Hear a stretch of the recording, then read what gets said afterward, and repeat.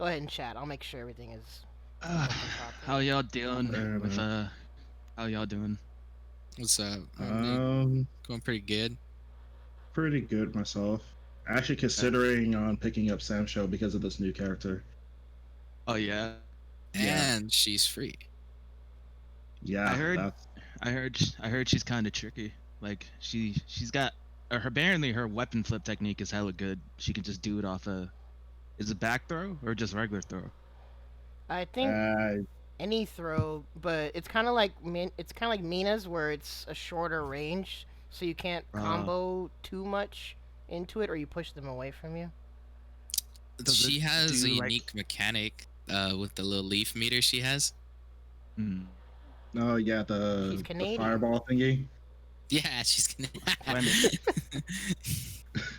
Every fireball is unlocking her Canadian aspects. Yep. I guess when it's all three, the fireball's just stronger, basically, and in the corner you can do more with that. Hmm. Who y'all think they're gonna add next?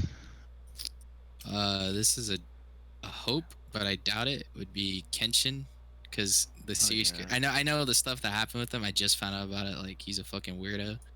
But Yeah. I was gonna say just y'all are started getting watching into the Kenshin. topics that I have for later on already.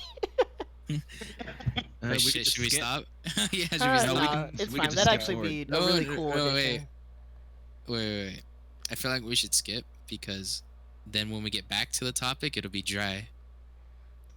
True, I suppose. Well, actually, I'm trying to post in the FresGC group, and I can't. I don't even know what the questions are, man. I completely forgot I was I supposed to put do them this in with the y'all. Discord. I never Right looked at at the that. Discord. Oh, God Oh my dang it. god. Hold on, Well- I'm scrolling up to look for it right Y'all now. will hopefully be able to. Pin it. It's Pin cool. it. Pin it. I can just say whatever off the top of my dome. I don't care. That was my mentality getting into this. I was like, this is the first time I've ever done something like this. I'm just gonna say what's on my mind. Usually in these streams we just ramble for like 4 hours. They really do. Alright. That's what happens. Captures the full essence of Denny's After Hours. Oh my Too bad goodness. Denny's isn't fucking open. Gosh dang it. Wait, I can't. Where are? Oh, there we are. Okay, I will pin this for now, and then we'll probably start in like a minute or two. Okay. Oh wait, no, I can't pin it because EOL's in charge of this Discord. Somebody already put it in the chat. I see I it. appreciate it. Yeah, I put it in the chat. Can one of y'all Favorite post in the snack. FresGC group? Because for some reason I freaking can't. That's so strange. What, you get banned too? That'd be hilarious and unusual if I did. There we go. The post button was gone. That's why. Never mind. I posted. It's all good. I can't see any channel on Twitch right now. It's really bugging me. Let me see if I can find Brown's channel. Okay. What if it's Everything my is account or up. Like I said, feel free No. to share, retweet. The stream's and up. I can see it. no? That's just my computer. What the fuck? Yikes. That's weird. Also, I don't have the song requests tab open. I'm not gonna do that anymore for podcast episodes. So I'm just playing the SamSho soundtrack in the background. What? No more Because of that. memes. No, It's no because memes of during that. podcast episodes. It's because Yeah. of that. There you go. Do the Yeah, VODs I'm get not like the only silenced one. or something? Well, Yeah, they get honestly, like copyright strikes. from- basically all of my shenanigans streams get copyright claimed when I put them on YouTube, which isn't terribly an issue because I can't monetize yet. But some of the meme requests are also just mad distracting. So I'd rather just dictate the chill. Not really not distracted if you're not paying attention to it. Well, actually, that was the other thing. Do y'all want me to share my screen in Discord so y'all can hear the music, or do you care at all? I don't really care. I don't Doesn't really care matter. all that much. Okay, cool. Let me see. So I'm actually good to start in like 30 seconds. I'm just making sure everything I'm gonna grab my phone charger real quick. Yeah, go ahead. So it's literally just gonna be us. Huh? Well, us for a while, and then I'll bring the whole Butter Squad in. And want to have all The y'all whole in squad. at once. That's a lot of people. That's Well, gonna be that's hella why I'm people. splitting it up. Alright, I'm good. It's quite a bit of Alright. people. Let's see. Number one reason why we like B-Boy Sonic Go. I like clowning on Ronald in fighting games. Wow. I just like doing random shit and then it works and then I pop off. Which reminds Yeah. me, Matt, you've Yeah. got to stop running into his attacks. No, it's I his saw OS. the It's his stream. OS. He's got an OS. Okay. I don't care if it's OS, OD, or whatever. I saw the Yeah. stream. You kept dashing into his attack. Because I'm trying to go for meaty like, after knockdown. Yo, Big Daddy Voss is No. fun. He's knocking you down. Like, what are you talking about? Yo, going for Oki on your wake up?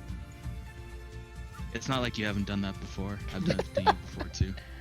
Matt, TP on your wake Matt up. constantly has the OS of if anything that he works or anything that he does, it works, he's a god. And if it doesn't work, oh, I was just being silly, you know. I'm a heart player, teehee. It was just a meme, man. Get over it. Gosh, you idiot. Oh, God. I'm just saying.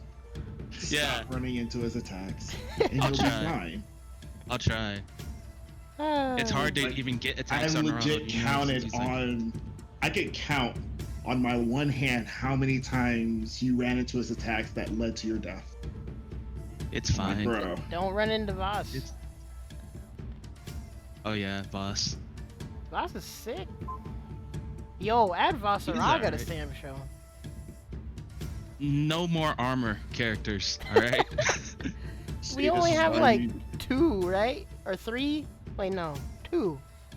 Wait, Dude who has can armor? charge Warden and Yoshi. boss. Oh, let's try it. Yeah. Well, Warden absolutely, but. I don't Okay, know. so Warden, I think it's only one hit of armor, and Yoshi's is infinite. Yeah, Yoshi's gets Yeah. through. As long as he's not landing during an active hitbox, he's getting through literally anything. It's bananas. Frick, man. And you Okay, want there more we go. armor? Actually, There's some weird gimmick with it where you can grab him during the middle of his armored thing. When he's airborne like or a- right when he lands? like a- When he's about to land, like it's really lenient because Bat does it all the time to me. So when I see Baki, whether it be real or the fake one, he's always just gonna mash grab and then it gets a combo after the grab. Interesting. Gee, I wish I could do that, but I At the play ending, Woo, at and the, my at last the ending of the moves are animation super or the low. beginning of the animation? I was gonna say you play It's someone more who's towards the range, end. So.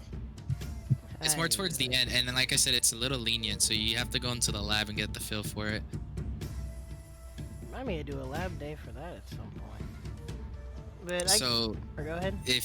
So whether it be the real or fake one, because you're probably like, oh man, if it's the real one, I'm getting chopped for grabbing. You're not. You're just gonna grab it, whether it be real or fake. Well, the main, I guess to summarize real quick, the main reason I get hit by it all the time for you is because when Woo does something, there's a lot of recovery. And so, if I've already committed to any of my moves, you armor through it and I don't have time to grab you.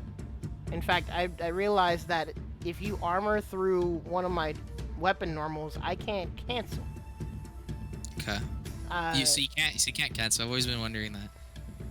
Yeah, unless I was testing something wrong, because I was thinking I should be able to cancel into the fire, and it's really active, right? But every time I try to cancel, it's like a special recoil animation, and I just get hit.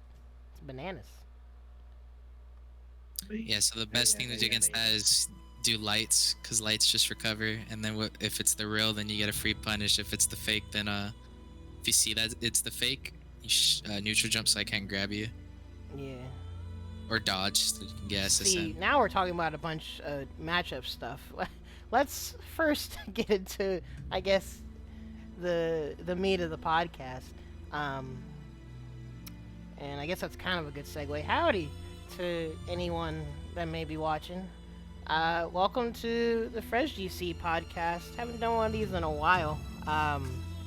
But I have been wanting to do a SamSho episode.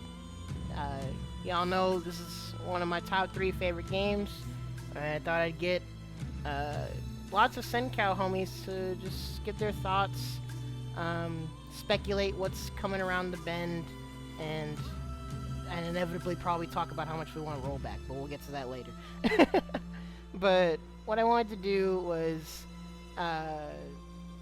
have these guys, the first section of this podcast, introduce themselves and go over the first talking point. So basically, we can just go down the line from Bubba to Matt to GreyFox Quincy, and you guys can address the first talking point of how you got into the franchise and how you describe your current level of interest in the game, whether it's competitive or casual. Does that sound good? Okay. Cool. I'm just laughing at the Holy Thibault picture. As a Holy godlike, Bible, man. it's a godlike. It's freaking, great. It's the greatest profile religion picture. ever.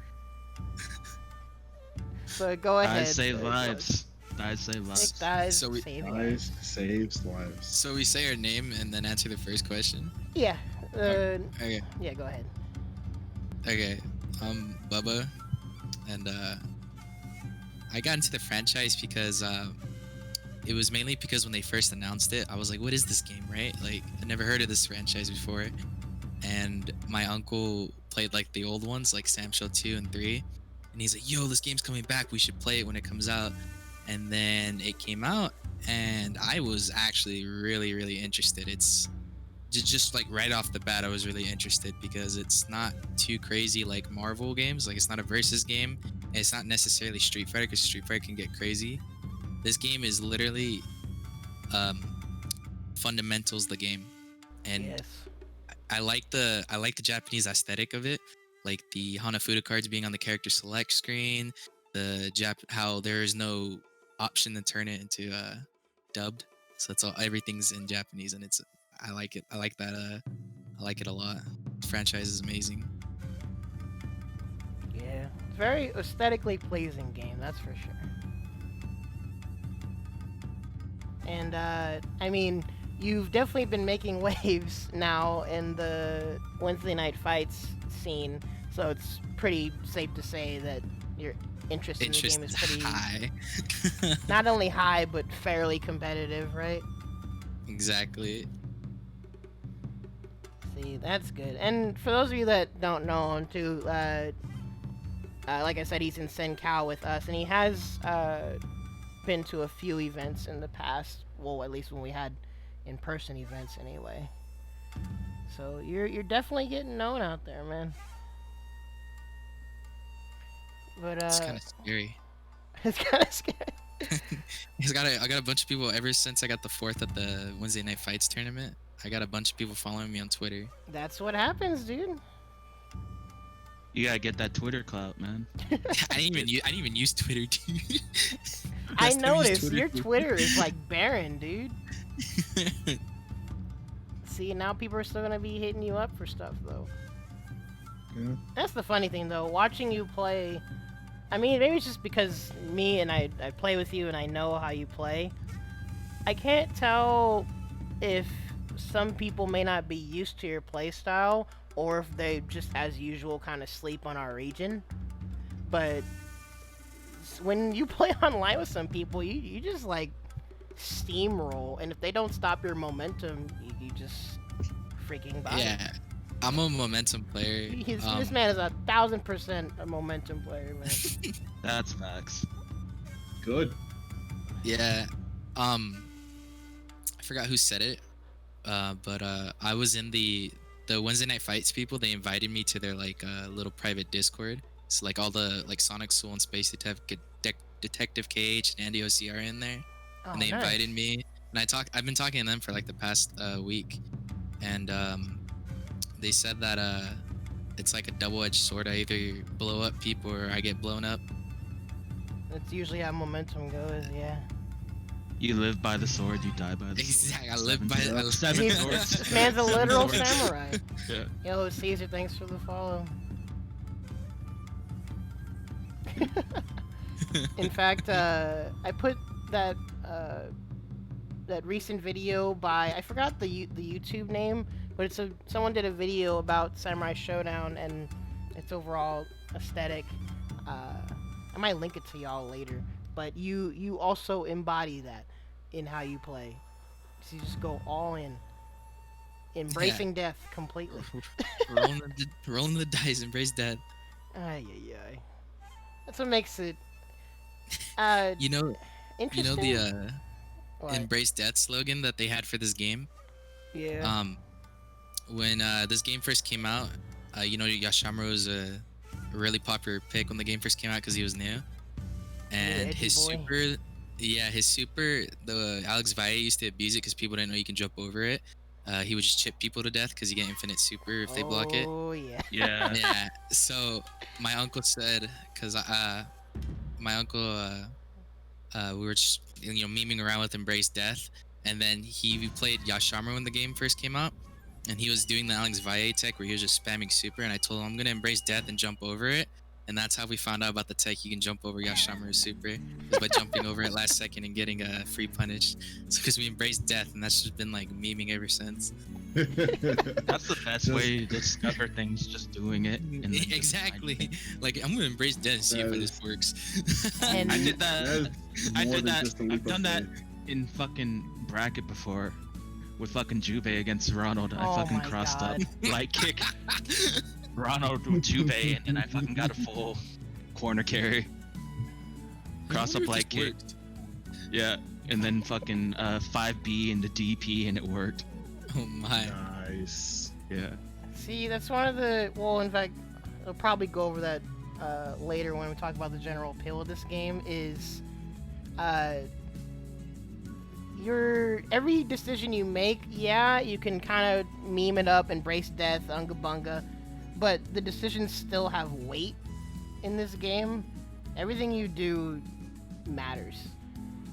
There's a lot of weight. You can't just wake up. It's not like vanilla Street Fighter where you can just wake up invincible medium DP before they made it EX. It's not like Street Fighter 5 where, oh, I'm just gonna wake up medium DP. What's the worst? They're gonna get stand medium into like a special cancel. Yeah, like you die if you Yeah. whiff. If you whiff It- anything, you're dead. Yeah, in this game, if you wake up heavy DP, you're getting SSM for 75% of your health. Yeah. So you whiff a grab. Oh boy, have a fun life. I hope you didn't like having your full health bar. Especially with Yoshi's SSM, I get the 7th sword if you're still alive. Oh my god. Yoshi land. Oh my. See, we can't talk too much about it because then, like, dang it, man. Every time Yoshi gets an SSM, it's basically GG's. Yeah. Unless you're Shiki.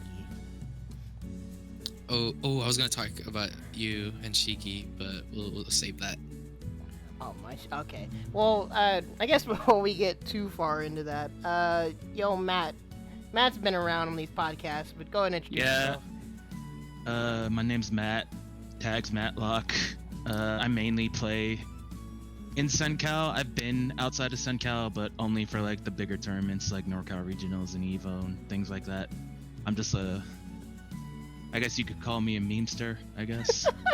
He's so. I do play Proclaiming play himself a competitively, but I've always only played mainly for fun, but I do like playing competitively. And I played Ronald in this game way too much. Way too much. Oh yeah. I want to play Ronald locally again. Hopefully we get that in the next half a year. Yeah, hopefully. Yeah, I doubt that people are not wearing masks and drinking hand sanitizer. Yeah. Just gotta wait on that vaccine. It'll come, hopefully. Yeah. One day. But actually, now that I think about it, Matt, how or what was your first interaction with SamSho? Because I know you bought it off of Tiggy because he didn't want it. Oh yeah, I got this game because we were playing in an SF5 bracket, and like right before the tournament start, my friend Steve and Tiggy was like, "Hey, does anybody want SamSho? This game's too fucking slow." That's what he said to me. I was like, "I like slow games." So he just sold it to me on the spot because he's an Ed player. He just likes pressing buttons. 1, 2, 3. Yeah. Shout out to Tiggy. Tiggy's sick. So instead of you know, paying the $60, I paid $25 and You I got it the for a game. freaking Like, steal. yeah, I got Dude, it for. that's the strat. Yeah, it is. And yeah, that's how I got the game. But before that, even before that, we were at a knockout and we were playing 5 Special on. Is it Sandy's PlayStation or I think it was. Luis's Yeah, I think PlayStation? Sandy was the one that had it. We were fucking around with 5 Special like a month before the actual game came out. That was my first interaction with the game. Oh, so you didn't know about the game either? Like the series either? I didn't really. I knew about it, but I didn't follow it. Because the only SNK game I really cared about is King of Fighters. Before that, I only knew about KOF. Yeah. I didn't play any SNK games. Yeah. Metal Slug, but not fighting game wise, not. Yeah. Yeah. I've always just dabbled in them. And then, yeah, that's how I got into it. Nice. And, well, because you said you're fairly competitive, although, well, actually, now that I think about it, honestly, SamSho and Granblue have kind of overtaken the Street Fighter priority slot for you, haven't they? That's because I dislike SF5. Oh my god, I just remembered something. So I was supposed to teach Matt how to counter Tsubaki when I first met him in person, and I never told him. I am so sorry. I had to figure it out on my own. I'm sorry. I was like, yo, I'll tell you, dude, but like after the tournament, and then I didn't, dude. Oh no. I mean, good thing we haven't ran into too many Yoshis besides you, now that I think about it. Now that I think about it, Bubba's like the only Yoshi that I know. At least in our area, especially because we didn't really get to we didn't get to play with Yoshi Torres. SoCal. Yeah. I think the only Yoshi Torres I know about are because like I said, that WNF Discord I was invited to, I talked to one of the only two Yoshis out there, like competitive wise, because I was talking to Goro. Yeah, Goro. And Goro's been giving me some hints in the WNF Discord, and then there's this guy named Dustin, and he's the one that actually won the WNF on Wednesday. Was he got playing first place. Kazuki? Yeah, Nice. and I was talking to him because he also plays Yoshi, and he taught me this tech that I want to show you later. Oh It's my called the God. forward back tech. I don't want you doing any Forward more back Yoshi tech. tech, man. No, it works for everybody. It's Oh, okay. it's very gimmicky. I should show you later. Hey, you and Matt. Yeah. I'm curious. Sounds like an OS. Okay then. See, I'm glad we got into SamSho and started playing it more. And I guess this semi leads into Quincy or GreyFox's interest in the series. Well, first go ahead and introduce yourself, and then go ahead and you can elaborate on why you've got an interest in the series, Quincy. As you all know, I am GreyFox. Ron likes to name me Quincy, even though there's like 3 Quincy's in SenCal. So Oh, to be fair, you're one of the only people who, even though there's multiple Quincy's in SenCal, you're actually the main one that I have interaction with, like, typically, because, like, T.O. Quincy, I mainly had talked to him, like, regarding business stuff and all that. But, I'm sorry. My bad. GreyFox, continue. It's fine. So I've heard and seen SamSho previously and never really paid any interest to the game until this new character that came out. And from the beginning, like Matt said about his friend, like, I thought the game was slow.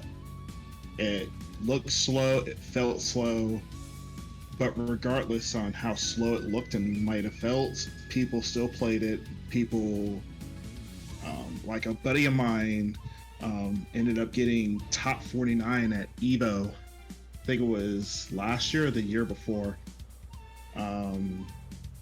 So it's definitely a game where it's definitely a game that people like. So I always had it in the back of my mind, but never really grew any sort of interest in trying to play it until Gongsun Lee came out. And then Ron displayed on what she could do. And I was like, yo, this actually speeds up a game fairly well. It speeds it up to my playstyle of fighting games, because I like fighting games that are typically fast. Oh yeah, this man plays Melty. So my initial games are right now Melty Blood. I played numerous amounts of games. If you've seen the podcast before, you know. But if not, I played Street Fighter, played Blaze Blue, played a bit of Tekken, a bit of SoulCal. I'm legitimately all over the place. So not to say that I'm not a seasoned vet, but when it comes to some form of mechanics, I know my way around the city. But yeah, getting back to SamSho, so this new character is one that's piqued my interest because her movement Very is mobile. very, very high mobile. And I don't have to spend a lot of time on combos because almost every hit deals at least 20% damage on every character. So I think by the end of this podcast or by the end of this week, I'll probably pick up SamSho for a PS4. Nice. I was gonna ask you. I was gonna say something. I didn't want to interrupt you. What is it? What made you think like the game's slow? Because I hear that a lot. Where the main reason people don't play it in Bakersfield is because it's slow, quote unquote. And did you think it was slow because it's like the popular opinion out there? Or were you just like seeing gameplay like tournament wise and think it was slow? No. So when I'm saying that it's slow, I'm saying that the movement is slow. Like okay, so there's like no blink dashing or wave dashing. Yeah. So okay. There's no, not necessarily. There's the amount of movement that you have is I don't want to say limited, but there's a lack of a better word. It would be limited. And like I said, because every hit amounts to like 20% of your life, or even more if you screw up. So like I can understand and definitely respect why there isn't a lot of movement going on in SamSho. But at the same time, you know, like I play games like Melty Blood where like speed, air dashing, big combos, getting looped in the corner. Yeah, that's my typical range of where I would like the gameplay to be, but not every game could be exactly like that. And SamSho has definitely captured the heart of a lot of people. So, like I said, with this new character out, I've definitely taken an interest in it. And at some point this week, I will pick it up. It's awesome, dude. Yeah, good. New players are always like something amazing to like have. New players. Yeah, especially no one likes playing this game because of the netcode. Yeah, the netcode is booty butt cheeks. It's really Yeah. bad. Yeah, I've been seeing Sandy's playthrough, and Yeah, Sandy's maybe not the best example because they nickname her Senorita Lag Switch in any game she plays. Shout out to Sandy, by the way. You'll hear from her later. And I guess that's kind of the ironic thing, because for me, with Wednesday night fights and who I play with in Sencal, compared to all of the questionable delay-based netcode games, SamSho gives me the least questionable experience. But then the lobby glitches kind of like bring it back up to what the frig is going on. is like the biggest what problem. What are lobby glitches? What's that? When your opponent's name doesn't appear. Yeah, it when you says join a SMK. lobby and you can't see anybody, but they can join, and like it's You don't very know who jarring. you're playing against. Yeah. You don't know who you're playing against. Like, you'll go into character select, and then you can't see who they're picking, and you go in loading. It doesn't show who they pick. It just shows Haomaru. You know. What the fuck? then- That's never happened Yeah. to you? That happens to me literally every time I play. No. Well, I mean, you gotta think about it. I don't play online a lot. Oh wait, yeah, I I only forgot. play Parsec a lot. Yeah, like every time I play, every time we do like a Senkou lobby, I can't see who I'm playing against. I can't see who they're using, and even when I Wow. host the lobby, I don't know who's joined the lobby. Also, a lot of the times, like the lobby drops out like after a certain amount of time. Yeah, like an it'll hour, In 45 fact, minutes. that's it'll happened in just- Wednesday night the whole fights lobby- sometimes in the past. Yeah, the whole lobby will I just mean- fucking disconnect. It's one thing to have bad netcode, but it's another thing for the online features you do have not to work. Like, dang, they're actually screwing up a lot. Well, when that's it why I comes to wonder if it's online just play. a specific thing, because whenever Daniel has a lobby, he sees everyone just fine. So I wonder if it's just like a random thing, or maybe my PS4 is just bad. I don't know.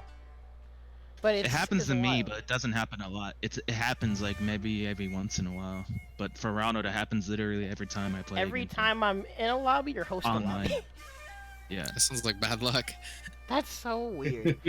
But, and I guess that's kind of a good segue into the second thing of general thoughts on the game, and which is why I'm glad you asked him about the game feeling slow, because obviously, netcode experiences aside, to the best of our ability, we have to like reflect on either good matches online or the past when we were offline.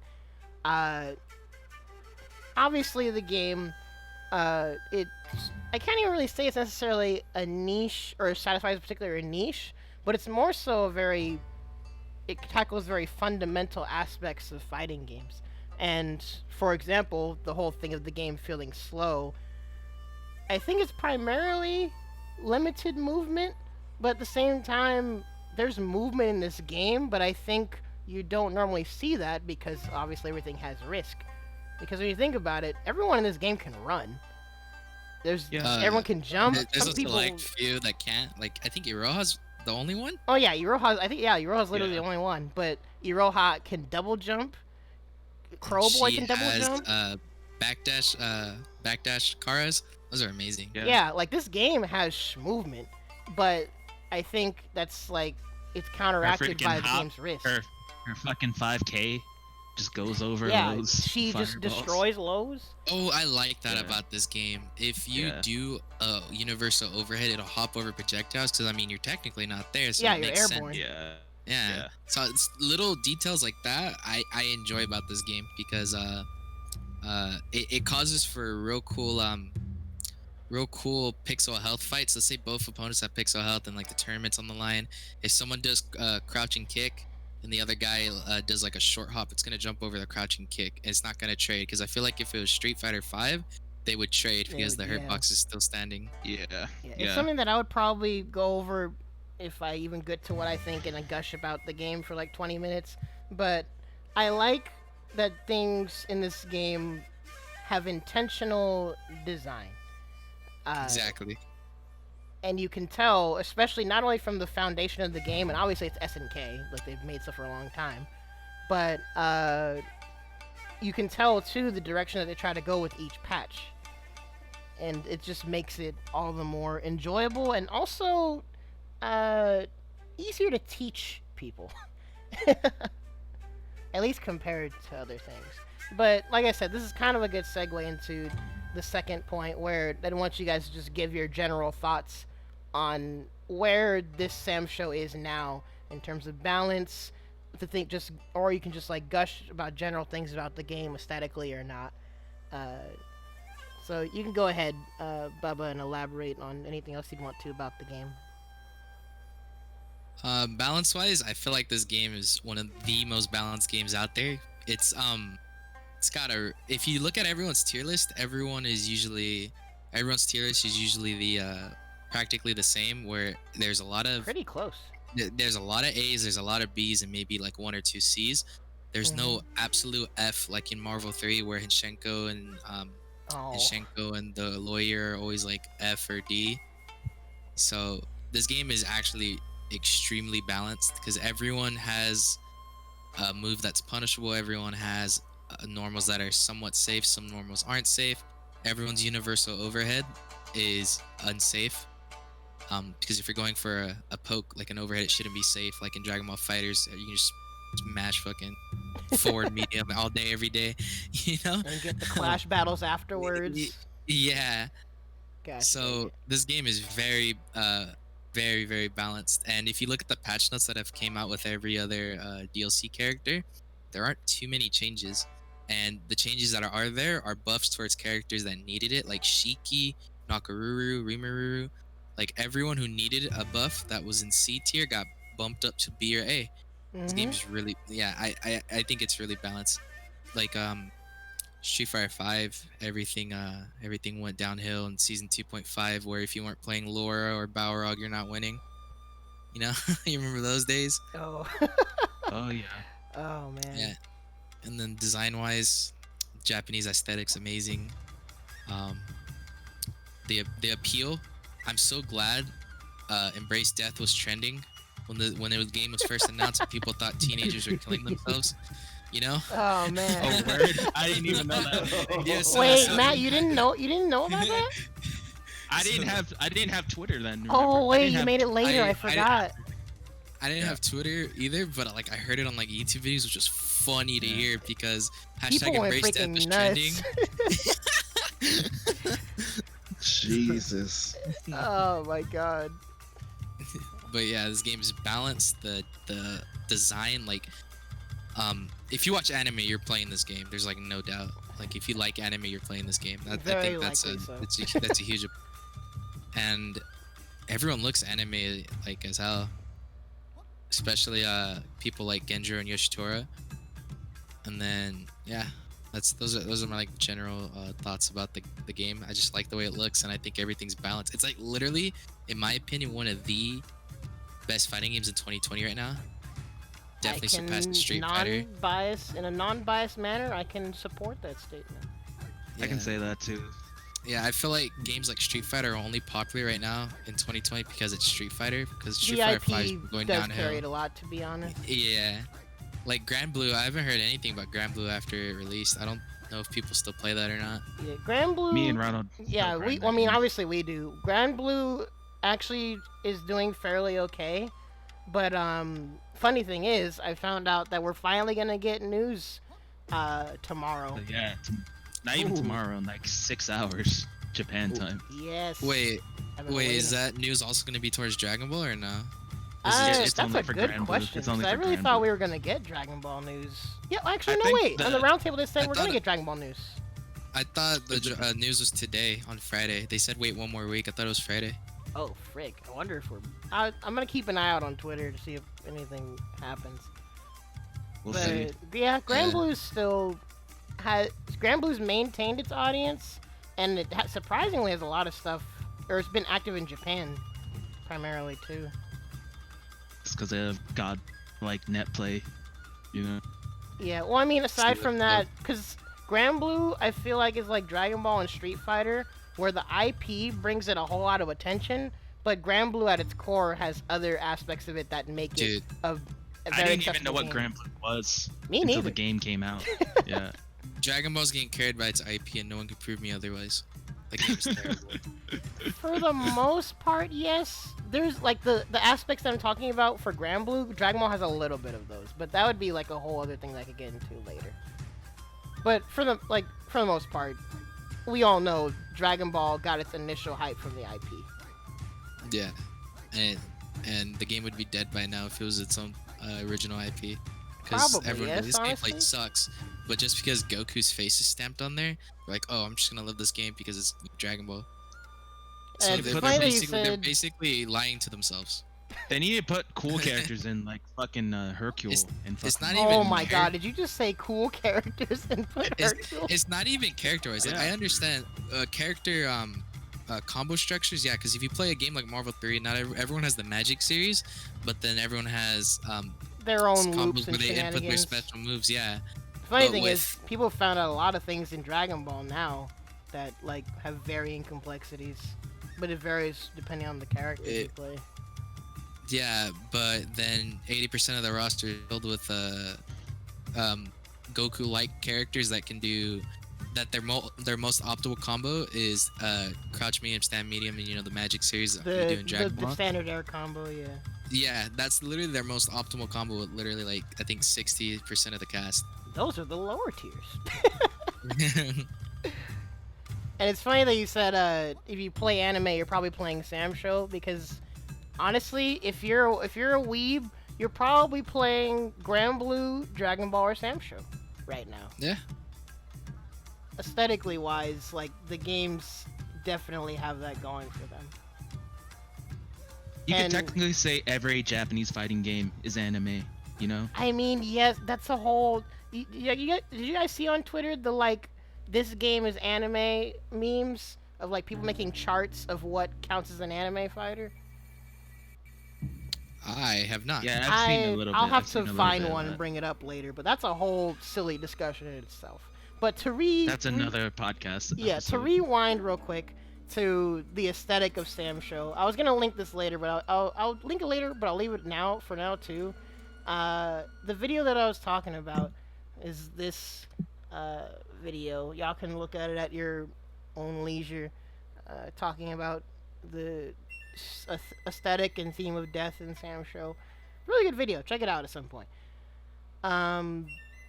But yeah, this game is pretty, and I mean, Matt and other people that were with me know, like, especially when we were at Evo, the game produces intensity very well. Like, That especially was my favorite grand finals. at yeah, Evo like last like Howmaru memes aside, yeah, like the game was intense. Like, name another game where the clock can be stuck at 0 seconds for like a whole minute. Yeah. It's freaking It's wild. pretty insane. Marvel 3. No, I'm just kidding. Yeah, Marvel seconds are. Oh my god. They're Why do Marvel devastating, seconds dude. exist, man? Are we talking Hey, man. Marvel 2 or Marvel 3? Marvel. Because Marvel Marvel 3. Marvel 2's got like triple digit seconds, and you can still time people out. Yeah, well, that's the thing. Like, I wonder why the concept of Marvel seconds even exists in games. It makes it hyper, man. It makes shit Yeah. hype. Because I feel like during testing, when after they have a decent build of the game that they feel like they can play in where they work at. Fuck, what do I call it? But anyways, let's say they have a decent build. Maybe they've experienced too many timeouts at 99 seconds, so they're like, we'll just make every second like 3 seconds instead of changing the UI to like a Capcom versus SNK timer where it's 999. Or just do like Dragon Ball and just have 300 real seconds. True. But I feel like they take the easy route. Instead of changing the UI from a double digit to a triple digit, they'll just make every second last longer. Yeah, that's So definitely easier. So timeouts are usually a diamond in the rough. They'll never happen. That makes sense. Dang, man. Because I feel like everyone takes shortcuts when they can. And that's probably a shortcut they took.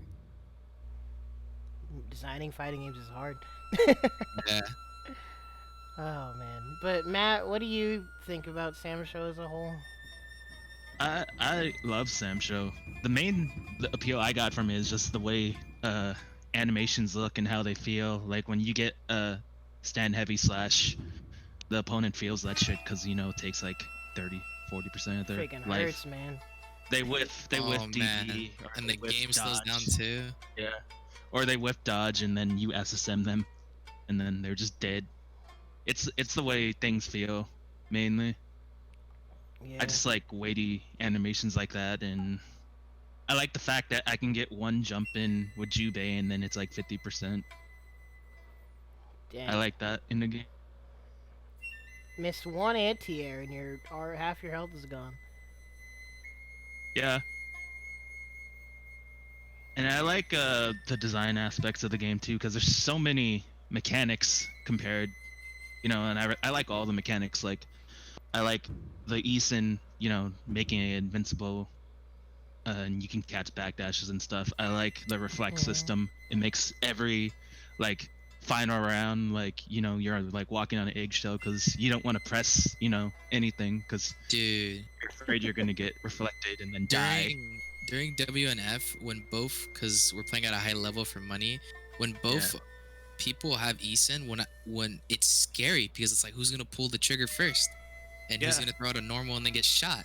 Like, it's scary. I've never played in a fighting game before. Yeah, and there's like crazy interactions, like people burst at the same time and they ESIN at the same time and they go right through each other. Oh my like, god, when that happens, that's so freaking funny.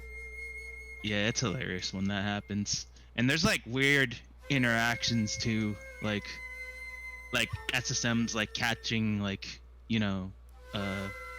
fucking startups of certain moves and when like you anti-air safe me with jumps your and stuff. freaking SSMs. I was gonna get to that. Oh man. Things like that make the game like super fun for me. That's its main appeal to me, and I like the fact that you can pick it up relatively quickly compared to other games. Like, so quick. it's not to super complicated. get your hands on. It's like you said, it was literally all footsies and neutral, and I like that in the game compared to like versus series games. I was gonna ask, what are your thoughts on jump-ins not comboing all the time? I don't know if I like that or I hate it. I hate that. I hate it. I play Cammy, so I hate it. You look at my avatar and like, oh, I love dive kicks. So imagine if your dive kick hit and then you can't continue, the string. That's how I feel. Yeah, about they it. really I'm make kinda sure blessed. you get your deep jump in. Yeah, you have to get in hella deep. Kind of blessed because there's a trick with Yoshi I can go into if you guys are interested. Yeah. Well, I was gonna say with Yoshi, don't you mostly get the deep jump in no matter what? Because it's so many hits. There's a trick to it. Can I say it? I mean, Yeah, it'd go be ahead. informative. Okay. So Yoshitora has 4 colored swords, right? So you get the pink. There's like colors that look the same, but the main ones you're gonna look out for are the red and the dark pink one. So when you get a jump in with Yoshi, it's kind of I have it easy. If you see the red sword and you recognize that Yoshi is like somewhat close to the floor, it's always gonna be a deep jump in. Because the red sword is the Tsubaki sword, and it's always the 4th hit of the 4-hit jump in. So Oh if you my recognize and what makes it more amazing is because the 4 swords are on his back. There's a green one, there's a red one, and then there's 2 pink ones that look the same. So luckily, the last sword he hits you with is not one of the pink ones, because then you can miss hit confirm it. So luckily, it's the red one, which stands out a lot. So if you hit him with the red one, it doesn't matter how many jump in hits you got, and you just notice that you're really close to the floor. You're always gonna get the combo with Yoshi. So I'm kind of privileged when it comes to that. God. See, in fact, when we bring the Butter Squad in, I'm sure Jose is gonna give you like all the details and like everything that he's ever told me about like the intricacies of the games. I love when the games have like attention to detail like that, like the little things of how to tell whether Basara's clones are real or fake, like just. Like, who walks forward in that situation? He's probably invisible right now. Like frick, man. This game's sick. It's little details. It's little details like that make me love this game. Dude, I know it's not my turn, but like, you looking at Yoshitora's sword flowers when they hit, that's an amazing detail. Because I'm surprised they didn't leave him like 5 special where all the swords on his back look the same, where they're all like in this black sheath and that's it. Nah, they went the extra step and actually gave the handles a color and gave the circle around the handle. Because if you seen that book they released with the game, it actually shows you that the handles, even though they all look the same from the side, if you look on top, they actually added the flowers onto the handle, and they just gave all his swords details. And then with Genjiro, his Hanafuda card uppercuts with the lady on it, like stuff like that makes this game really, really beautiful and amazing. Jeez, freaking technology we have now. In fact, you know what? Hold on a second. I'm gonna bring up this dude right here. I can't believe I've never paid attention to that. Now I can pay attention to that when I face you. That's so good. Oh no! The red sword. Because if you recognize, when I was playing you on Parsec, not Parsec. I was playing on PS4, right? The other day. I think it was. Oh yeah, because I had to practice on the new patch, and Epic Games Store didn't get it until like hella later. I think PS4 got it first. So I went to my uncle's house, and I messaged you if you wanted to play. So I don't know if you noticed while we were playing. Whenever I hit you with the pink sword, and the red sword didn't connect, I always dash up grab you because you think I'm gonna get the 4th hit, and you fell for it a lot. But now that I told you this, if you recognize that it's the pink sword instead of the red sword, you're probably gonna weapon deflect from your dodge. Well, that's the thing. Later on, when we were playing, I was mainly looking at your height to try and tell if you were gonna get the whole jump in. It's definitely the color. Oh, it makes it easier. Yeah, it's the color. That's gonna be so helpful, dude. I've got the knowledge. Nice. Knowledge. Ah, frick. See, I love the details of this game.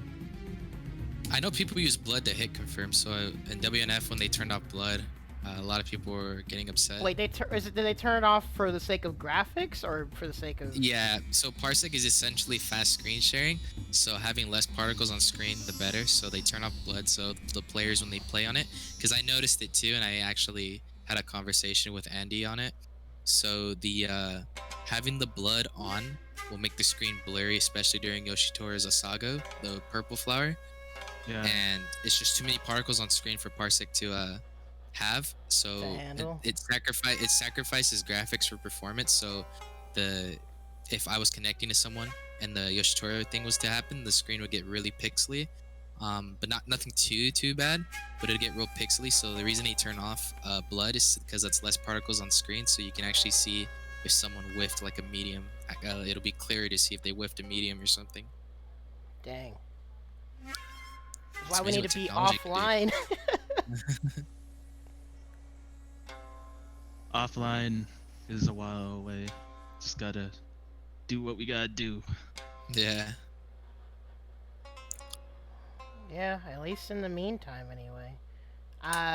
Well, Quincy, I mean, aside from the bunny wifey, has anything else about SamSho kind of changed your opinion of the game? Yoshitora. So a lot of the characters in the game have very good aesthetics about them, and like it's I don't want to say it's hard to say, but like every character is like their own person, if that makes sense. So it's not like, okay, well, so it's not like, okay, well, this person has the same structural DP as like two or three other characters.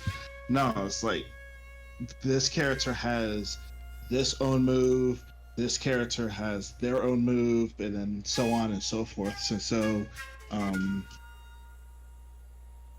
honestly, like a lot of the characters and their movesets, just it's nice to see that like nothing is, or either nothing or close to nothing is copied over to the next character.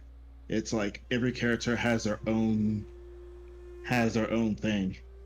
Yeah, now that I think about it, do any characters really play similarly? Like, genuinely so? I'm trying to think.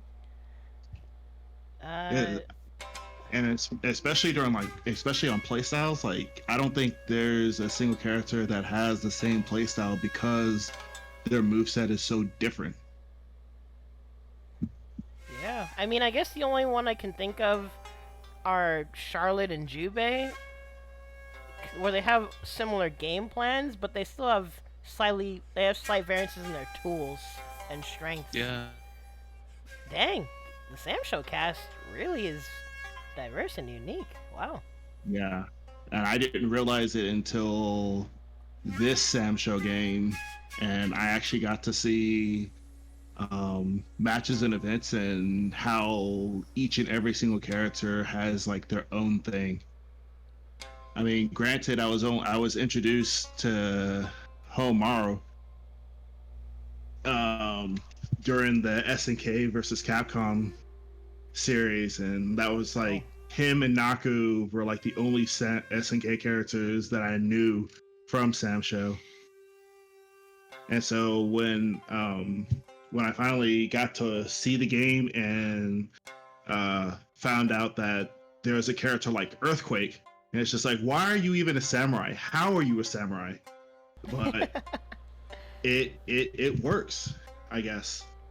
Yeah, well, I guess to touch on that briefly, especially because it relates to the video I put in the chat earlier, because Daniel memes on that sometimes too, where like, most of these characters aren't even real samurai.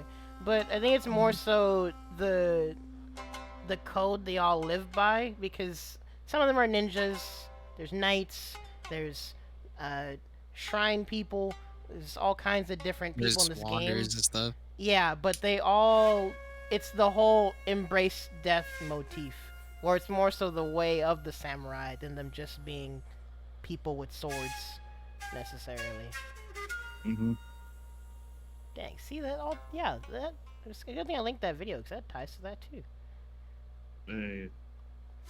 But, and then also, like, let's see, I can't really say anything on the balance, but as far as like the designs, I honestly like the designs that each character has, because I'm a big fan of the Japanese culture, and not because of anime or Standard or the weeby reasons. or the standard weeb stuff. Like, I'm generally interested in the Japanese culture and wanting to know more about it. So it's nice that I can look at a couple characters and see the design that derive from Japan. And it's not just Japan, but like basically almost all of Asia. So like Japanese, Chinese, Korean, so on and so forth. Like, just having that aesthetic of their piece of clothing and their weapons come from that specific point in their respective countries, it's very nice to see, and it's a very good representation. Yeah, I feel it. But then of course you have characters like Charlotte, who come from, oh hey, by the way, I'm from France or England or Europe, and I just came here just because. All right, cool. I think She came to fight Hamaru, man. That's yeah, the she's lore. supposed to be like the person of legend or something. I forgot. See, I still like need that. to go through everyone else's story mode. But then this new SamSho's a retcon though, man. It's a retcon. Yeah, So- so that's why this game, it's very important to play through everyone's arcade mode. See what they'll do next. Wait, Oh yeah, or go ahead. I never played any of the arcade modes in SamSho. Not even Charlotte's? I just realized that. No, the only time I play is like in training mode or with you or online or offline. That's the only time Gosh, I play dang the it. game. I just realized this. To be fair, I've mainly gone... Well, I went through story mode when I first got the game, and then I've gone through story mode whenever newer characters were released. But I still gotta play through everyone else's. I still need to get a perfect run on Wu. I don't know why it's so hard for me to play through that without dying as Wu. Frick, man. The boss is hard. What's her name again?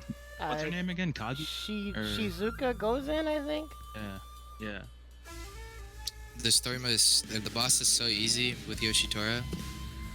I was gonna 'cause say, she like, gives, she gives you free flowers. gosh. Oh, I never. That's So freaking ridiculous. the meta is when 'cause, you know, the first round's easy. Yeah. So what you're gonna want to do is, you know, when she gets in the little "you can hit me for free" mode, when she's like dizzy, you get your flowers as much as you can, and then, you know, 7 sword her to death. Yeah. Even when she's not in her dizzy mode, you can just 7 sword her to death. And then when she on the second round, when she supers you at the start, you can try to Tsubaki, but I haven't got the timing on it, so I just block it, And then when she gets dizzy, you SSM her and then get the 7th sword right away and just spam it again. Yeah. So you unlock it normally, and then on the second round you SSM, and it's like easy clap. That's so busted. I'm playing wild. Woo and I have these high recovery normals, and I get hit every time I hit her. That's It's easy a clap. that's a sacrifice you make, man, for playing your Oh, waifu. man. Yo, you should play Shiki. I heard she's top 5. I was talking to Andy about it too, and Dustin. They said she's top 5 Come on, story Stop mode or playing- in general? in general. Oh, you should pick yeah. up Shiki again. That's something Because I know I you would... played. Oh, go ahead. Yeah, because you played Shiki before and then you stopped. I was like, what? Because Iroha came out. Yeah, I can Yeah, get it's I get Shiki, that yeah. later when we get to characters and all that. But yeah. Actually, speaking of characters, dang, I'm doing okay with my segues. This is perfect for Quincy too, because I wanted to get you guys' thoughts on all the DLC characters we received so far, as well as who y'all think are going to be added for Season 3. So, if I could... Well, I mean, y'all probably know who all the characters are, but for clarity, I was going to try and pull up all the characters we got so far for DLC. Let me see. But what are your thoughts on the DLC, as all the DLC that we've got so far? Were you content with it? Balance-wise, do you like them? Design-wise, do you like them? What do you think, Bubba? Oh, wait, what? What do you think about like this? the DLC character specifically or the whole cast? Well, the whole cast of DLC characters. So, like, from Shizumaru up to Gongsung So, Lee. this is biased, but I don't like the waifu season 2s. Wowie like- zowie, I'm kicking this man out right now. But that's Like just all me the being biased, 'cause characters I don't ever. No, I think they're beautiful women, and like their gameplay is really like neat.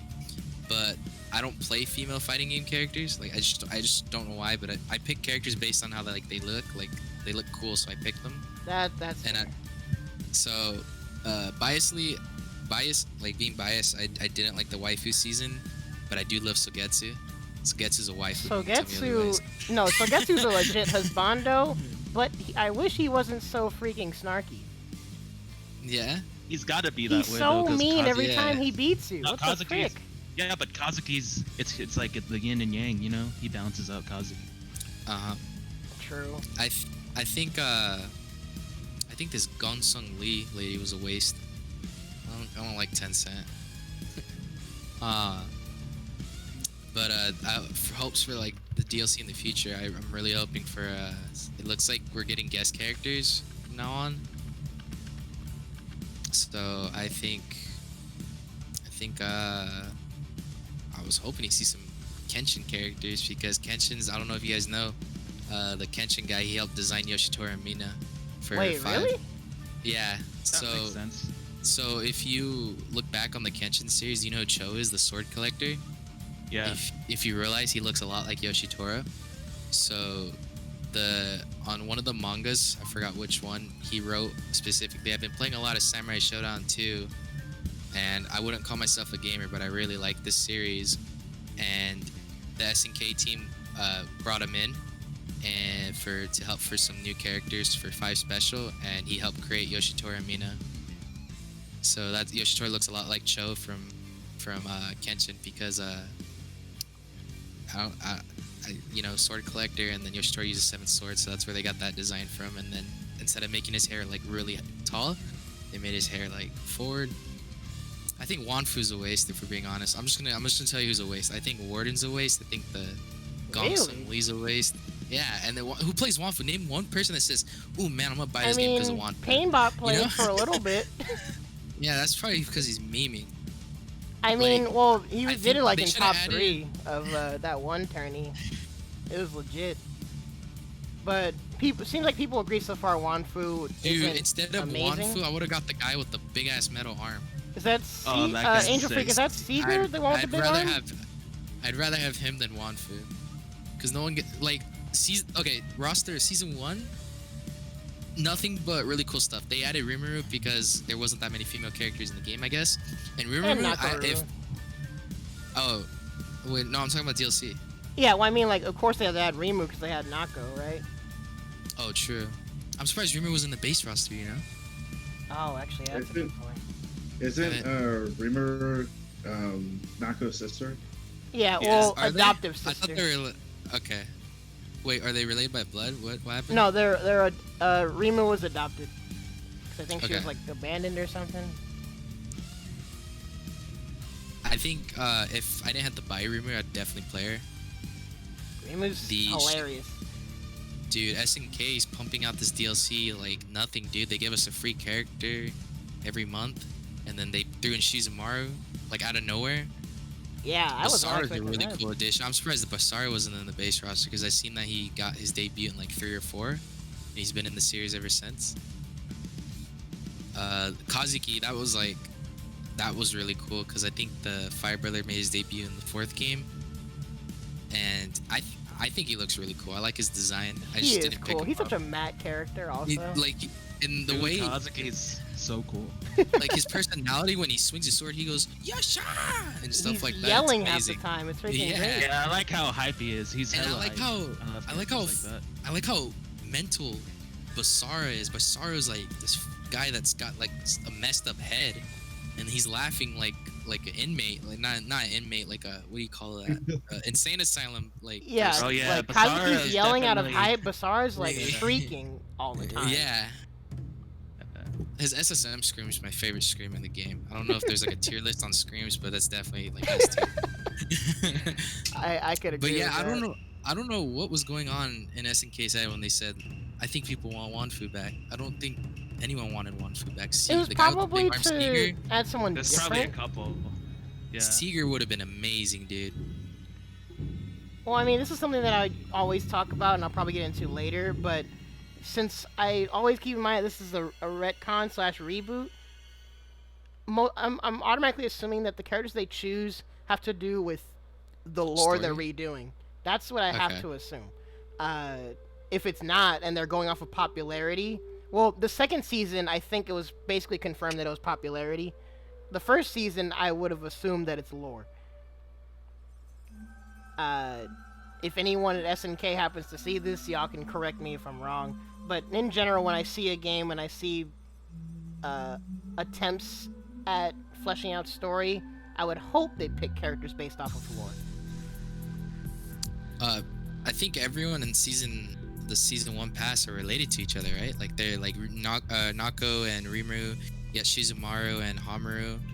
You have Basara, I don't even know who Basara Yeah, interacts Bas- with in the story. I think Basara's just there, I guess, to just add like another a different personality because I don't think anyone else on the roster is messed up in the head. Yeah, that's true. And then Kazuki, I think he's there because they wanted to add the water brother at some point and just said we'll just give the fire one for now. Yeah, that was smart. And that's why I think Wanfu is kind of like what you said with Basara. Wanfu is different mechanically. This dude's throwing his weapon at you, and then he's throwing hands He afterwards. disarms himself. That's so weird to me. It's a flex. Yeah, He's the not, flex it's a flex. character. True. I think season 1's the best season pass so far, except Wanfu. Season 2, I don't know what they're doing with season 2. Season 2 is Yeah, a I'm mess into that. because I think you have to buy Mina separate and then you Oh get to yeah, get so to- Mina or season 2, there were PSN issues, so they had to Okay. separate Mina, and then the other characters were the season pass. Okay. There's weird bugs like that every time a new DLC character comes out. It's weird. Wait, I see, Nicotine I was didn't know already that. made? Whoa, really? Oh. Nicotine would be interesting. Wait, he's already made? Well, Angel Freak, do you mean like made for this SamSho, or do you mean concept-wise thought up before? Maybe he's gonna be in this DLC, but it looks like so far this DLC has been nothing but guest characters after Iroha. Yeah, That's I true. mean, that's why, personally, I'm glad SNK's getting their business deals going, especially if they were able to put in Gongsung for free. But I mean, obviously, the SamSho, like, enthusiasts are gonna want their specific characters. Yeah. I think for season 2, since I gave my thoughts on season 1, season 2, Mina was a good addition based on she's She's one of the 5 special characters that isn't in here. That was, I guess, she was popular, right? Everyone was like wanting her based on a popularity pool. Wait, who? That's how she made it in. Yeah, there's a popular. Oh, Iroha, 100% popularity. Yeah, Mina was. No, yeah, Mina Yeah. was also popularity. Yeah, so I think she won a popularity poll, so they put her in there. So Getsu is a great addition. So Getsu's SSM, the attention to detail SNK puts in. If you turn off blood, his SSM, the blood bubble turns into just a normal water bubble, and it stays see-through. Yeah, there's a lot of details like that. I think Sogetsu, design-wise, is amazing, especially the water effects on his sword and his pillars. Iroha, I didn't even know who she was until they showed her off. I was like, who's this? And I did some research, and she was in 6, but people don't acknowledge 6 as a game. Everyone plays 5 special, I guess. Yeah. Really that bad? I think 6 is literally that bad. No one plays it. I can't find footage on YouTube that much. Well, it's more like 6 is a big fan service game because it's like literally every character like stuffed into one game. You can play as freaking Poppy in SamSho 6. That's wild. I forgot about Galford's dog? Yeah. Yeah. Oh. So SamSho 6, I don't think it's really respected competitively, but it's more so like a series enthusiast game rather than like in the competitive scene. That's where Iroha got most popular. She looks better in the 6 cover than in this one. I don't know about that, Chief. I do know about that guy. Everyone likes the 3D titties. Yeah, obviously. You can't sit there and tell me that this cover of Iroha does not look better. Well, it looks more. I think it's just preference. Well, it's just higher quality. Yeah. Just Everyone because it's likes a the newer HD thing. titties, man. Yeah, apparently. HD bitty titties. She's got nothing. Crazy, she's a new character into 6. Yeah. Oh yeah, she made her debut in 6. Yeah. She just came out of nowhere. Speculations on season 3, since it looks like they're doing guest characters from now on. I think they're gonna add one, because if you look at the character select screen, it looks uneven. Very much so. I feel like they're gonna add one more DLC character from Tencent. From a Tencent really? company. I feel like one more. There's got to be one more out there because they added Warden from For Honor, so that was a guest character. Gong Sung Lee's a guest character out of nowhere. You I don't think they're that you don't think they're gonna get a Soul Calibur crossover since Hamaru was in Soul Yeah, I was gonna Calibur? say I would expect I was that gonna at this I was point. gonna lead on to that, but I'm thinking more so it's a Tencent character, considering how well their games are doing. So regardless, I think it's a DLC character, like a guest character for DLC, and then they're gonna segue into season 3.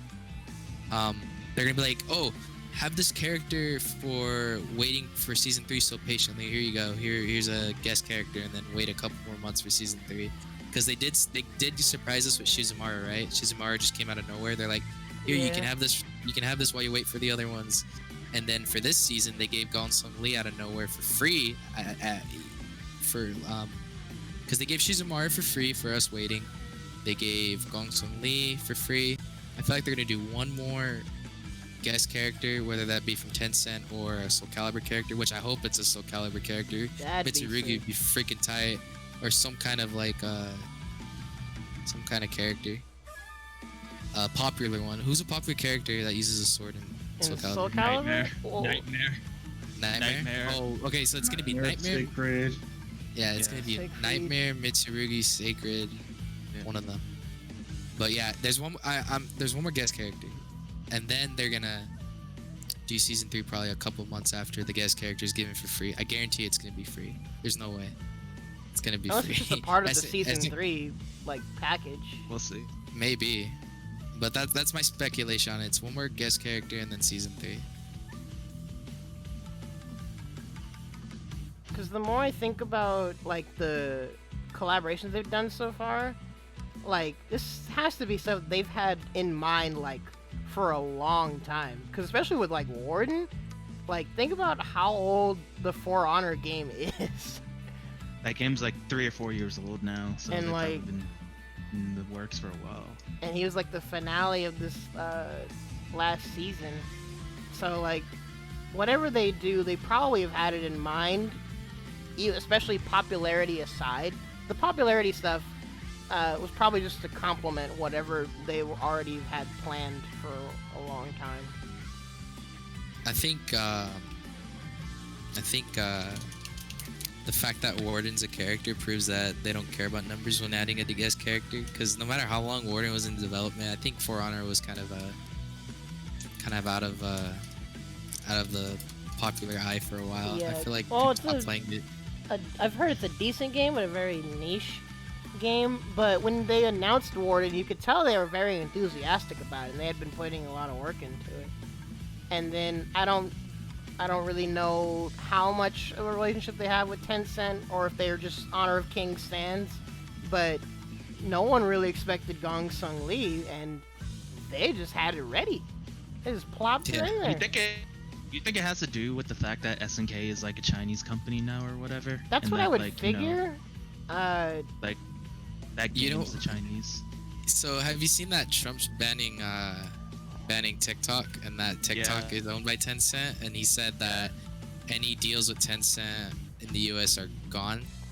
There were some funny memes I've seen about how since Gong Sung Lee's a Tencent character and they're selling, well, not really selling her, but they give her for free in the US, they're gonna patch her out. I thought that was funny. That is funny. They're gonna ban everything. They're gonna ban literally every Tencent thing in the US, so US copies of SamSho have Gong Sung Lee patched out. That'd be funny. They better not. They better not. Hell yeah, dude. I want to see your Gong Sung Lee. Alright, they better not kill my new main whenever I get the game, because if they do, I'm not playing it. Oh no, man. Trump just wants his hands on all the Gong Sung Lee dojins for himself. Oh my. Oh my god. I can bet you she's already on Rule 34. Most likely. Everything's on there, man. That's the power of the internet. But I mean, Ronald's on there. surprisingly, no. Quincy, do you have any idea of what characters would probably intrigue your curiosity even more? What you want added? Let's see. Although, honestly, I don't think I have one that would intrigue me, but I do like the idea of a Soul Calibur character being another representation for this game. That'd be good. And honestly, it would either have to be either Siegfried or someone like Sophitia would be. I think Sophie would be a good in this fit. game would be sick. I think that would be a good fit. Oh, then we'd have another like probably armored or another character with an armor tackle or something. Frick. Maybe I'd kill shield it bash, or man. Maxi. You'd have to worry about them bringing over Soul Calibur mechanics too, like GI and 8-way run, and imagine if they brought 8-way run 3D. Okay, so Oh like, my god. it's the same idea as Street Fighter X Tekken, Oh where yeah. Tekken gameplay got changed for Street Fighter's mechanics. So I figured, why not do the same thing if they're gonna bring in a new character from outside of their normal platform. Well, you could definitely make it work. Or these companies have shown they can bring in a character to something else and make it work. Like they made Hamaru work real well in Soul Calibur. Yeah, Amaru's sick. Mhm. Nakaruru is just about everywhere, and I think Yeah, Nakaru's in her- everything. like Naku and Homaru I figured are like the face of Samurai Shodown. Yeah, Yeah, hands they're the down. most popular characters. Or go ahead. I was gonna say I don't think there's ever been a bigger representation of a game than those two for this game. You'd think Charlotte would probably also maybe be a face of SamSho. So how much she stands out. No. Yeah, I don't think. Now, every face of every fighting game, if it's a lady, it's usually like a brunette or dark hair, usually. But I in most thought, fighting what games. happened to Japan liking their blonde, blue-eyed waifus? Yeah, they can just make them top tier, you know?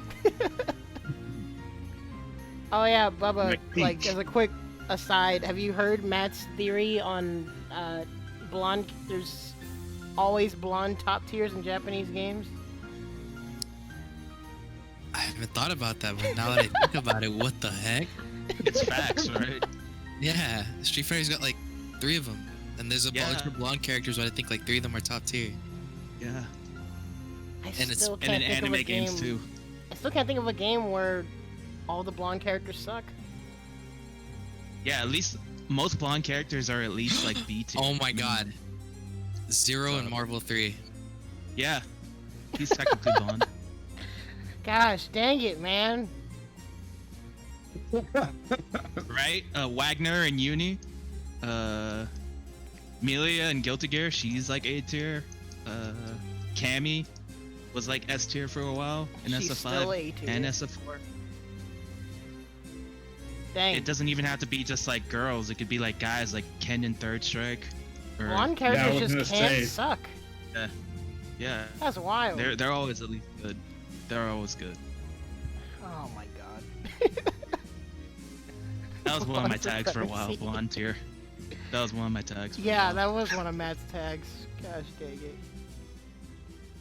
You and your blondes. If a character is tier. blonde and nothing lower than A tier, Matt's probably maining them. Yeah. It just makes things easier. It's just you just Ow. know in your heart that they're gonna be top 3 for sure. At least minimum like top 8 minimum. You know. Is that why you picked up Charlotte because she was blonde hair? One of them, yeah. I another rule of mine is all my characters have to have DPs. That's the Oh other rule. yeah. Oh. Also, Quincy, Yoshitori's Go orange. His orange hair. Oh, I mean, I didn't even talk about my thoughts on the DLC. yeah, go ahead. I just want characters that are fun and good. I don't want shitty characters. No Wanfus, right? Get them out of here. Wanfu's meh. He's not the greatest. He's not the Wanfu's worst. still kinda I think I think the only character I really want is what's his name? Evil Halmaru? Ratsumaru? Oh, or Resetsumaru? Yeah, Resetsumaru. You know who Andy OCR said that he wants to see back, and I despise this idea? Is one of the monster characters. Like in 5 Special, there was that big red thing. Oh with like my a god. yeah, Do not bring Yeah, that character. Do not bring any monsters into I this do not game, need to see that Jesus. character in HD, dude. Doesn't he like hit you with like the bones of like his got- victims or something? And He's got, he like, eats you skeletons all off over screen him. or something. Yeah. It's pretty Yeah, wild. I do not want to see a monster in this Please game. don't bring any of those stupid characters in. I know a lot of people like Oh, Gen what's- N, but I don't want to see him either. What's that guy's name? Freaking Jose always makes fun The that green? he's literally Andrew Jackson. the He's green he's dude got or a who? musket. No, the dude with the musket and the glasses.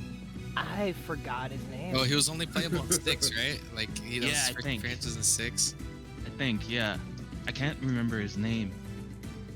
That dude's fun. Who else? Cham Cham is cool. I mean, Tam Tam's in. Might as well bring in his sister. Wait, he has a sister? Yeah.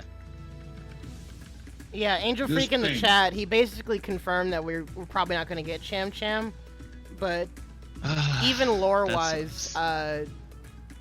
well, popularity-wise, everyone wants Cham Cham. Lore-wise, it basically wouldn't be able to happen. Who else?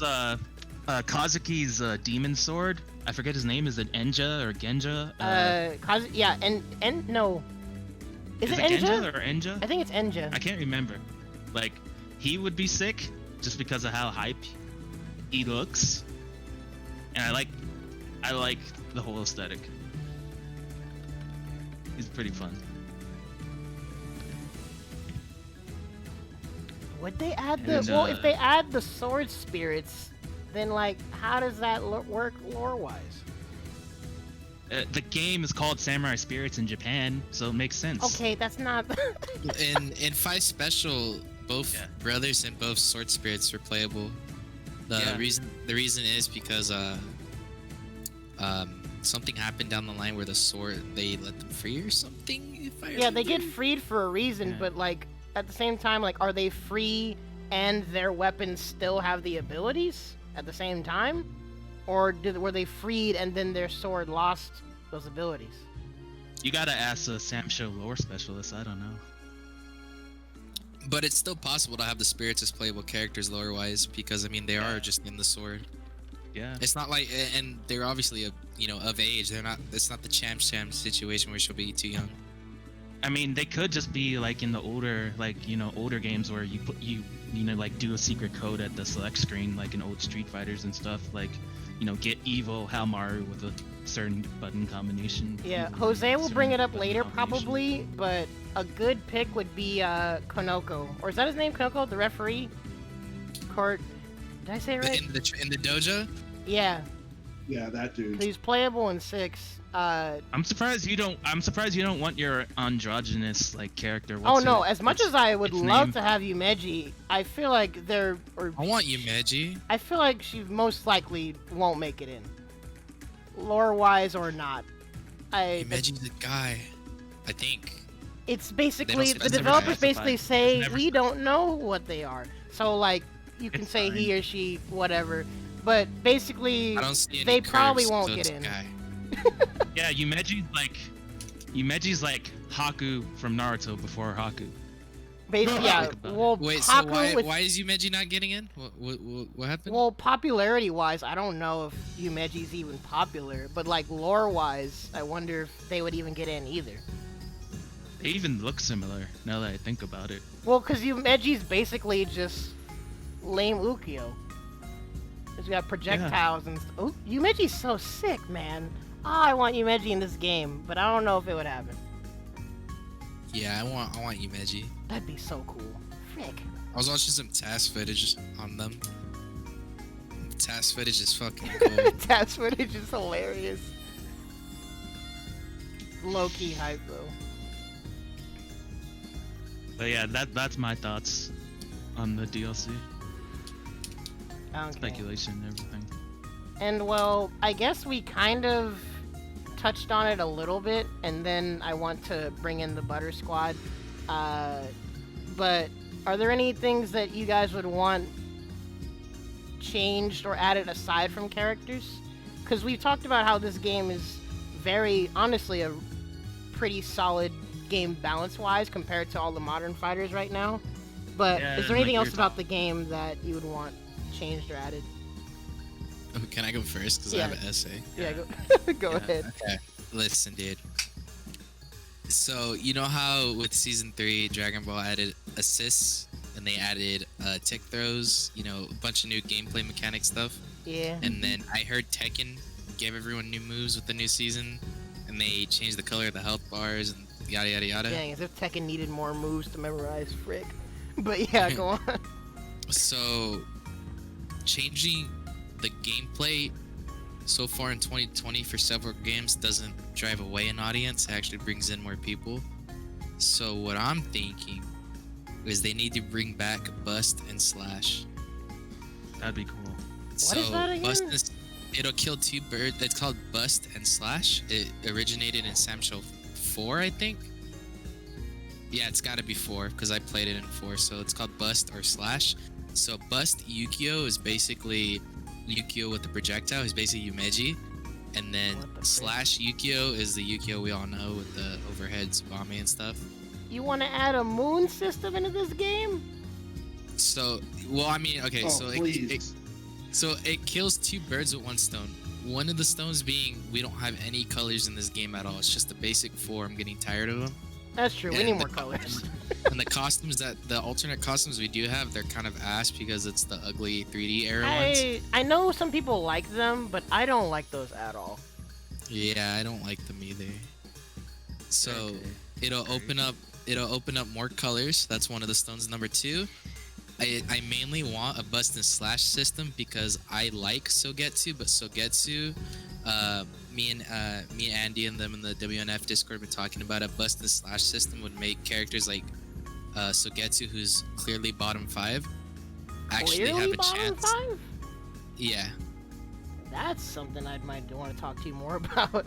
But Bust and Slash would give them even more variety then? Yeah, so if you go to SamSho 4, that's where the Fire and Water Brother made their debut. It was 4, right?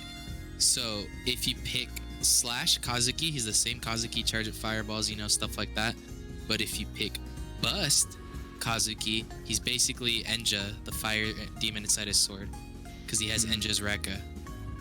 So it'll open up different playstyles. So it's like in essence, it's basically Mortal Kombat's variation thing they did in 10. So Bloodsmith. yeah, so it opens up new moves, new playstyles, and new colors. So it kills a bunch of birds with like one stone. Yeah, so it's like freaking Melty Blood Moons. Dang, man. Don't know what that is, but okay. Oh, in Melty Blood, basically the moon system, not only does it slightly alter your universal mechanics, but it slightly alters aspects of the character you play. And like that's why the Melty Blood tier list, it's ginormous because it organizes all the characters and all of their moon variations. Okay. So like their top tier and high tier has got like at least 20 people in it because of the moon system. I mean, on paper, doesn't that sound good? But in gameplay wise, is it bad, or how do you Well, feel about gameplay that? wise, it can feel overwhelming, but I guess if it's an old game, so if you've been playing it a long time, it doesn't really matter. But apparently some characters have a moon that's clearly better than another version of them with another moon. That's not necessarily bad because it's still the character, right? Yeah, Let's say like it doesn't 'cause I change like the character Sogetsu, entirely. but Sogetsu sucks ass, right? But if I were to play his bust form, then he shoots up the tier list to maybe a B, and I wouldn't have to look away from the character because he sucks. Now that a bust and slash exists, if his slash sucks, I can play his bust and still love the character for being, and he's practical in tournament. Yeah, from a developer perspective, I could see that like basically being a failsafe. Well, actually, no, it could be a double-edged sword because it could be a failsafe to help characters have a quote-unquote good version, but then it makes balancing a nightmare if you want to try to balance the game because now you have 2 versions of a character for every character to worry about. Yeah. In an old game like Melty, that didn't really matter because they made 3-4 versions of the game and then it's just been left as is. But this is like SamSho in 2020. I would hope they would care about supporting it and balancing it for years to come. So like, I think the only modern game that had that system was MKX, right? Right?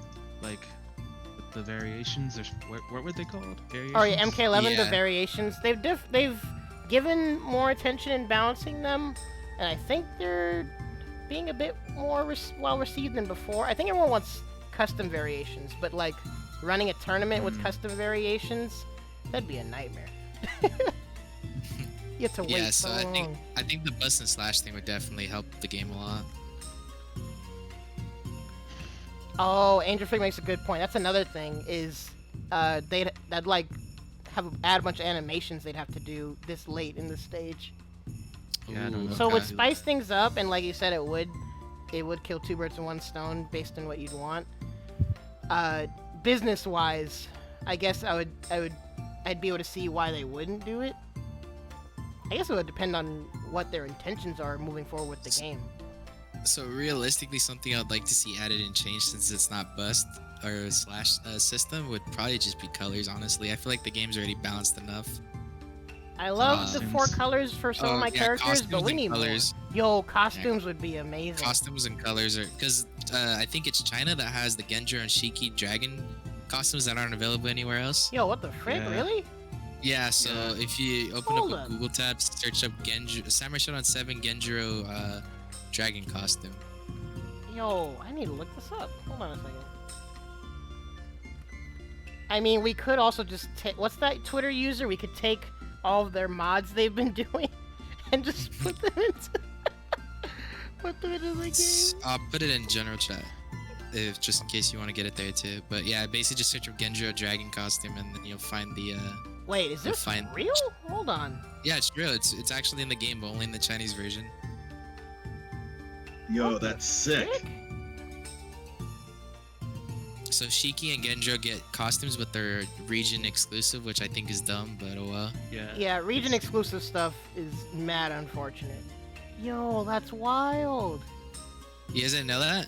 I've never seen No, I this knew before. about This it. looks like a mod. It does look like a mod. Yeah. Dang.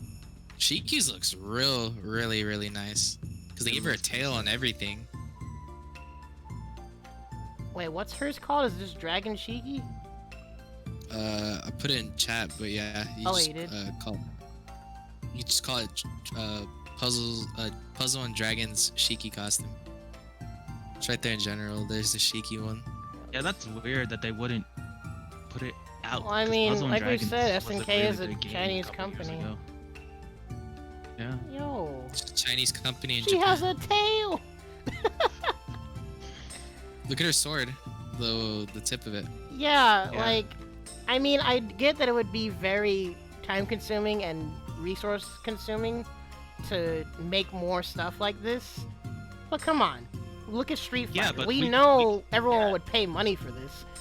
I'd Yeah. pay so much money for Wu and Iroha costumes, or just colors, honestly. Nah, costumes. I'd pay for Colors. colors, dude. Yeah, I already like- like the way Yoshitora looks. I'd pay for colors. Everyone memes on Street Fighter, oh, there's too many Chun-Li costumes, but you know But at why least they you make got them all. costumes, motherfuckers. You know? Yeah. At least Yeah. you got costumes. You know why they keep making them, because Leave- everyone's going to buy them, whether they meme about it or not. Leave Chun-Li alone. That's my girl. Yeah. Yeah. Chun-Li is, well, most of Chun-Li's costumes are cool. Some of them are kind of wonky looking, to be honest. They need Some to of them do, Oh, are. Some of them. This they need brings to up do a good better with point. Chun-Li's alpha outfit. I think that is like her best outfit. You know, this brings up a point since SNK obviously Super Saiyan 3 Genjiro. Sorry, go ahead. Puzzle and Dragons obviously have a good relationship with SNK because I guess they're the same parent company or something maybe. Oh, Maybe we'll get a Puzzles and Dragons character as a guest. We already got a Tencent character from the mobile whatever game she came from. That'd be cool. Yeah, But- maybe we're gonna get a Puzzles and Dragons character. I don't know anything From about that Honor of series. Yeah, I don't know anything about that series. I didn't even know who was Gong Sung Lee was until they said something. I didn't know who she was. Same. But yeah, they're probably gonna add a Puzzles and Dragons character. That's a good point. yeah, that's why we can definitely tell that with what they've done so far, there's definitely business relationship stuff that's, I guess, dictated what they've done and what they've added. So then from there, again, we would need, aside from KK, probably would need more people on the inside to know what direction they're taking with stuff. Yeah, that's the Twitter usually. It's Nipafu. SNK grabbed by the balls. That's what's up. I mean, that's true. And actually, in fact, like I've said in the chat, obviously people are making mods, and as long as the company doesn't like try to shut down mods, it's always cool if mods can be done. But if you're making stuff in-house for your own game, I'm pretty sure there's more aspects to it. Of you still gotta pay people to do those things. You probably need, especially if it's a company like SNK, you probably need to get stuff like approved or have to be careful what you do or whatever. And again, it's probably all dictated by business relationships. So that's probably why, as great as it would be to get more costumes and stuff, it would probably it'd be a long road to get it. Compared to Street Fighter, who are just poop out all kinds of stuff. But then again, at the same time, a lot of what Capcom does is stuff with their own IPs. Yeah, like the Devil May Cry costumes and stuff. Devil May Cry stuff, the Mega Man stuff. There's so much costumes in Street Fighter V because they have a lot to work with. So, I mean, at the least, hopefully we get some freaking colors. It's been like a year. I don't know. Maybe at the final version of the game, like the, Ultimate Edition. Champion SamSho Edition. Ultimate Edition. Would they even do Yeah. that? I wonder. I feel like Maybe. this game's just probably gonna only get patched. I don't think they're gonna have another edition of this game. I think Yeah. they'll probably get looked on negatively. I don't know. Capcom gets away with it. That's Well, because that's Cap. Yeah, that's the structure that Capcom's had for literally decades. SNK, I really Well, can't see them well, making well, a version of the well, game. they've done it in the past. Like they have the base version and then the special version, like 5 and then 5 special. That's the thing. I think SamSho 5 is the only game that had like 3 versions, and one of those versions wasn't even released until now. Yeah. That'd be interesting though if they. Oh, I guess the question of do they really need to have multiple versions of the game, especially if they don't even intend to drastically change things. I don't know. Would y'all want a SamSho Ultimate Edition? If it added costumes and like new mechanics and like new characters, yeah. Yeah, that'd be pretty cool. Be a pain in the ass to rebuy the game at another $60. I Yeah. bought this game. I bought it on EGC for. Well, I mean, realistically, it probably would only be like a $30, $40 update. Upgrade. I mean, and honestly, I would pay money for it, but it's just a Yeah. question of is it necessary? I don't know. We'll see. Oh, If costume. we just- Oh, frick. Okay, so Angel Freak, as someone like me that's like done stuff with the scene and as like an artist, I know costume contest stuff is done in goodwill, but you kind of go into shaky water when you try and do costume contest stuff and like you're basically getting someone else's ideas to put into your game. It's fine. They get a pat on the back. They get Twitter clout. It's fine. Yeah, well, that's the thing. Like, it's not really about is it fair or whatever, but it's more so the perception of something like that.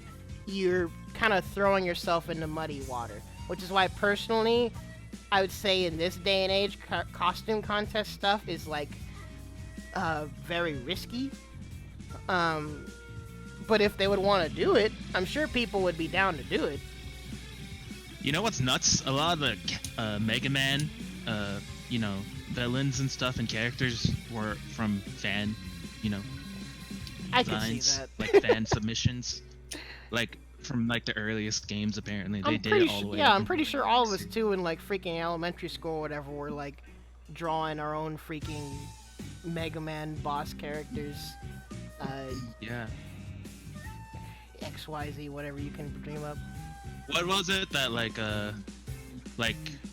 fucking Shadow the Hedgehog was made because fucking some Sonic kids were like, we want Sonic but edgy. To have a and he has gun. to have a gun. Yeah, And thus It's like births that. the Shadow the Hedgehog game, exactly. it's exactly like that. You take fan feedback with a grain of salt sometimes. Wait, really? They did that with KOF 14?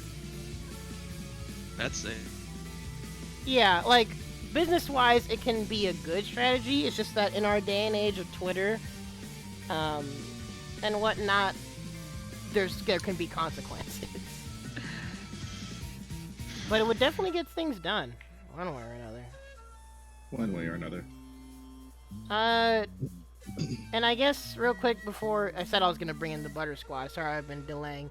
But Quincy, I know you had mentioned at first the game seemed slow, but now your intrigue with SamSho has increased. But what? Well, actually, is it fair to ask you what you would want added or changed to the game when you still have to like dig your toes into the game? Is it? I don't know. He wants Gong Sung Lee not to be patched out. No. So, I mean, I don't know how the patches work in SamSho. If there is any, it doesn't look like there is. And even if there are, it doesn't seem like too major of the patches. But each of the patches, they've usually been diligent in detailing changes. This patch, for some reason, did they even release the P? No, they did. They just released it like a day later. I forgot. Okay. Honestly, I don't know. I can't really say much of anything other than make the game a little bit faster, but that's my biased FGC self-talking rather than you probably heard Matt asking for a turbo talking. mode. No, I don't want anything like a turbo mode. Like MVC 1 had it. Like that's too fast to where like turbo mode with red venom all over the place. It doesn't work. There are other things that's being too fast, but a little more speed as far as like walk speed is concerned. To help with the neutral game, I would like to see change. But again, that's melting Particular me preference. Speaking. Yeah, I mean, go ahead. I was gonna say, other than that, I don't see an issue as far as the overall gameplay and the overall mechanics of the game. Okay, yeah, and I mean, Matt already knows too that like at this point, I usually tell people that if you're asking for a faster SamSho, you probably should just play Grand Blue. Yeah, Because that's Grand Blue is the closest thing to anime Street Fighter, no memes. Uni kind of satisfies that, but Grand Blue actually is anime Street Fighter. Even though Street Fighter has varying degrees of anime in itself, in terms of the conventional definition of anime Street Fighter, Grand Blue satisfies that role, I'd say. Yo, and we got Kazuki's theme on now. Wait. Adding hops to the game? Like giving a universal short hop? There's gonna be hops like Wasn't KOF that in 5 here. special? Left? I think the short hops are in 5 special, right? Does this game need a Doesn't this game need a short hop though when there's universal overheads? No, I think they had short hops in 5 special. That's probably why everyone plays it. But were there universal overheads too? Yeah, because I can Kara cancel the overhead into Botonic, just like in this game. Yeah, well, because that's the thing. Like when you have the main purpose of having a short hop is to give characters access to quick aerials or to profile over lows. So like if you already have a universal overhead in the game that hops over lows, do you really need a short hop in this game? Because if there's a short hop in this game, why would you ever do universal overhead? And yeah, like you said, that'd make this game mad fast. Oh frick! Oh no! Dude, I don't need Yoshi running up to me full screen short hop. Iroha is short hopping everywhere. I was gonna say, how would Iroha even utilize that properly? She can't run. That'd be so weird. And then, well, actually, that'd be even wonkier because she wouldn't be able to run, but she could like short hop, double jump. That's so weird. Oh, so it'd be more so for combos, but then, like, so then again, why would you ever use universal overhead if there was a short hop in this game? Because universal overhead in itself is risky, but relatively quick. Some give a knockdown, in fact. But if you add a short hop, you'd be short hopping for a relatively quick overhead and combos. Actually, would you get a combo? Because would that be a deep jump in still? If you do an aerial from a short hop? What the actual fuck just happened? Oh my god. We're here to fuck shit up. Yeah. Y'all did. Awesome, man. All I heard was I'm like, whoa, hold up. Wait, what happened? You don't hear all these people in here now? Oh wait, they're here? Yeah, we're here. Hey, we Yes, got I'm here to represent Galford. Oh frick, I didn't hear any of it. Wait, how the We fuck just- did you not hear that? My ears are bleeding. What the? First, Yeah, first, and it was first and so loud. foremost, how in the world did you do that? Do what? Y'all just joined at once. Oh, we just all clicked over at the same time. Well, first of all, frick, I asked if you guys were ready. I didn't know you guys were gonna pop in like right now. Frick. Do you want to hear how it sounded, Ronald? I can recreate that for you.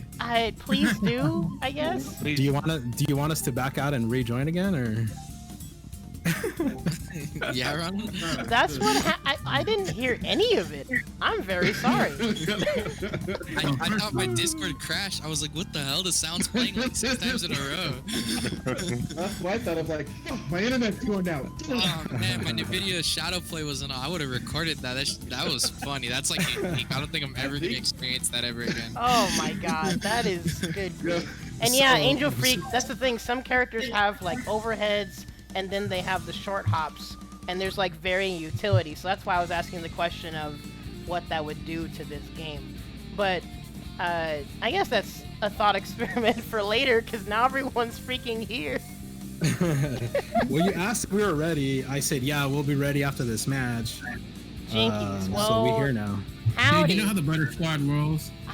Yeah, clearly. So everyone watching, there now you know why the last picture there it says Butter Squad, because now the Butter Squad's here, and I'll have them go appreciate through. the picture of butter. Yeah, y'all don't have like a team logo yet, so I just put a picture of Alright. butter. I'm gonna be that guy. What's the Butter Squad? Yeah, there you go. Here's your So- chance. Here's the so- introduction. Go ahead. Okay. The All right. origin. The origins of the Butter Squad. So this is a long time ago, in a galaxy far, far away. It was like 3 months. It was like a couple months ago. Oh my god. It was a Friday. We were playing Soul Calibur on stream, and somehow, some way, we ended up talking about, like, the conversation of butter came up, and we talked about butter for like 30 to like 45 minutes, and then we're like, oh fuck, we're just call ourselves the Butter Squad. At first it was kind of like a joke, but then it turned into something serious, and we kind of just kept it along, and we all kind of gave ourselves names that had the word butter in it. So for instance, I myself am Buttercream, the Samuran. Hello. And then if anybody else wants to introduce themselves. Hello, Oh, yes, we- I am Butterscotch. Yeah, so you guys have heard Sandy before, Star Deviant. She goes by Butterscotch. Anybody else? Hey. AKA, you guys call her Alright. Senorita I Lag thought Switch. Power Rangers were assembling. I thought everyone was gonna name off their butter name. I was waiting. I mean, we haven't practiced it yet, but I'm sure we could do it. So. But go ahead and go through. Jesse James. All right then. In that case, hello. My name is Allstate Man, and I'm known as Butter Biscuit. That And voice. then- Hey, give him the line. Give him the line. That's Allstate Stand. Are you in good Oh hands? my god. Oh my god. If you guys are in good hands tonight, you guys have a happy Friday. Jesus Christ. Now y'all know why his tag is Allstate, man. And then last but not least, we got Jose. Yes, some guy, or in the case of the Butter Squad, I'm Butter Toast. All right, Ed, listen here. Yeah, that's a good reference. Mr. Butter Toast is the SamSho lore enthusiast that I've told you all about. Okay. Indeed. Oh man. Well, I guess before I have y'all go through the other topics that we went over today, Bubba. Actually, why would I ask Bubba this question? We all know who his favorite SamSho character is. No, you don't. No, you don't. Oh, really? Who's your favorite Yeah. SamSho character? No, you don't. All right. Isn't it? That's my favorite SamSho character. Isn't it? No. Isn't it? Bubba's favorite SamSho character. It's Chompo. It's Ryu. It's Ryu. Yeah. Yeah. Nah, man, his favorite SamSho character is clearly Wanfu. Clearly. Oh, yeah, Wanfu. What's that guy with the water abilities? Maybe I'm kind of thinking towards him today. So Wait, gets husband of- Today? Today? Today. Okay. Okay, so for those of you that may be watching and somehow not know, Bubba is very much a Yoshitora enthusiast. But we were talking about how Sogetsu is relatively husbando. Again, for me personally, I wish he wasn't so snarky. But aesthetics-wise, he is very much husbando. You know you like the snarkiness. When I lose to that's what I was Sogetsu, I telling don't. When Loot Stairs beats me, like in a set 7-1, no, I don't like Sogetsu being snarky at me. Dude, you like it when you force your waifus to fight each other, so you love the snarkiness. Okay, that is very much false. We'll get to that later. But Bubba, or did you want to stick around, or were you gonna skedaddle? I'll stick around for like 10 more minutes and I'm gonna skedaddle. Alrighty. We got through all the introductions, though, right? Oh yeah. Yeah, for the most part. Matt and GreyFox, before I have y'all get to the last points, unless you guys are gonna skedaddle, I was gonna have the Butter Squad go through the points that we've addressed so far, 1 through 4. Is that fine? Just let me name off my favorite SamSho character. You already know. Wait. I want to hear everyone's favorite SamSho character before I leave. Can you ask everyone? Oh, actually, no. Well, yeah, we'll go ahead and do that. Wait. Yeah, let's do that, because Matt, who is your favorite SamSho character? It's obviously Charlotte. 'Cause Okay. She's blonde. I She's mean, top I tier. was thinking Or you'd was. try and mix me up with Kazuki or Jubei, but I should have figured. My bad. And it goes into the whole lore we were talking about earlier. If they're blonde in a Japanese fighting game, they're usually top tier. There's no That's bad why I blonde like True. characters. Yeah. Charlotte's I'm actually simple, pretty man. cool. I'm just tired of her theme now. Besides Charlotte, I guess my favorite SamSho character is probably Halmaru, just cause. Really? Yeah. Staple. It's like the same reason I like. It's, It's, yeah, it's the same reason I like Ryu. Yeah, that makes sense. Been over this. Yeah. Yeah. I like how he's the base character. Love your Shodos, man. Yeah, man. I don't care for characters, female or male, as long as they play the way I like them As to play. long as they have a DP. They must have a DP. If they have a DP, Well, that's all I need. If they don't have DP, the no DP, they're out. They're not even like even They thought don't about. exist. Yeah, they don't exist in the game. that's for me. That's So gets who? Exactly. Gosh dang it. Alrighty. And I mean, well, Quincy's primary interest right now is in Gongsung, but any other characters catch your eye in the SamSho series, Quincy? Other than Gongsung, definitely Rijin. Oh, Don't encourage him. Don't encourage my him. man. My man. He doesn't know what he's getting himself into. Oh, he knows exactly what he's getting himself into.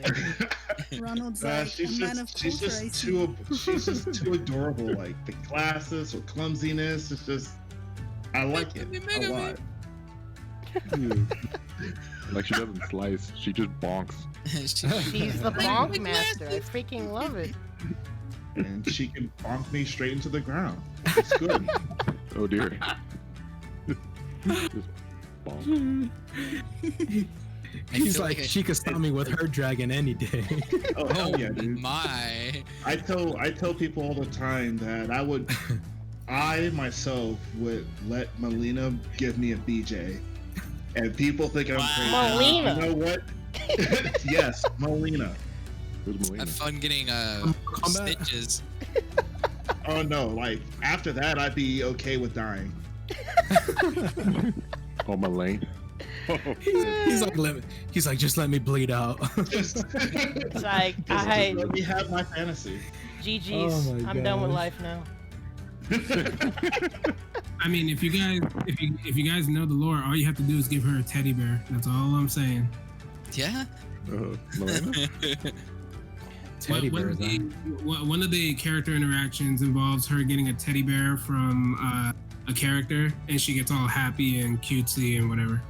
So that might spare some pain. Do you really want to walk up to Melina and give her a teddy bear, though? Yeah, why not? Everybody deserves a teddy bear. Hmm. I mean, if that's gonna keep me alive, yeah. Okay, well, when you I mean, put it that way. She has Tarkatan blood in her. So She's Tarkatan's part like teddy bears? Tarkatan. No, I'm saying regardless, like giving her a teddy bear is no guarantee that you're gonna stay alive. Yeah, they're literal murderers. But yeah, I mean, I will try to refrain from gushing about Woo for too long later. But GreyFox, my man, he knows what's up. Who's yours, Ronald? Oh gosh. Frick. That's adorable. Yeah, Ronald. Who? I Let's see who's mean, gonna steal this Big time. strain already. oh my god, if you had to pick one? Yeah, That's let's see who's gonna terrible. steal this time. One, and then maybe your two, depending on. Oh my god. Wow, this is difficult. It's Woo. I'm for $50. That's Woo. Frick. I'm putting $50 on whatever waifu fits the situation. Whatever one. Look, man, no matter what game I play, I'm a dual main person. Every game I play two characters. But if I had to pick one, probably Woo. And extremely borderline tied for first is Iroha. Of course. Oh, Sandy's favorite waifu. No. Sandy's favorite No. one. No. Instantly denied. Woo is so freaking great in every aspect. The way I designed her, the way her gameplay is, fits me perfectly. Like Quincy said, even in game, she loses her glasses. It's adorable, and it's also like, dude, I'm looking for my glasses. You really gonna hit me right now? Yes. She Yes. becomes the Velma of the game. Yeah, oh, I think. yeah, that's what that reminds me of. Oh, thank you. Yeah, I think like I think it was actually in an interview. Like they decided later on that they wanted a character to have like the whole glasses trope, so they gave her glasses. I like but it. I gotta win the match though. It fits her personality though, and like I mean, I've talked about her before with the waifu stream, but like lore-wise, she's not even like a fighter. She's just good with the whole feng shui thing, and she's good at her job. But she keeps getting sent out to do her job, and she just wants to rest. She can't do all this physical activity, so she's just doing her best. Dude, if you play Wamfu, he outright said he calls her on her shit though. Why? Wamfu basically says that because Wamfu believes that he's like, you know, the best fucking person around. So when he sees, like, when they fight and you beat her with Wamfu, he says that, oh, you're still weak and you don't really know what you're doing, but it's okay. I can help you get better, but you just got to do what I say, or something to that effect. It's like, damn, dude, you call her out on her shit. I mean, Well, we know she's bad, but damn. Dang, It's funny he says that Sure. because if You like this Wu, sometimes. well, if Wu beats Kazuki, she says something along the lines of like, he's super intense, but her fire is second to none. Ooh. Yeah, Love Which the I don't confidence get. of this woman. Which I don't get how that's possible because his fire is literally the fire of a demon from hell. Well, Wu's just that good, okay? All she's good for is fucking piss puddles, and that's it. Bro, just Mustard. block low, man. But let's keep She's going the- down the line of She's the favorite R. characters. Kelly of the SamSho series. Oh, okay, I'm about to ban you. Oh my! Oh, watch out! Oh, This man's. Who's your? Actually, we all know Daniel's favorite character too. But who's your favorite character, man? Mine? Yes. Where has Galford. Mondo? Just kidding. You Oh yeah, I liar. was gonna like, you freaking liar. My favorite character is Earthquake. Earthquake. Earthquake. I Freaking mean, what's Earthquake. there not to like about him? A lot He's a of big things. belly dude. He's got a big chain he likes to swing around. He spits fire. He fucking flies in the air, comes down. He's an actual drops- ninja. He drops down with his belly. He uses his butt for attacks. He sits on you into that type of shit. It's not your weight, it's how you throw it around. Are you into that type of shit? Answer the question. I said I'm not. Oh. Oh god. And then when he wins, he pulls out a freaking turkey leg and some Twinkies. Even though they're not Turkey Twinkies, legs but are they look okay. like Twinkies. It's making money. I know, but they made it look like Twinkies though. Oh. And it's 3 of them. It's not just one, it's 3. Here's the flex. Yeah, so That's my favorite cold. character is Earthquake. If I did have to pick a second, let's see. Even though I don't play the character, I would have to say Yashamaru. Yeah, Shamru is honestly kind of cool. Yeah. Definitely. I don't play the edgelord, character as but much, very but cool.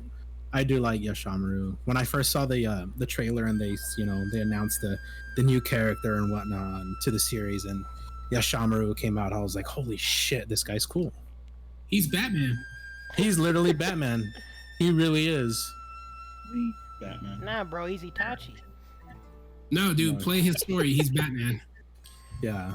Like if you know a little bit about like his background story, he's out to avenge his family's death. He's fucking Batman. Just with He's a clothes. vigilante. He's Batman. Definitely fits the motif, honestly. Yeah. But yeah, that's those are the characters for me, or a character I should say. Alright, I'm gonna head out. Alrighty, Alright. thank you for joining us, man. Alright, This later, was man. Thanks for great. having me. I'll be down to do it again. Yeah.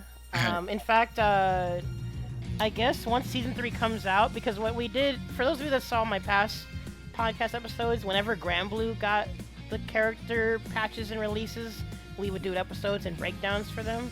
So when we get season 3 stuff, I definitely want to have all of you again to talk about stuff. For sure. Alright. Alright, take care. Alright, man. later guys. See ya, Bubs. Bye. But did you guys want to continue down the favorite characters, or kind of just start with the beginning talking points? But yeah, let's get Jose's, Sandy's, and Matt's characters out there. Alrighty. State Matt. I'll say Matt. Yeah, my bad. Go ahead. Whoever wants to go then. Alright, I go.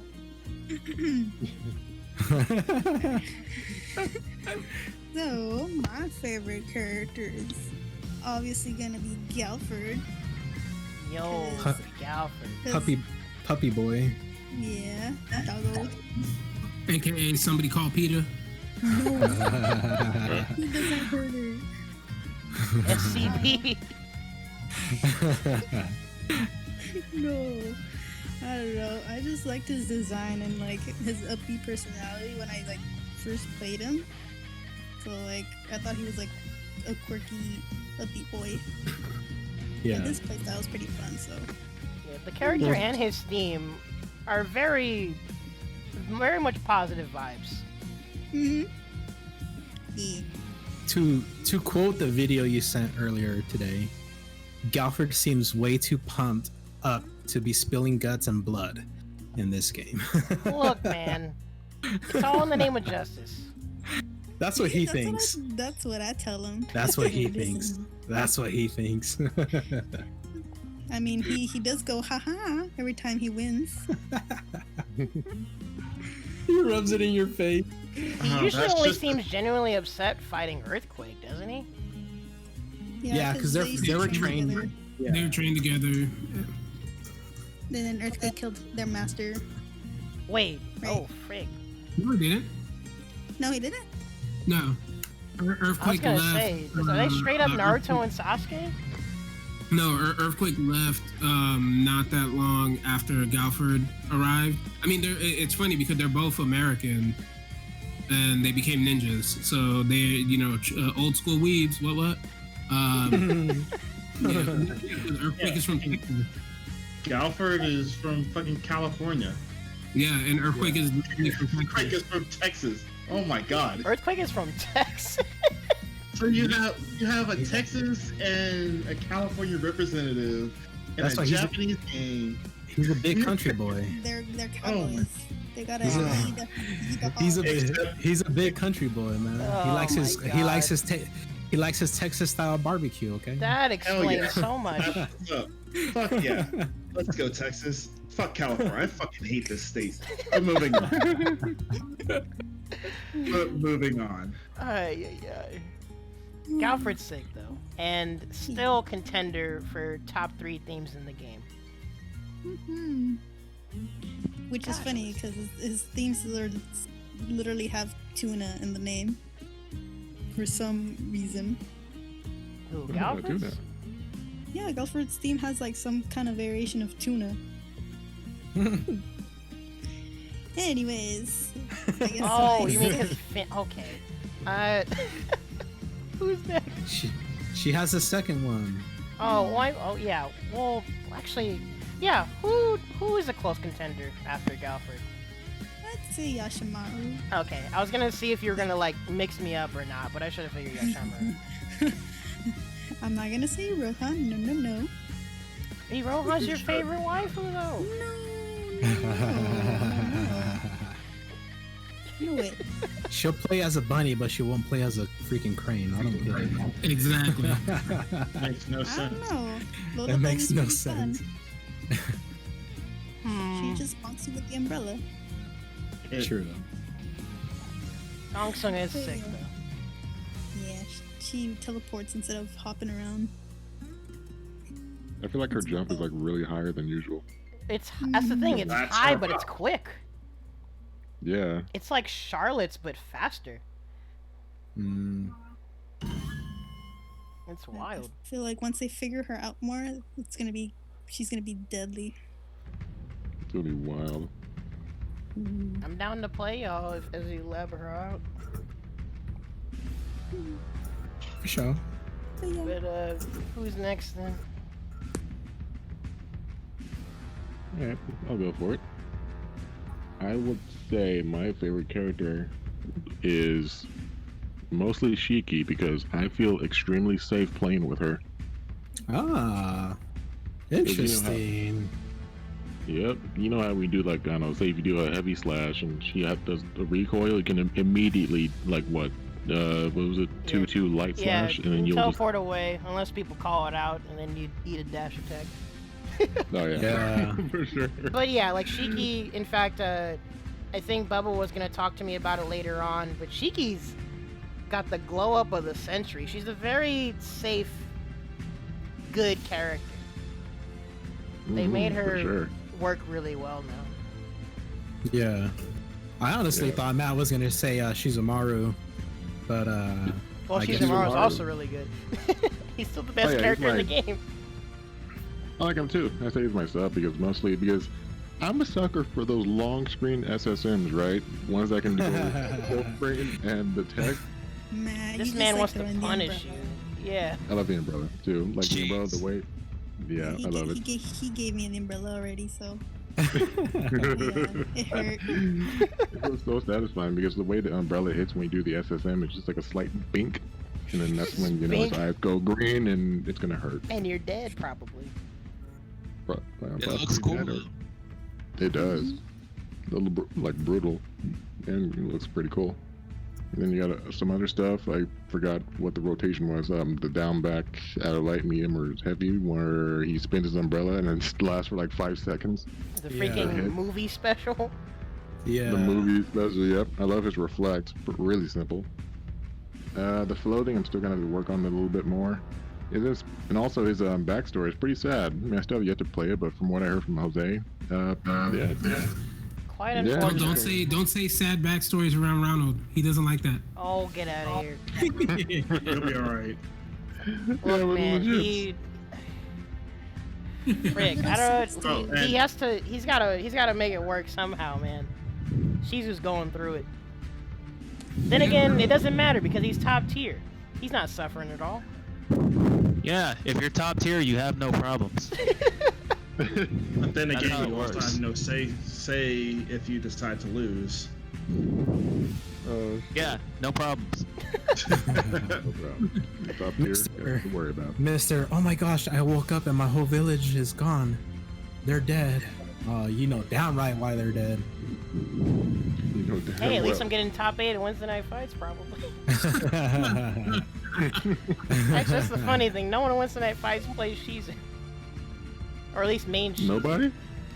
Or I think I've seen them play Shizu on the side, but I can't think of a Shizu main that I've seen lately in Wednesday night fights. Allstate just perked up. He's like, oh? Now's your time to Like, shine, oh? Chief. He's still really freaking good.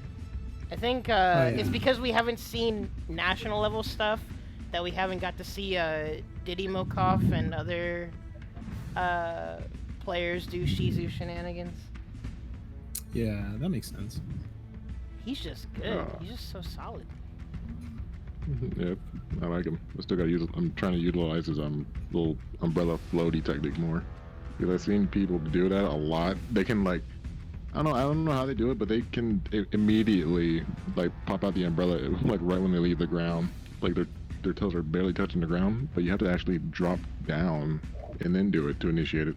Yeah, so one of his like super good, highly technical things to do is, you know how Ukyo can do backdash and Tsubame?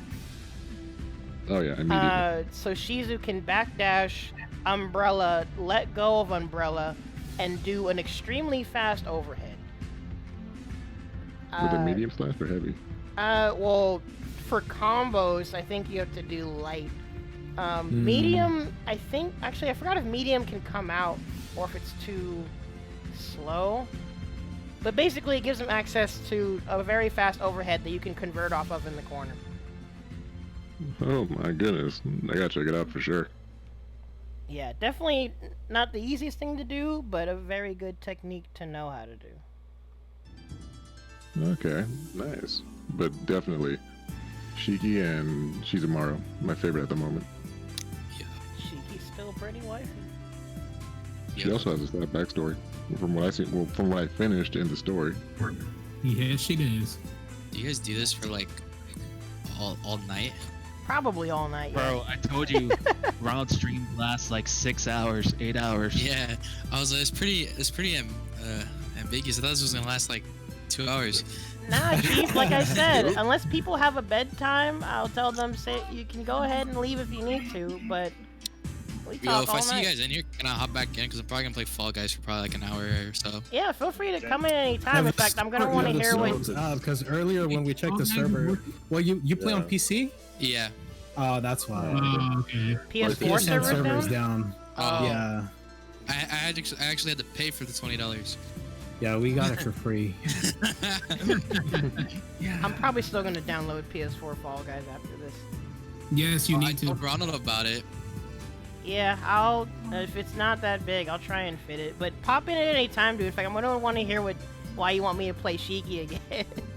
Oh yeah, I forgot to tell you about that. Okay, if I hop in later, I'll definitely make sure I wait for my turn to talk. All right. No worries, man. But Later. Yeah, laters. That was everyone's favorite characters, though, right? So I can have y'all go. Jose didn't go. We got the Jose Wait, left. Jose did? Oh, go ahead, Jose. Well, I mean, you guys know it's Yoshitora 100%. Oh my It's like god. the greatest character. For those who don't know, Jose does not like Yoshitora. Fucking hates him with a passion. That's what's so funny. No, God like, damn, I heard that on stream. I'm still watching. I was gonna say, bold of you, or bold of us to bring that up when we had a Yoshitora player with us. Real talk, like, so if we're just sticking just to this SamSho, Well, I the meant character- SamSho in general, but whichever one you want. oh, well, if it's, I mean, well, for this game, it was Earthquake when the game first came out, because especially since, like, apparently nobody here in the area knew how to deal with him at all. and then I kept opening my big ass mouth for some dumb reason. You were one of the first people to cheese everybody with him, and then you actually told us what to do. It was nice. Exactly. I kicked myself for that. He taught us how to count. Yeah, seriously, I taught everybody here how to count. See, imagine helping out your scene. Thank you.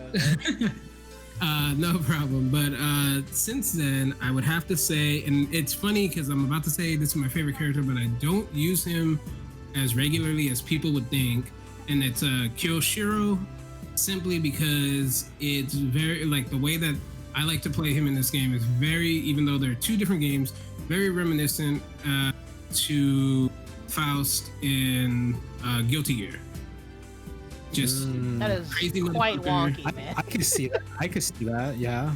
You know, just crazy tactics. I mean, you live by the toad, you die by the toad. Everybody here that I've played has died by the toad at least once. Maybe not like lost the match, but at least been, dealt with the toad.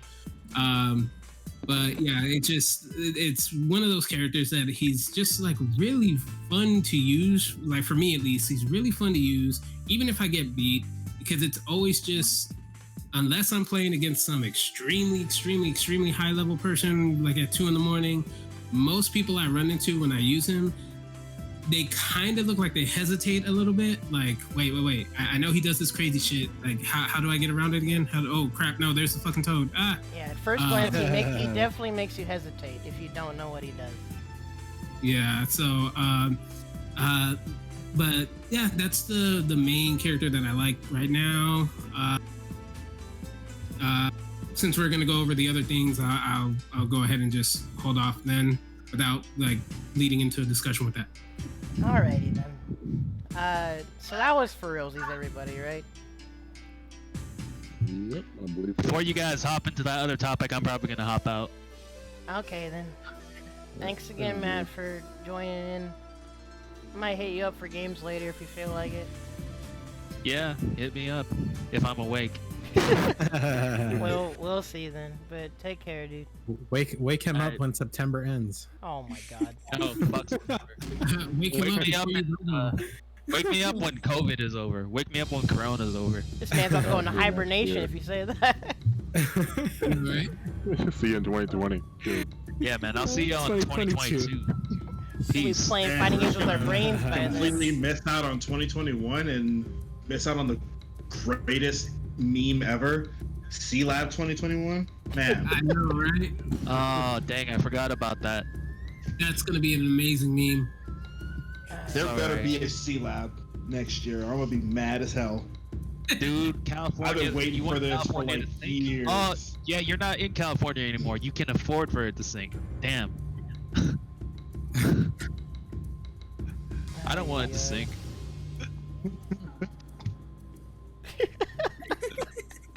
Alright, I'll see y'all later. Alright. See ya. Later, man. But I guess now we're gonna go to the original talking points. Everyone's already introduced themselves, but alongside that, I'd want each of you to talk about how you got into the franchise in general and how you would describe your current level of interest in the current game, whether it's more competitive or more casual. So I guess let's go ahead and start with Daniel. Okay. I guess my level of interest in this game is pretty high. It's probably one of the fighting games I like to play over the rest of them, if I'm being completely honest. As far as like competitiveness, I would say I'm kind of like an in-between, like competitive slash just like to play with friends and chill type of thing, you know what I'm saying? Because I'll go to like local tournaments and stuff like that, and I'll compete, but I mean, I guess I don't compete and expect to like win, I guess, which seems kind of like, then why the hell would you compete type of thing. But it's just, I do it because I like the game and I like playing the game, you know.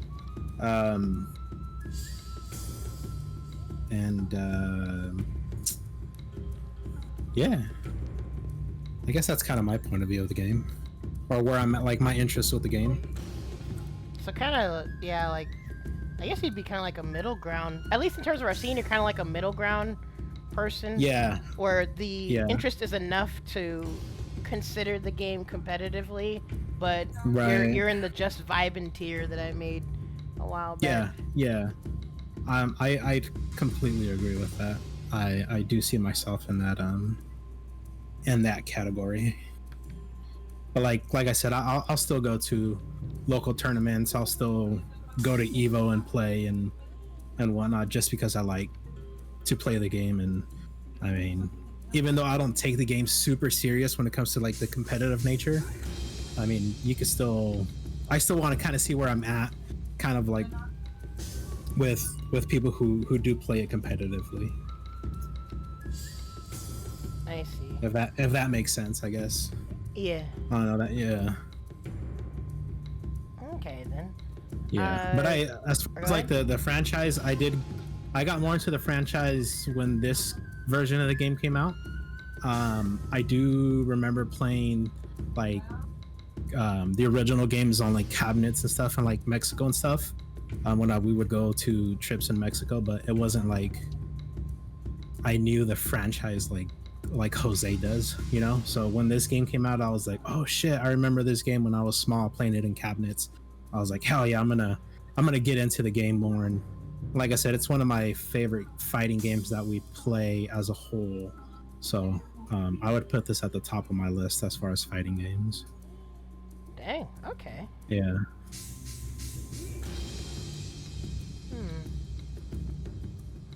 Okay then. Well, I guess you can pick who can go as next since we're in the Butter Squad section. Let's go. I'll stay.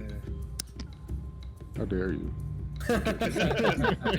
Hey, so before you guys begin, Ron, I'm just gonna take off already. Oh, alrighty then. I got another report waiting on me. Oh, snap. Alrighty. Thanks for stopping in, dude, and thank you for your input. Let me know once you start doing Gong Sung Lee shenanigans so you can lab the character with the Butter Squad. Yeah, hell yeah. Cool beans, cool beans. Latest. Say GreyFox. Okay, so. Yeah, I apologize. What was the question again? So how did you get into the franchise in general? And how would you describe your current level of interest in the game, whether it be more competitive or more casual? I'll say more casual at the moment. I'm still a green leaf at the game. I was because this is my first SamSho or SNK game. As a matter of fact, I ever played. Yeah, and the way I got into it was when me and Jose and Daniel were playing Grand Blue, and I was suggested to get SamSho. And then, we kind of forced it on him. The peer pressure. I was like, yeah, that's funny. It was like I was like on a thread to getting it at the beginning, because I do remember before I moved to LA that the game did come out and I was interested at first because I heard about that ghost data that really got me into it, because ghost data to where you can play yourself to improve, that's a really good feature for a fighting game to have. And but of course I wasn't able to get the game at the time, but after that, over time went by, and then of course I got it at GameStop for $20 via mail because COVID happened, and I got that. And the game is really, really fun. I mean, not knowing anything about the characters or the lore or the gameplay wise, being completely new, it's really fun for a newcomer because the game is really generous in a way, where like it has all these resources where you can disarm your opponent, and even if you're disarmed, you still have a fighting chance. Yeah, and definitely. And then the backstories behind every character is amazing. The character designs are cool. SSMs, weapon flips, weapon reflex, surprise attacks. The thing that it does teach you though is because I mean I'm coming from like a lot of fighting games from fighting anime 2D, so fast paced. This game really teaches you to be patient. Oh, very much so. Oh yeah, and that's what I really needed at the time. Be patient, work on your ground game more, don't jump too much because you will get punished in this game for that where you cannot block. So that game teaches you patience. It teaches you ground game. It feels really rewarding when you use the resources right. So say like weapon flip into an SSM or weapon flip into another weapon flip, or sorry, no, reflect into a weapon flip move. And then the damage output is this is the first fighting game I ever played that pushing one button takes at least 50% of your health. And that's a really good thing though, because like I said, it teaches you patience and it teaches you to be cautious. Don't rush in or you will get booty raped. And this game is the embodiment of risk reward. Yeah, exactly. You take risks and you're really rewarded, and then you end up winning the match. But all in all, yeah, this game is really fun. I'm glad my friends get me into it, and I'm actually planning on getting the Neo Geo collection possibly tomorrow to learn more about the lore. Do it. Nice. I still need In the background. to get on getting that. It's like $40, right? You said. Jose? yeah, it's like $40. Yeah, it's like $39.99 or whatever. Perfect. But definitely. Well, that would be my intake. Nice. Also, we have a surprise guest, but I guess I'll get to them once we finish through the Butter Squad talking on the first point. It's cool that's cool they're in now. Wait, so who's left? That's Sandy and Jose, Sandy right? and Jose, yeah. Okay. Well, you guys go ahead. Wait, me or Sandy? I'd flip a coin. Rock paper scissor. One, two, three, alright. shoot. I'll go then. Yeah, Sandy, go ahead. Okay. Alright, so for that first point, how I got into the franchise was I've never even heard of SamSho till I was in high school. I remember going to Santa Cruz and seeing the cabinet for SamSho 6, and like I just it looked cool, so just popped in that quarter and tried it out, and like God, there's so many characters I don't even know who's who. Yeah, so, like, six has a lot of characters to choose Yeah, I from. was like, oh dang, there's so much. many. And of course, like the first person I picked was Gelford.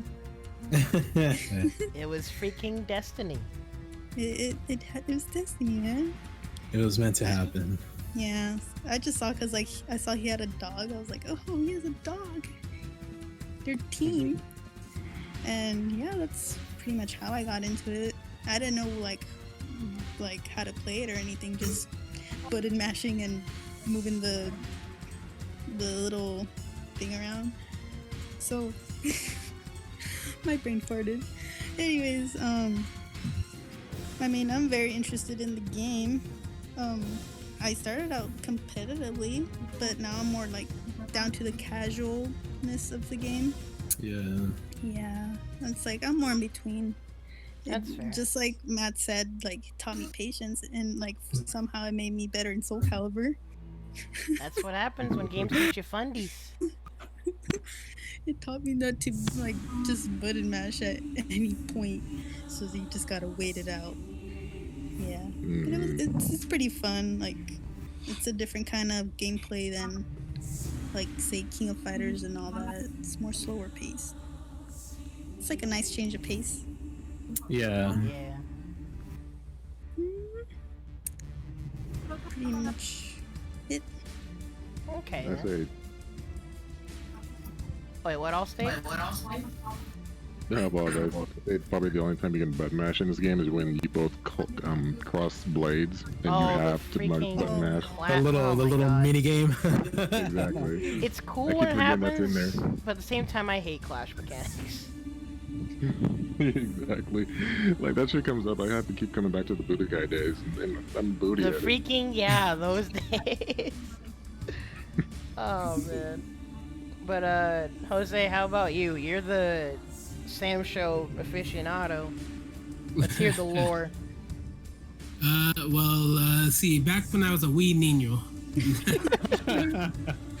Back when I was a tad little lad. back when I was a chunky little fat boy running around. Honestly, I've been into like SNK games as a whole. Samurai Shodown, KOF, you name it.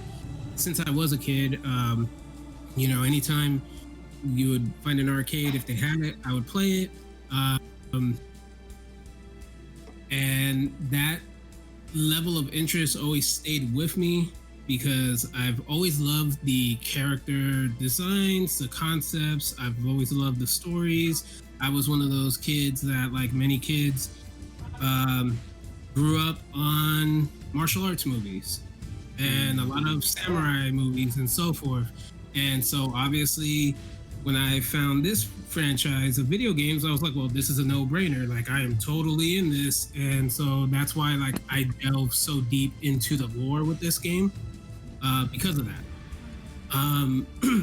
In the senses of like my level of interest, I enjoy playing the game. My desire to be competitive has kind of gone down throughout the years, mainly because for a good chunk of time, especially when I lived over on the East Coast, I was normally the one that was organizing tournaments. And so a whole bunch of years of doing that, kind of like I saw things from the other side, and I've always liked behind the scenes work.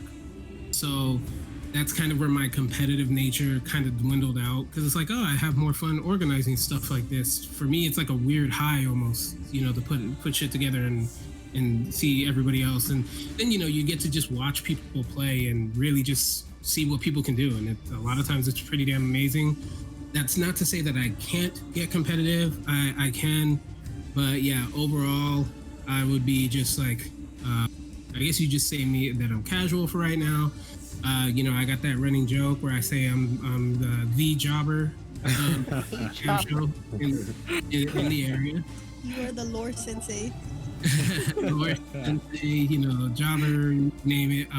But overall though, it's just, funny enough, me and Daniel were talking with Caesar about this a few hours ago. It's just kind of like, I understand what it takes to be competitive. You're not just going to wake up and instantly be like, oh, I'm godlike. No, you have to put a lot of time and effort into it.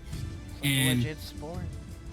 Yeah, exactly. And it's like, I don't necessarily have that ability to do that. That's what keeps me in the casual zone. That's fair. But but like if I just with a lot of personal stuff, work and everything, that's what keeps me in that casual zone. But every now and then I will get that little desire to be like, maybe I should start playing a little bit more serious and whatever. And then I do, and I have my fun with it, and it just kind of comes and goes. I'm pretty sure you remember when the game first came out, I was playing that thing like nonstop. In fact, I've said it before. For those who don't know, my first experience competitively with this game was getting bopped by Jose and Sandy. Being like, dude, I'm getting hit by these overheads.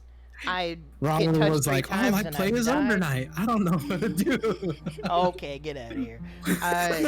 But obviously the intrigue in the game stuck around, and I wanted to know more about the game. But Jose, that's why I keep referring to Jose as one of the SamSho OGs, because he knows more about the series as a whole.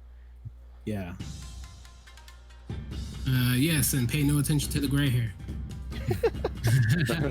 but yeah, so I'm kind of in that middle area, more so leaning towards I'm on the fence, but I lean more on the casual side. In and out, kind of. Yeah, in and out. I love kind of something Daniel said. I love being in the competitive side, whether I'm competing or organizing or watching. I do have a desire to go to a major one day and compete, even if I get stomped out, just to say I did it, because why not? Yeah. Back in the day, we would say what major that was. I don't know if we want to say it here, though. No, it's fine, dude. Go ahead. But to just go and do that, because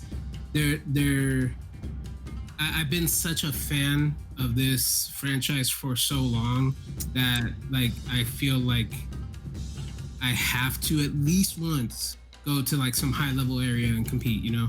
Yeah. I feel that. Okay then. And I guess that brings us to the special guest who's popping in to this. Inazuma, you there? Yeah, I'm here. Just Howdy. quietly listening to everybody. How are you? How's everybody? Yeah, what's going on, Good. man? How are you? Yep, just hopped on to say, oh, they're doing a little podcast. Like, oh, if Yeah, you guys so- could let me on. so- I'll be interested. So while we were doing the podcast, I saw him pop up on the lobby that I have up right now, and I had to write down real quick, like, oh hey, we're doing a quick podcast on like a B-Boy Sonic show, because nobody was like, he readied up to play, and nobody was like, everybody was like on the top portion of the lobby, kind of just chilling, you know. Gosh dang it.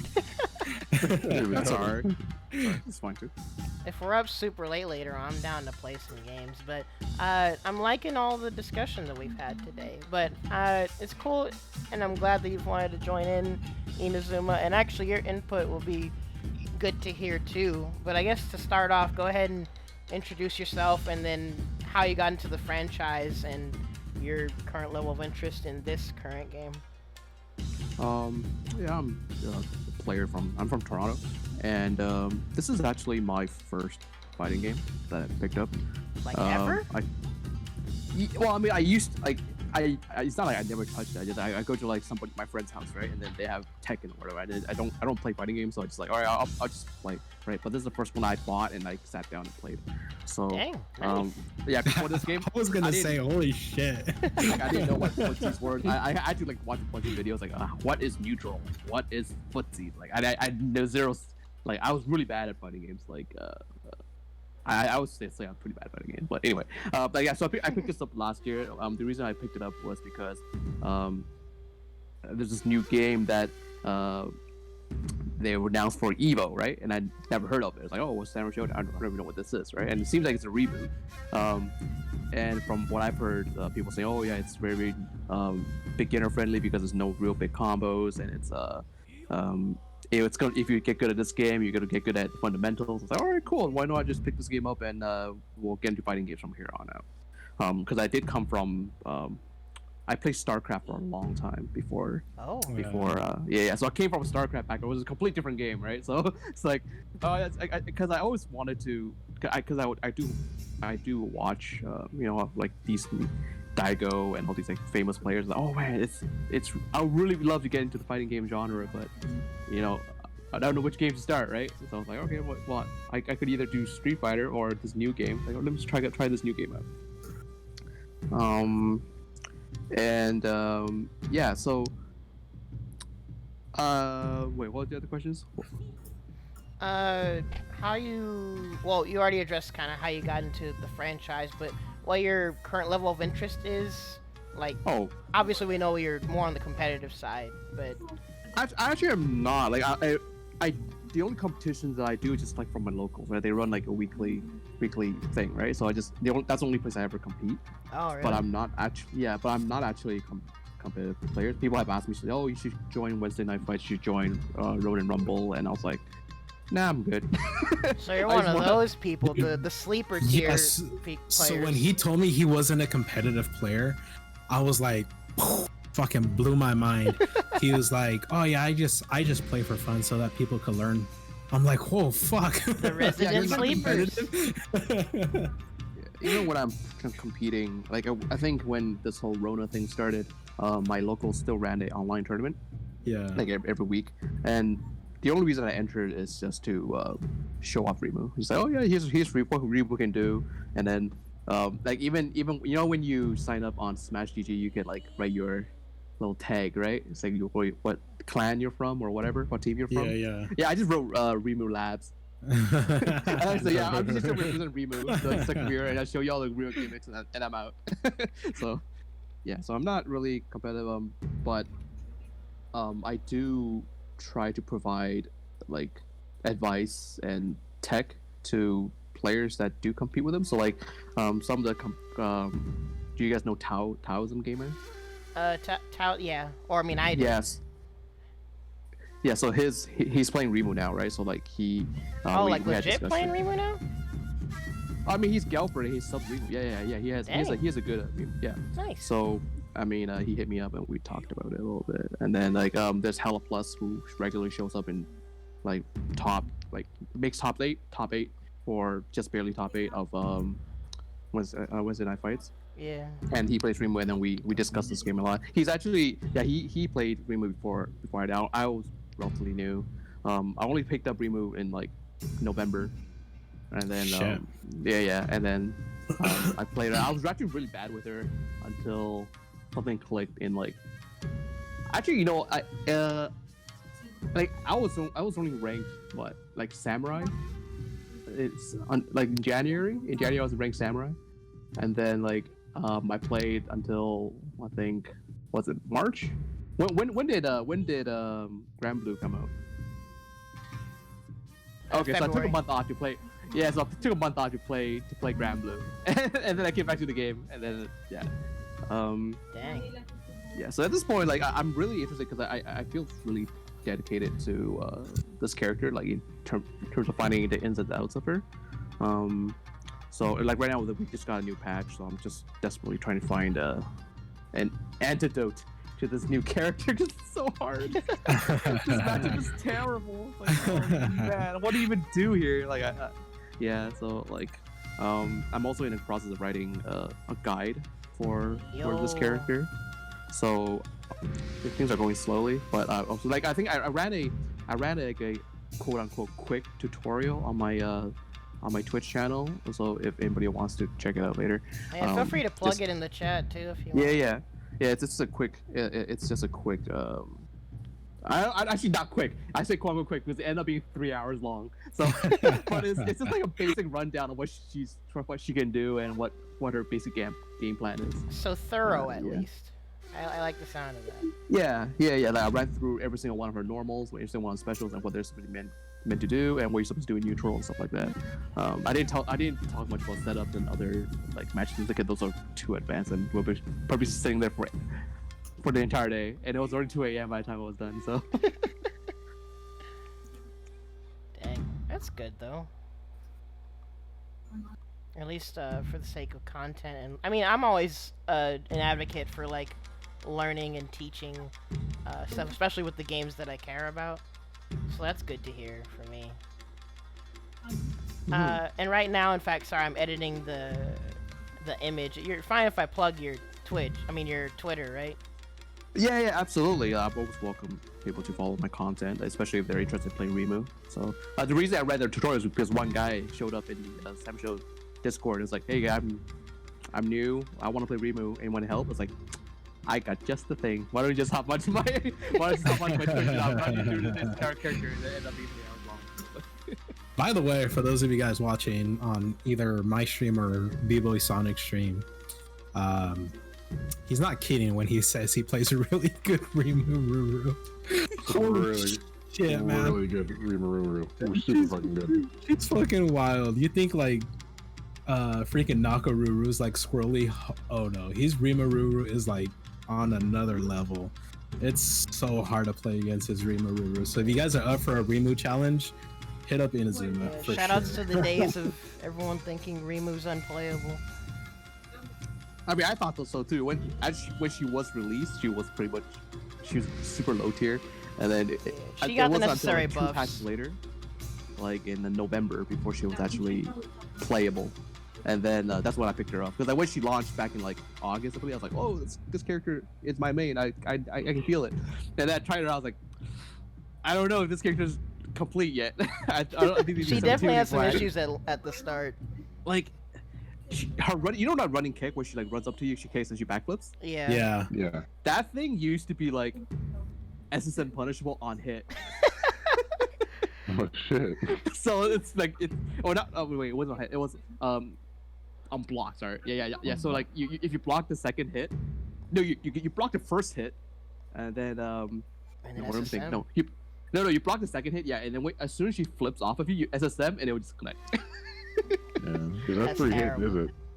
Yeah. And then Real like quick, her though, Rimururu has the best fucking sidestep in the whole game. Freaking Screech.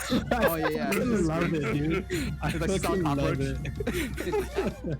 They need to She make that a does freaking Twitch alert. I fucking love it, man.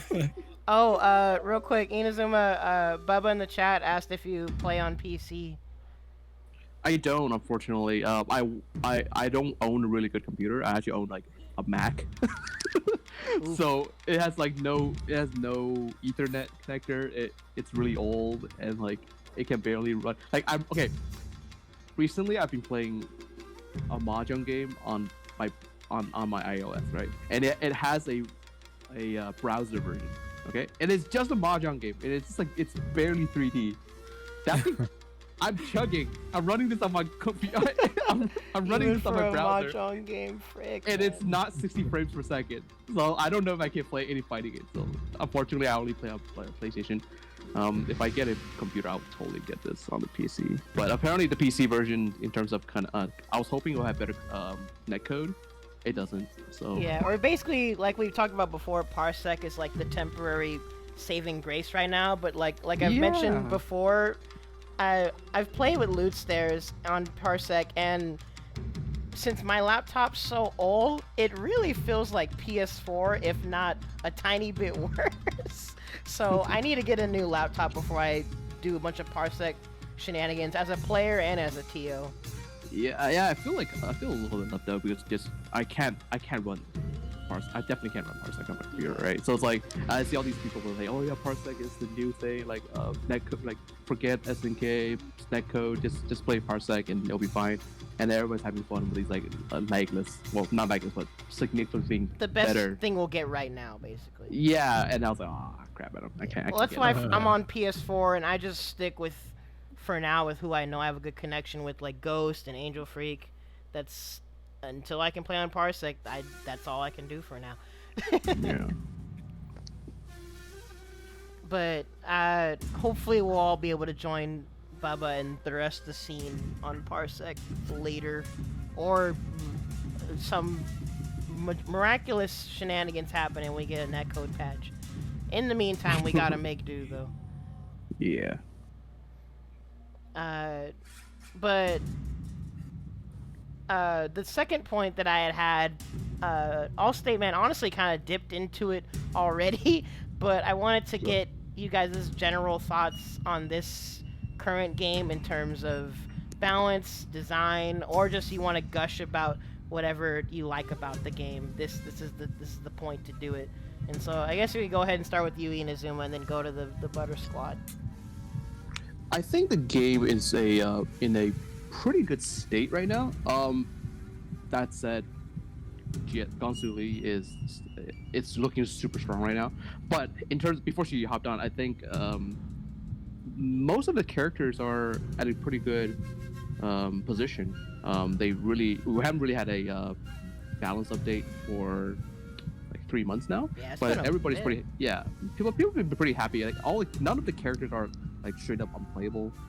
Like Kyoshiro was for a very long time. There's only like one good Kyoshiro that I know is Sugarberry. Sugarberry, Yeah, and even he has his doubts, right? Like he's running Haomaru because he is a competitive player, so he's running Haomaru for the problems that Kyoshiro can't figure out. And even with how good he is, speaking with, he's just saying like, I am working my ass off just to stay competitive. You know, it's like, but he's really good at it, right? But for the most part, this game I think it's in a really good state right now. We are getting a third season that I did not expect. We all thought SNK would just like, this is it, because even SNK was surprised how relatively well this game did. So to see their continuous support for it is surprising, and we're hoping that with these additional money that we're throwing at them for the season pass, we're gonna get netcode or some sort of connection adjustments. I think Insecate right now is trying to pick itself back up after suffering from some financial stuff right after like they're trying to get the funding and gauge interest, right? So hopefully this game will become better, or you know what, if they see enough interest and support, maybe we get like a SamSho Arcade Edition. You know what I mean? Like, it's like Yeah, like like that's one of the things that Matt and them were mentioning earlier is if this game would get like an arcade or championship edition, ultimate, whatever, later on. I think there's a lot of love for this game. Like a lot of people are trying. Like as we can see, there's a lot of interest. Right, people are getting it on the Switch. People are getting it on PC. A lot of people are still waiting. Actually, they said, "Oh, I'm gonna wait for it to come to computer." But I'm not gonna play on EGS, so I'm gonna wait for it until it comes to Steam, right? So there's still people waiting. They really want to play this game. They're just waiting for it to come out on their right system and on platform, and waiting for it to be good. Like recently, I think past month or two, there's quite a few top players who have retired from the game, but then come back to it. I guess because they just can't. They can't quit this game, I guess. You can't fully quit this game. Yeah. The appeal is too but good.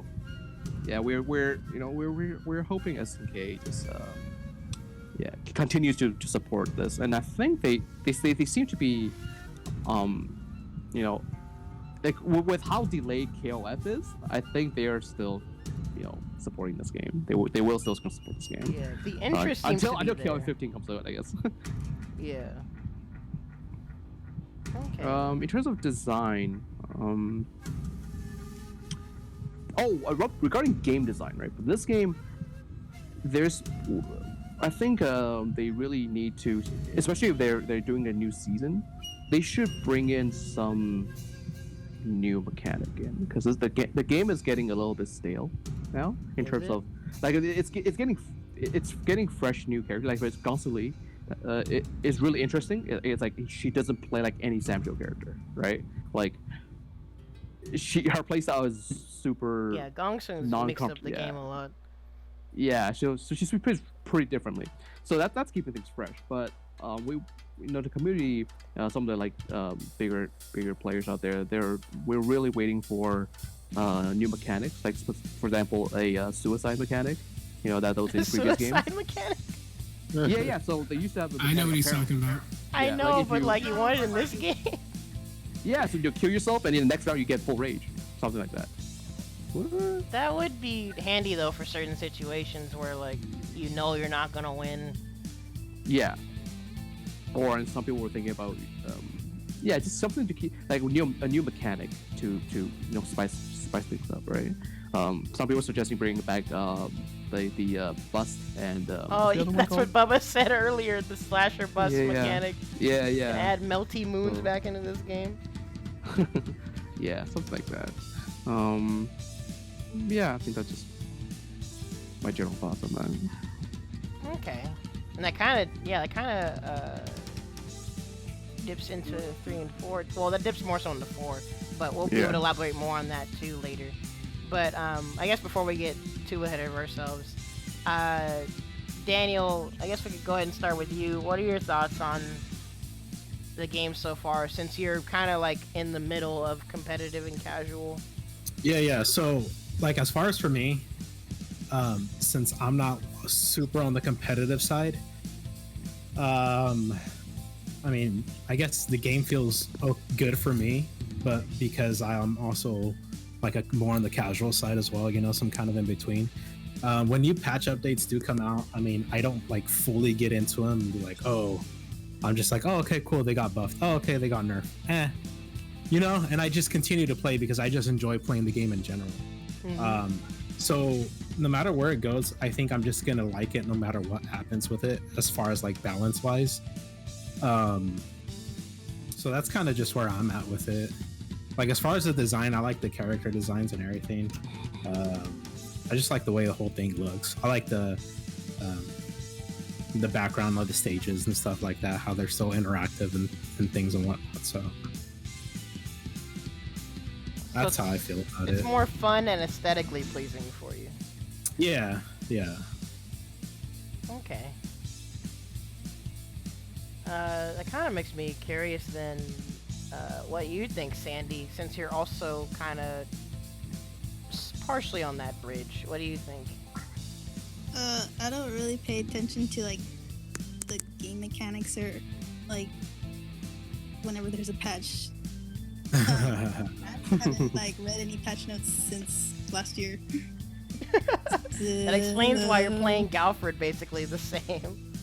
Yeah. Like real quick, like I did change up the way I play Earthquake a little bit.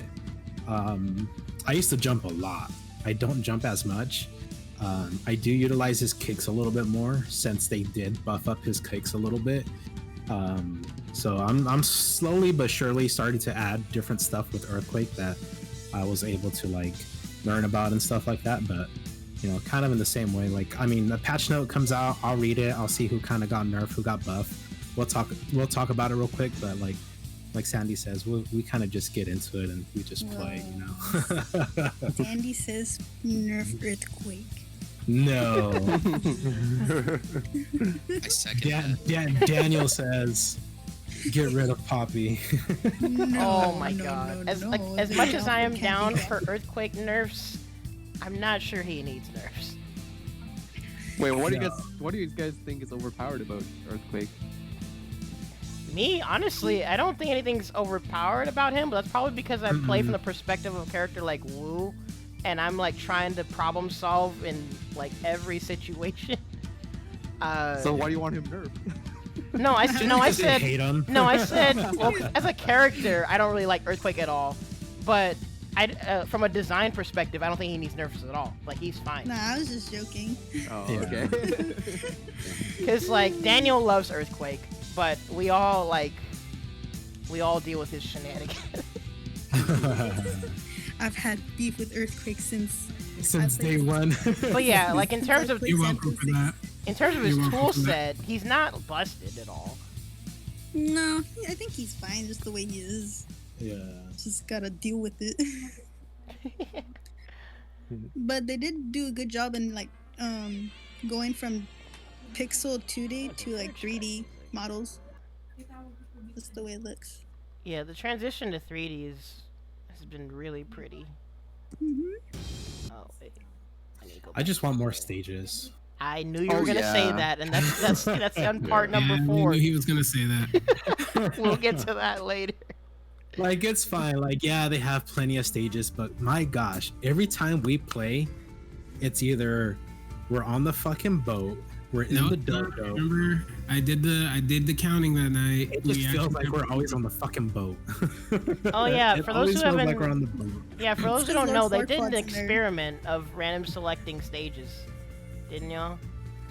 Yeah, Jose kept count throughout the whole Yeah. stream. SNK, I fix still your have RNG, dude. I still have all the numbers for that too. Yeah, he made like this big ass Excel spreadsheet. I'm just kidding. Yeah, I kind of did. Y equals MC squared.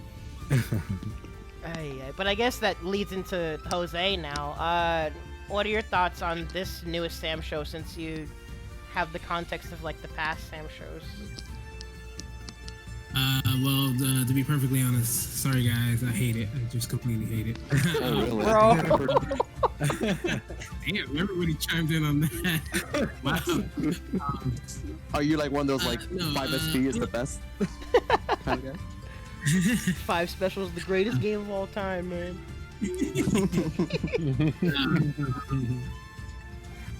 No, it's all about 5 perfect. Come on now.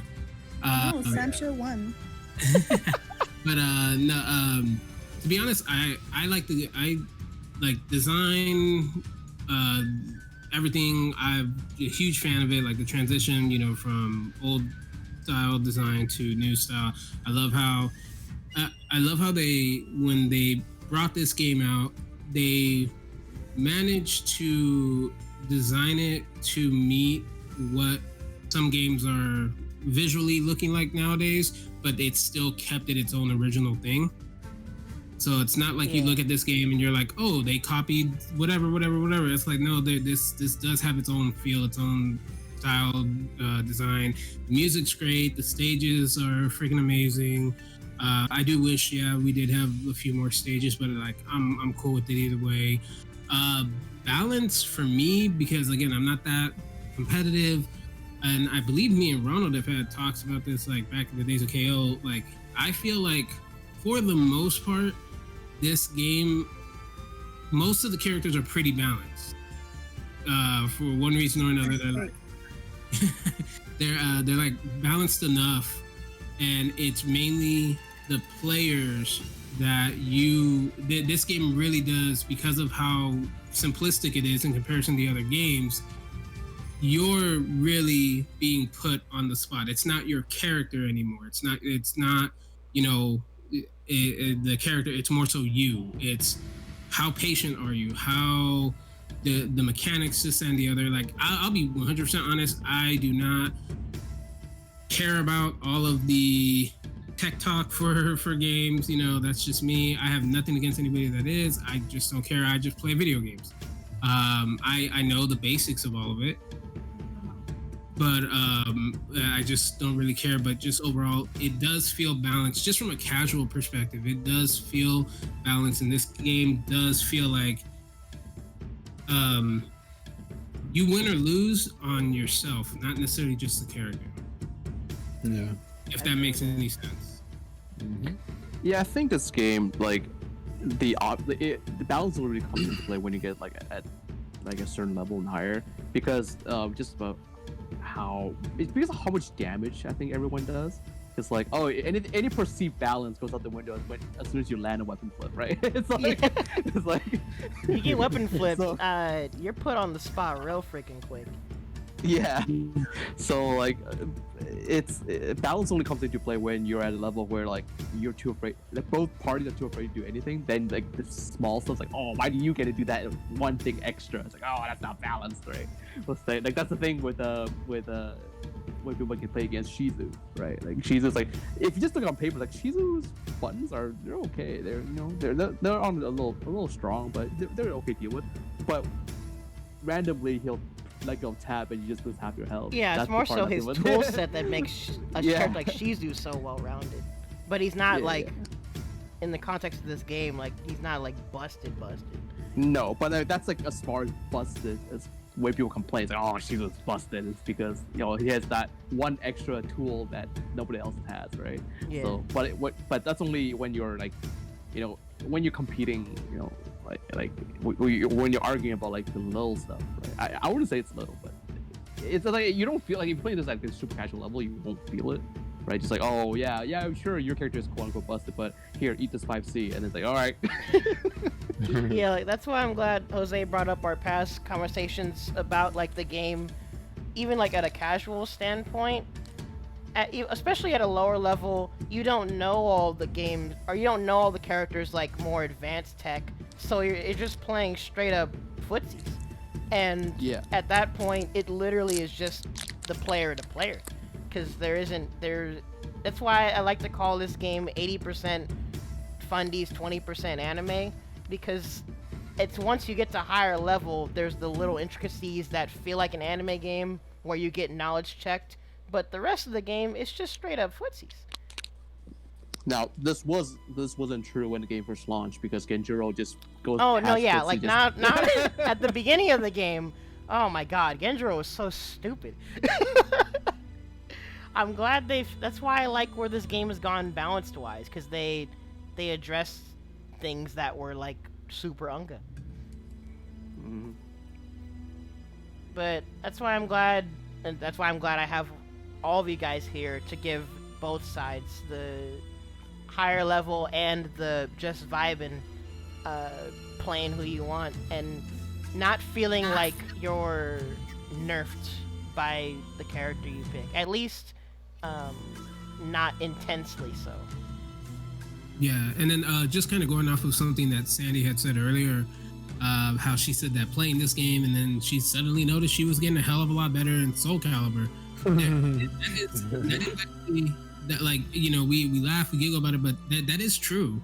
Like, this game, I mean, granted, I am casual, but when I was really playing this game really, really diligently when it came out, I was playing a hell of a lot better in Soul Calibur and any other fighter I was playing, because I was taking the constant just fundamentals that you practice in this game and applying them to everything else, and I was doing like a hell of a lot better in all the games. I could definitely agree. I agree on that as well. Mhm. Like playing this game helped me play other fighting games like Street Fighter, the times we play KOF, Soul Calibur as well. So yeah, I completely agree with that as well. Yeah, hopefully our scene realizes now that I wasn't just memeing when I was telling everyone to play SamSho. Yeah. Because you guys all know that hopefully it comes off the right way, but I try to teach people aspects of games and help people understand things. And when I say play this game, it's not only because it's one of my favorite games, but because this game teaches you important concepts no matter what you play. Yeah, and always remember to pre-reg too. Yeah, that's a concept y'all should have hammered in a long time ago. I'm sorry, I just had to throw that out there. Y'all better freaking I pre-reg. would say you were just being a bully, telling us to play, but you didn't want to play. Gosh dang it. But these perspectives are nice to hear. Yeah. Matt, what about you then? What do you think about this current game? Okay, let's see. Would you guys like to know about the pros or cons first? Whatever you want, man. Yo, this man made a list. This man made a list. Let's start with the Yeah, cons, there's because a I'm kind of complaints. curious. Okay, the cons. So first of all, as much as I do love, I do love the game, of course. The mechanics are great and it's completely balanced, but there are some moments where, for example, say me and Jose had this issue a lot with weapon flips. I know where you're going with this. You know, yeah. Weapon flips? Like, Oh there- boy, what is There'd it? be times where you would initiate a weapon flip and you get to hit confirm, but I guess when you guys both exchange at the same exact time and you hit each other at the same exact time, your initiation of your weapon flip wouldn't matter even if you got to hit confirm off that first phase of it. That makes So, as from what I understand, that depends on the character and whether or not it puts you in a quote-unquote cutscene. In fact, I'm sorry to butt in, but this is something that applies to me a lot because I play freaking Woo.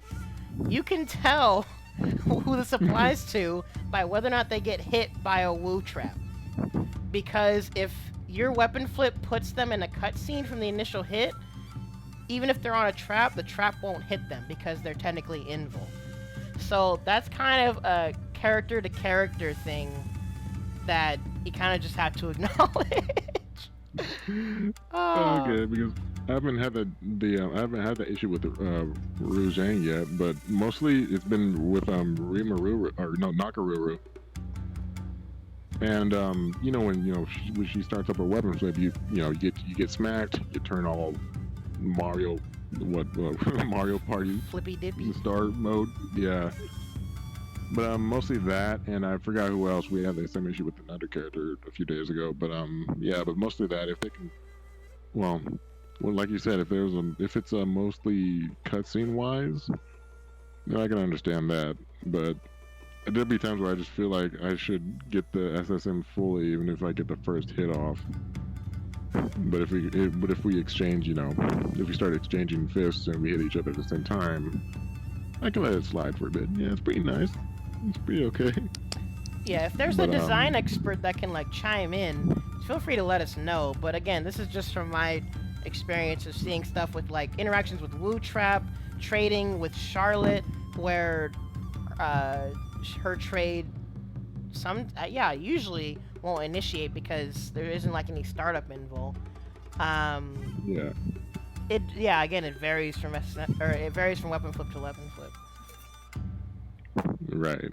Now, along with the list, besides that, there's also it's probably not a big deal, but it'll be nice to it'll be nice to do a background music selection screen at one point. Oh my god, I'm glad you brought that Oh up. my god.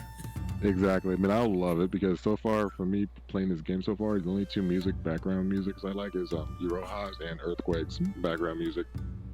Thank you. I completely turned off my game music because I am so tired of listening to Rimururu's theme.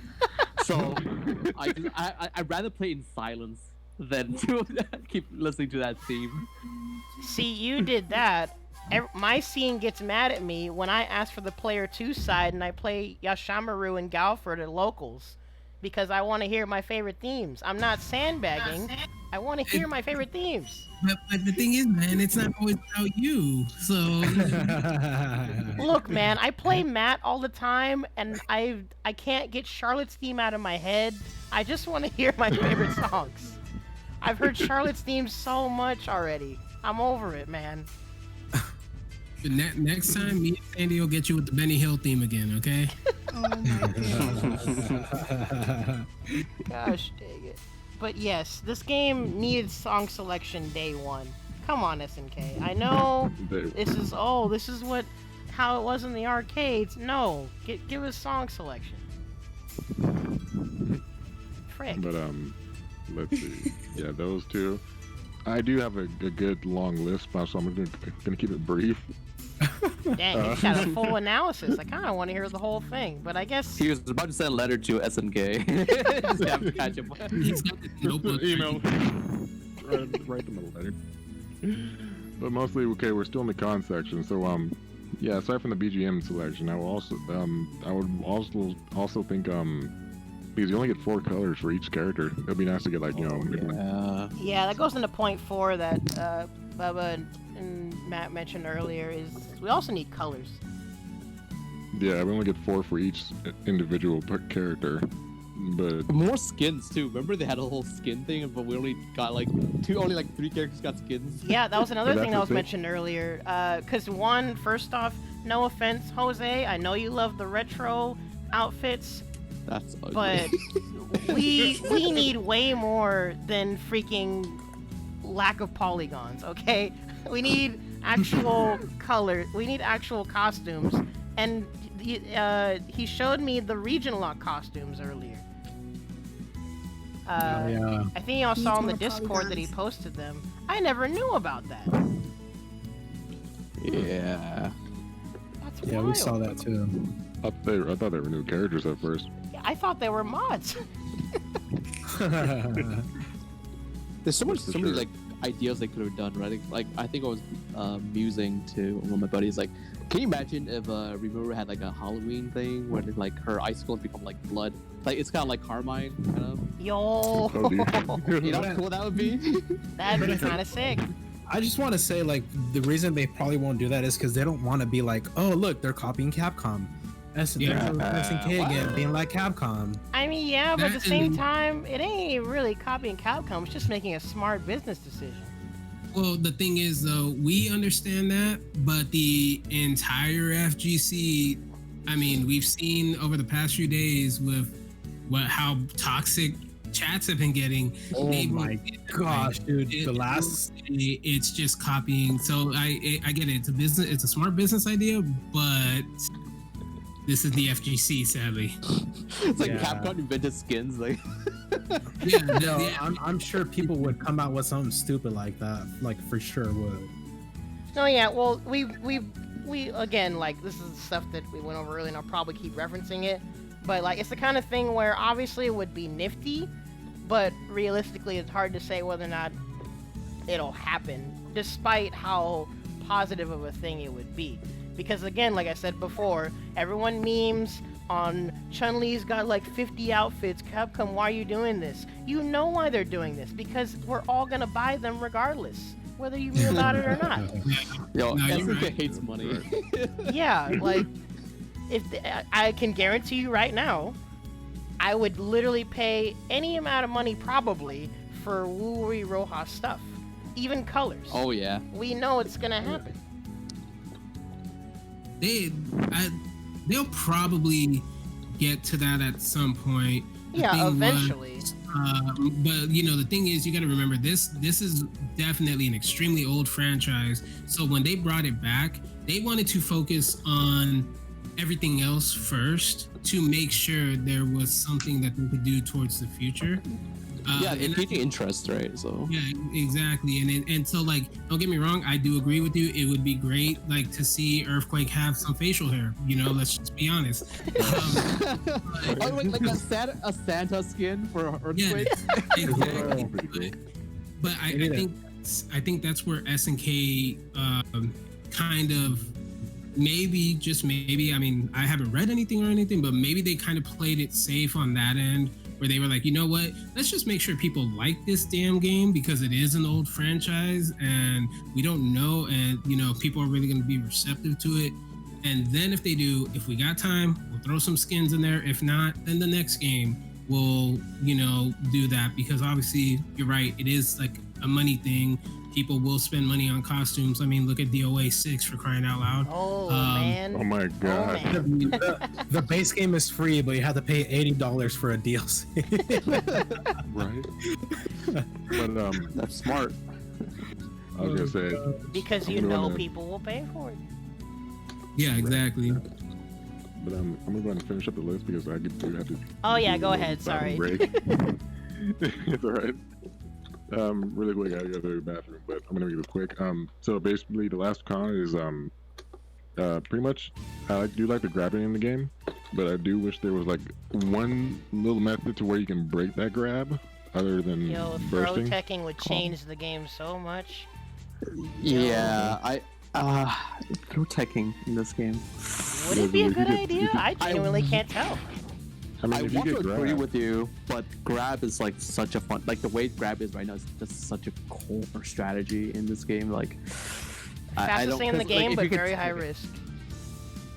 yeah, and Yeah. you would have to burst, but if you burst, then there goes your resources for like the next round. Yeah. But there's definitely that, and really quick, the pros. Yeah, go ahead. Pretty much everything is great. I love the game in the pros section because they give you like they have a comeback mechanic, the bursting, and then the rage meter is a great. You get to infinitely do your weapon flip as much as you can, as long as the gauge is filled. The fact that they give you a fighting chance, even if you're disarmed, it's amazing. You get to either catch the blade or do a knockdown to get your blade back. Weapon catches are so freaking hype. They really are. It's amazing. You kick them away, take their weapon, you pick yours up, and then, you know, tables have turned. And that's pretty much it. Everything is pretty much good. The weapon flip, weapon parries, the sidestepping is great. Patience, like I said, is amazing also. But other than that, yeah, mostly I really would wish that they had like more skins, more stages, of course, background music selection. Please, they gotta fix that. Either fix it or the weapon flip startups on exchanges. And that's about it, pretty much. Yeah, that's my list. Now, if everybody would excuse me, I would have to go take a little bathroom break. Oh yeah, go ahead and just pop back in whenever you get back. And I'm Will gonna do. want to revisit the topic about grabs later, because I mean, we'll get to it when we get to number 4. But earlier we were talking about like mechanics to be added and whatnot if you would want them. But now I'm genuinely wondering what throw text would do to the game. But I'll save that for point 4, because now we're getting into point 3 of what everyone's thoughts are on the DLC as a whole, as in from Shizumaru to now. And what do you speculate for Season 3? Yo, Cham. Damn. I believe Sandy's been on that Cham since like the beginning. Yeah. Or go ahead. Oh, this is all hearsay, but like apparently, one of the more prominent members of the community said he actually talked to, like he spoke with Crispy Kaiser about Cham and how like they really want her in, and Crispy Kaiser had it leaked saying that they did talk about it, like the director did talk about it, but they said they're not going to do that, not gonna put Cham in, just because like she wears like a leotard thing and she's a kid, and they don't want, in this today's climate, they don't want to deal with that. Yeah, Angel Freak was in the chat earlier and basically deconfirmed Cham. I guess partially lore-wise too, because how old she'd be, and also I guess again it would come down to how they would redo stuff for whether or not They she's didn't older. redesign her though, like Yeah, Remu like- got redesigned, so If they were to like redo her, since this is a retcon, they would just have to redo how she's there with Tam. Is she older? Redesign her however. So unless they decide to like do a U-turn and do all that, that'd be amazing. And then she'd be in this game. But for now, I could see her being deconfirmed, basically. Yeah. So it was Angel Freak. I was wondering who it was. I can't remember who it was. Yeah, he was in the chat earlier.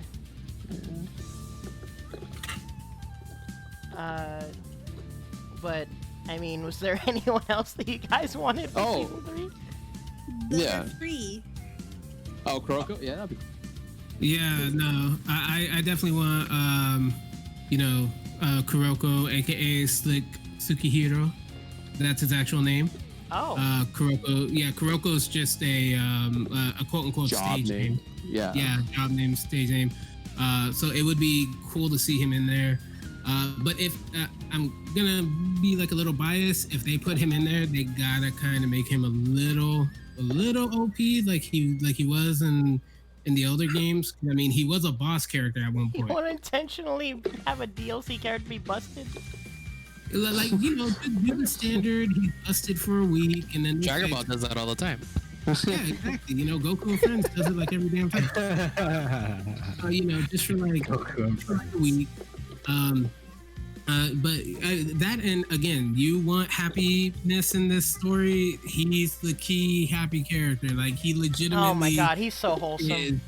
He really freaking is, dude. Like his opening to the fights, his brothers are giving him encouragement to do a good job in the fight. Like that is like the most wholesome shit in this whole damn franchise. Well, one of the most wholesome things, Yeah. And I mean, Right. I wonder how likely Kuroko would be. They have to get through the other characters before they get to him, I think. Yeah, well, I There's mean, too I many more imagine more, the yeah. scene would be in an uproar if they ignore, or if all of their other requests were ignored for Kuroko. I can understand that, but Kuroko in this game would be cool. I think what they could probably do, which would maybe make people happy, is since they have a format of at least one free character per season, make him the free character. He'd be an amazing free character. Yo. Like it's the character that a lot of people do like, but for those that are really trying to make this competitive and really want like good options, okay, you didn't pay for him, he's free. There you go. So both sides of the spectrum win. Like the people that want him just for fun because, hey, he's a fucking happy-go-lucky dude who throws fans at people, or flags at people. Like, there you go. And then you'll get, because like me, I still want Genan in the game. That'd be cool. I want Genan.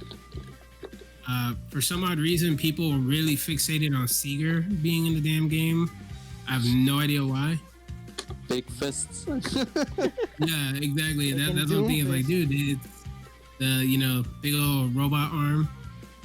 It seems to be one of the most requested that I keep hearing about. Now that I think about it. Yeah, now that the top four, Now the top the three of waifus are the in. top four. Yeah, This the only is one, absent for a while. That's probably the reason.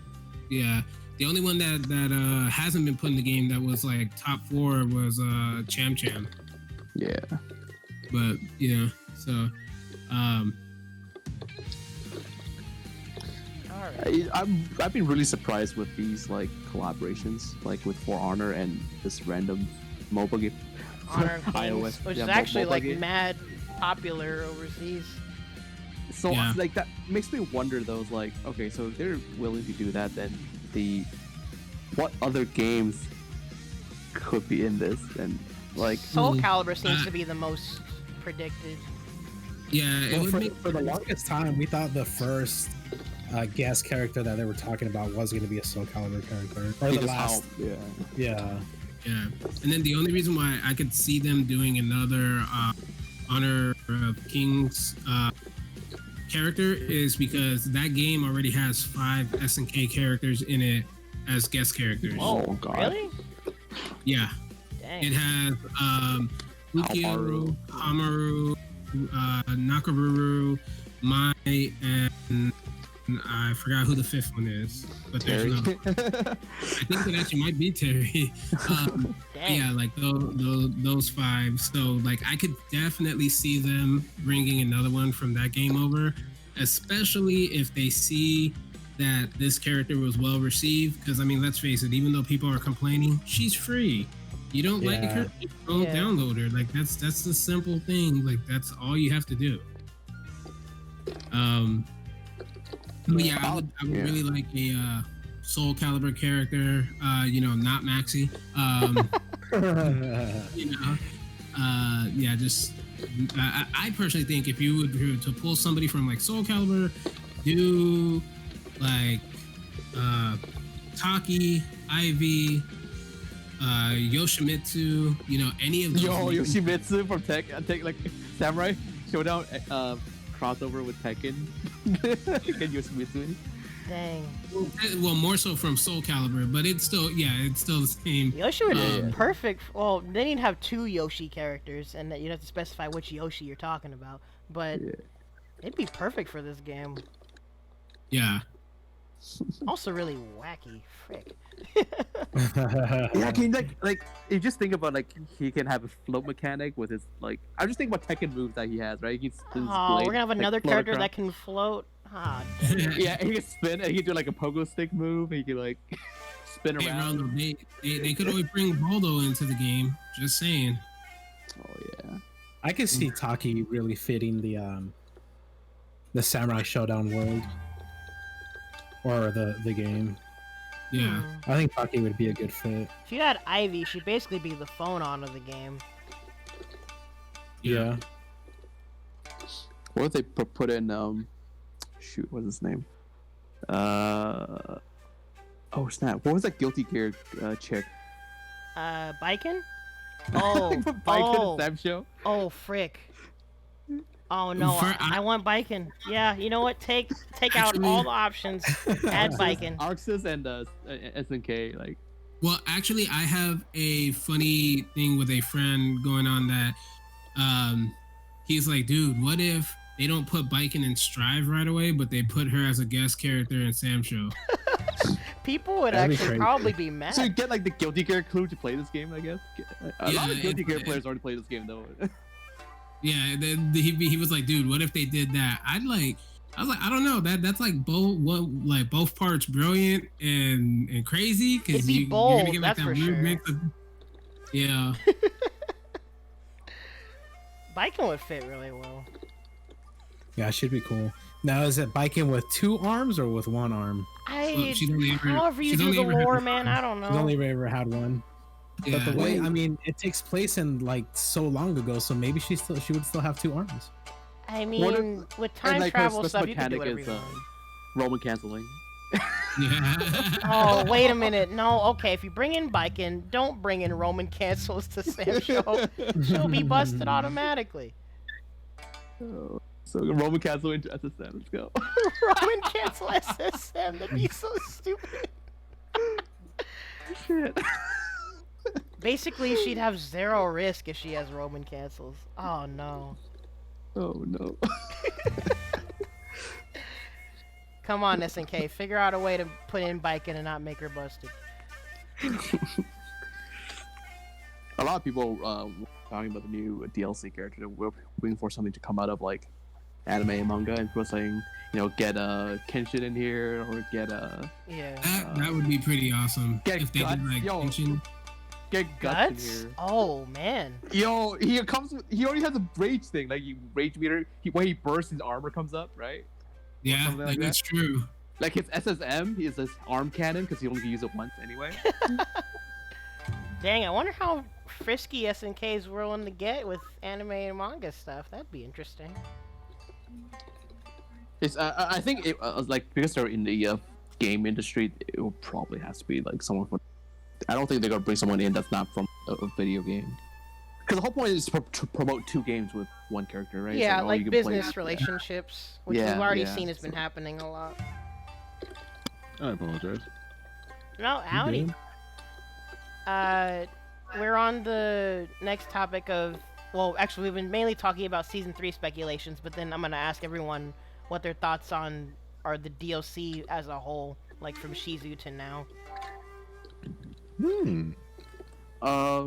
I think the characters have been pretty good. Like I've noticed that each character they brought in has a like a good mechanic that adds Yeah, they're all flavor unique. to the game. Yeah, they didn't really like, oh yeah, here's a new character, right? It's like if they brought a new character, and it was just like I don't know, who would be like a really bland pick for DLC, like. I feel like I don't know enough about old school SamSho to know who would be a Like clone pick. would what if would Zankuro be considered like kind of bland? I don't know. Probably for this game, yeah. For this Yeah, game, right? probably, yeah. Yeah, so like I'm glad they didn't do that. They just like, oh, let's bring in Basar, a wacky teleport guy, wacky fake outs, and let's bring in Wanfu, guy who throws weapons at you, right? Throwing It's like freaking hands. yeah, so it's always like different mechanics with each DLC, which I think is good because they're adding flavor. Because they're not adding anything. It's not like I guess Street Fighter where they're adding new mechanics with us different seasons, right? Yeah, the like with, flair you know, is the way they great got- with the characters. Yeah, so that's the way their way of keeping it fresh. So I think they did a good job with that. I do wish that they're more like they do introduce more mechanics with each DLC, right? And they need to add more content because you remember when they used to read these DLCs early on, they gave you a new stage with each new character. But they stopped doing that. Yeah, Yeah, in the beginning. Yeah, it's Yeah, more stages. Yes. but the DLC has been okay. Yeah, no, I definitely like. Oh, sorry. Go ahead. Oh, and the best part about it was their release timeline. It was one character every month. That was really good. That was so Yeah. great to look That was forward amazing. I to. don't know if they're gonna do that again. I hope they do.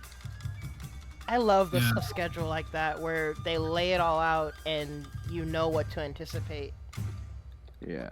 Yeah. Just one character a month, and that first season, that was like, that was choice, and I think like for me, that's what kept me playing as diligently as I was in the beginning, because whether I was gonna use that character or not, you always knew like that was gonna change up how people were playing. Yeah. You know. And that's what brought about the mini balance patches too. Yeah. Yeah.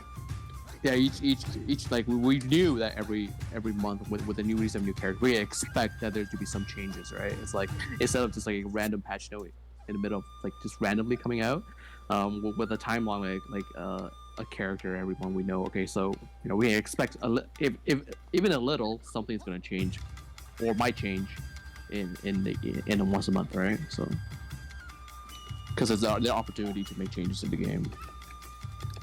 Yeah. And the one thing that I've liked about the DLC characters is like Inazuma said, is that you know it's always been like a nice variety, and something that like I've seen like a lot of fighting games over the years kind of suffer from.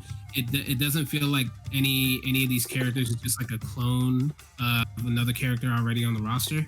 Mhm. You know, like you said earlier, it feels like each person is like this variety. It's something different, something new, and they just add more to the game. Very much so.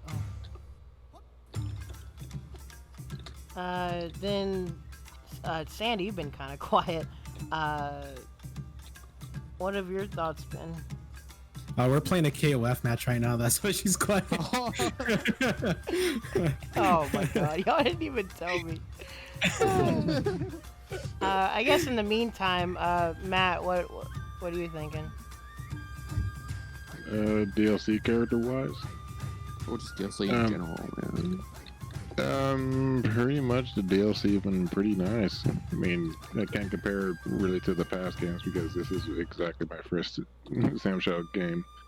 So I don't know who, what character is what or who character is who, but so far, these characters have been pretty wild and nice. Like so far, the Guna got what's her name? Gung Sung Lee. I just call it GSL. GSL. I'm not gonna- yeah, We call her There you Lola go. Bunny. Lola Bunny too, yeah. Oh my god. You just call her Lola Bunny, or and then I'm before her not was calling her Lola Warden. Bunny. Umbrella we, Blue. we, Like, we we're- have names for all the characters, man. It's gonna happen. You should have heard Sandy earlier when she was playing her. she was like, "Oh, she doesn't hop." The disappointment Sad in, about that. the disappointment in her voice was like, "Oh." I mean, she's You her want another backdash. Euro? What? Her backdash is a little hop, and her jump is a really quick jump. Hi. It's Yeah, high and quick really and fast. fast. I was like, okay, yeah, like she can get away with it because she got them rabbit ears and rabbit tail, Little bunny. She a bunny. little bunny. And then before her was Warden or Farquaad. Lord Farquaad. Oh my god. Why? I can't wait for the next DLC to find out what his name's gonna be. Like Shizumaru, that's Demon Baby. Demon baby. But who was the DLC before Warden? Iroha. Getsu? Iro? No. Iro? Yeah, it wasn't No, Iroha. Iro, yeah. It was Iroha, Sagetsu, Mina, and Shizumaru. No, you Well, forgot Shizu was Basara. Oh the second one of Kazuki season too. one. Oh shit. Kazuki, Basara. Oh wait, yeah, I had them up Rimu. earlier. I'll bring them back up. Give me a second. Cool. But yes, DLC is really nice. Iroha was probably the first DLC I seen when I got the game. Yeah, Matt Iroha- doesn't have all the DLC characters. I don't. I only download the ones that I feel like I enjoy. We're gonna fix it. We're gonna fix I was that. gonna say, I let's don't have- definitely fix that ASAP. I don't have any Kazuki. Yeah, Why Sandy not? doesn't either. Yeah, we're gonna fix that for Sandy too. You have Gugane. Oh my god. She goes, But I don't have Kazuki. I don't have Rimururu. I don't have Wing Fu.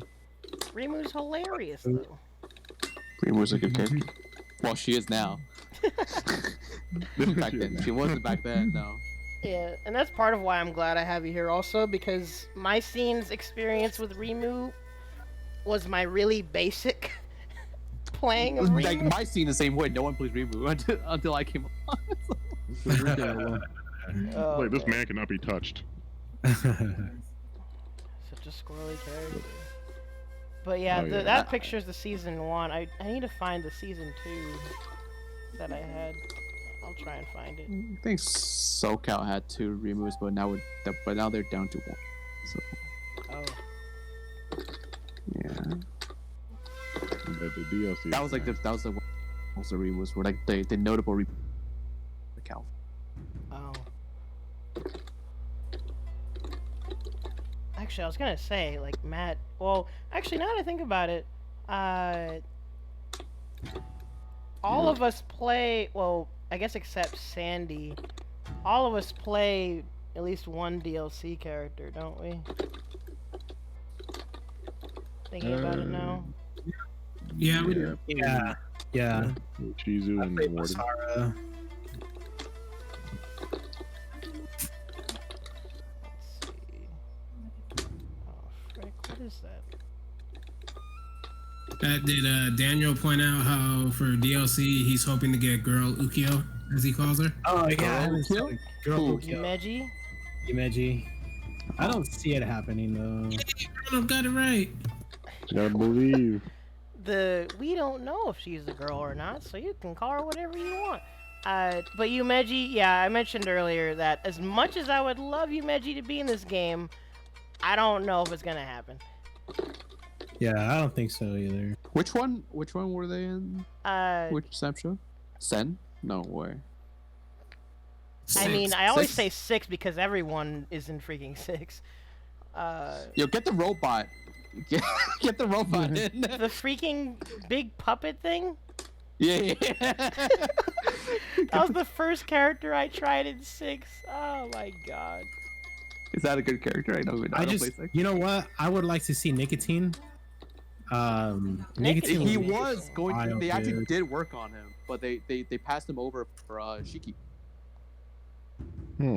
There's still a chance. yeah, like they have them all like sketched out and like character design and everything. Just like, I mean, all if right, we're gonna have Haramaru, Shizu in there, Genjiro, and you don't have Nicotine, it's like, come on. you know, I actually want them to bring in some of the scrapped characters as a DLC. Like, did you see the art book? Yeah, Like, haven't there's did. like seen a it. firefighter. There's a guy who fights with a chair. Yo, that guy is sick. What on earth? I think is he a wrestler? Like he has like a war paint on, and then he has like a stool. Like that's his weapon. So I think he's a wrestler. Like that would be super sick. Like you hit somebody with a chair. They also had what's her name? What's Basar's wife's name again? Kagaribi. Yeah, Kagaribi used to be was a character that was considered for as a character in the roster as well. Really? Yeah. So you could play like Basara, and then you could play his wife. That'd be sick. Because, like I mentioned before, I mean, obviously they listened for the first part to fans, but at the same time, just for me as both a player and a designer, I would hope and assume that part of what they decide on for characters has to do with the direction they're taking the lore, because this is a reboot after all. So I would imagine and hope that they're probably going to decide on stuff based on who they're going to focus on in terms of the lore and where the story's going to go. Which is why Nicotine would make sense. President. Yeah, that's why Nicotine probably wouldn't be in the game, because he's technically the one watching Shiki's kid for right now. Well, she hasn't had the kid yet. That's later. She doesn't have a kid yet, right? That's way later. No, according to from what I read, at this point in the story, she's already had her kid. Wait, how? This story showed her first awakening. Yeah. I want to like. Would Amakusa have to be dead first and like resurrected into another body into a? Yeah, because they didn't even bring all that in yet. That'd have some explaining to do. Well, no, the reason is because the only way she can have that tattoo on the back is if that's already happened. Oh. Yeah, that snake tattoo was given to her by all of that. So if she didn't have the tattoo, then yeah. But no, that's why I'm saying, like, from what I've read, unless they recently updated it, yeah, her kid is already with Nicotine. And while she came out to figure all this out. Oh man, that's a major retcon. Like in terms of timeline, is why we need more lore. Yeah. That's a major retcon. Interesting. Whoa. Wait, does that mean like Yuga the Destroyer is technically also viable? Yeah, that would completely change who's also possible to add. In terms of, yeah. We did see the guy, what's his name? Gao? In the, like, we see him in the painting in the beginning of every character's story mode, right? So he could probably make an appearance. Oh, yeah. That, technically, Kazuki and Sogetsu's sister could also make her appearance. This would be the first time she's ever been put in the game. That would be a good move. She's gonna be a zoner again, though. I can't see her doing melee attacks. She seals demons and shit, right? So like. Yeah, because she's the one that sealed the demons into their swords. Yeah, so she's gonna be like magic based.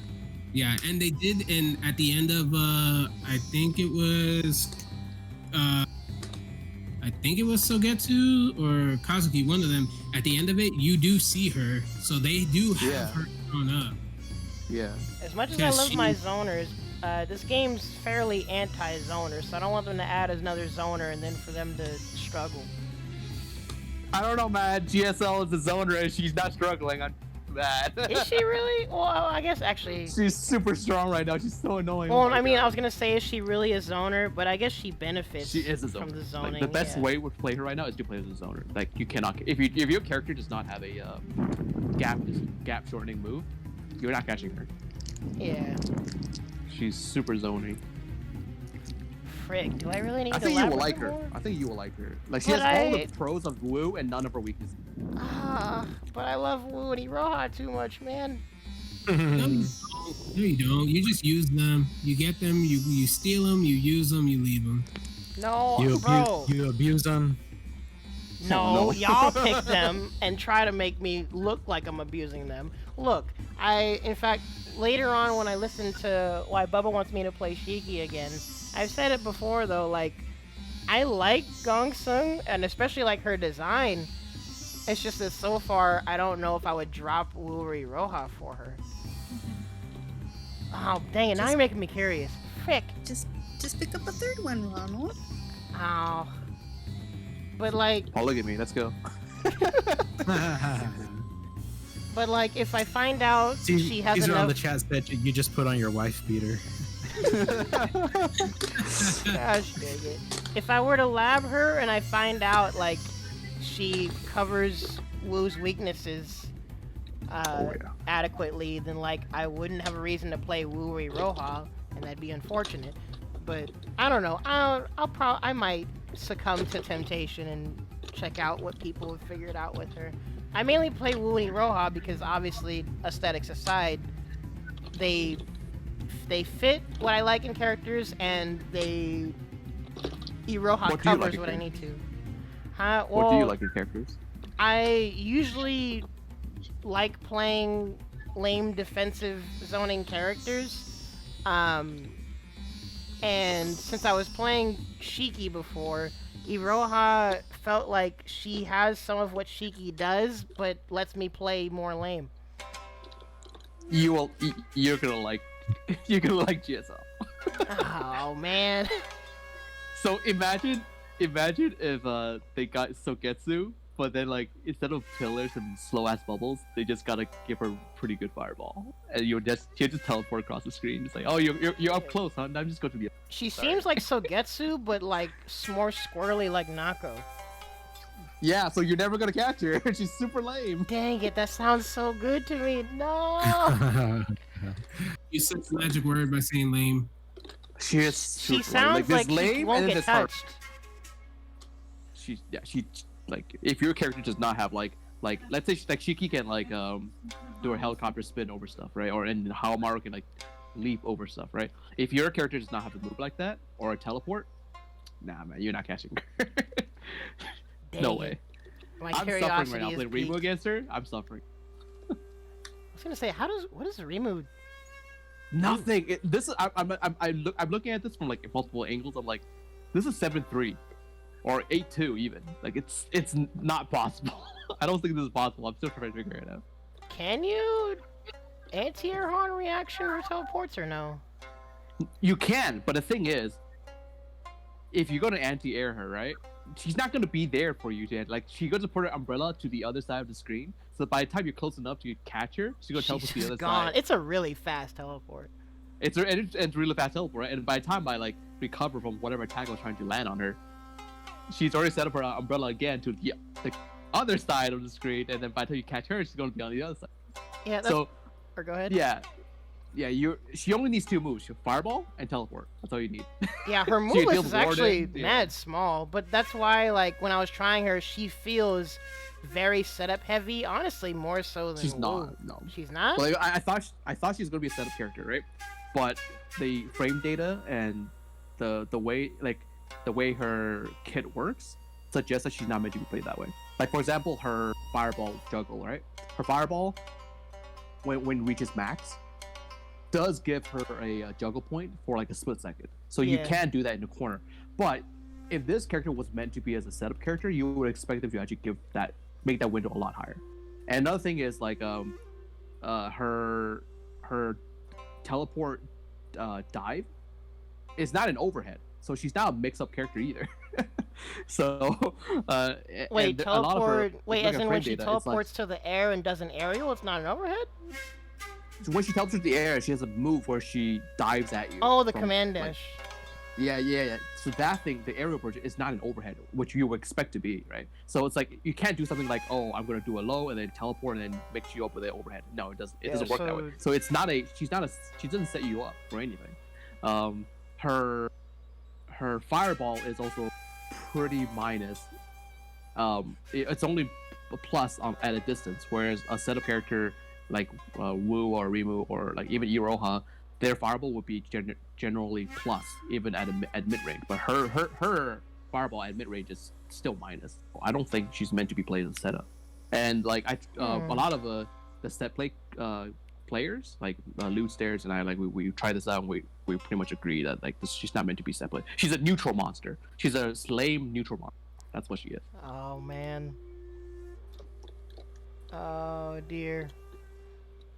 I mean, you can do like weird setups, but like for example, you throw umbrella behind them, and then you run up to attack, and you teleport behind them and hope that they block the wrong way. You could do that, but if you're gonna do that, like why put yourself in the risk when you can just shoot fireballs? Yeah, exactly. See, I'm glad you said that, because people, when they see me playing like zoner characters, or even someone like Matera that has quote unquote set play, and they wonder why they wonder why I'll back off sometimes, is because I'm playing a freaking zoner. I'm gonna try and run some pressure, but then why would I try and push that risk after that when I can just get back into my optimal zone?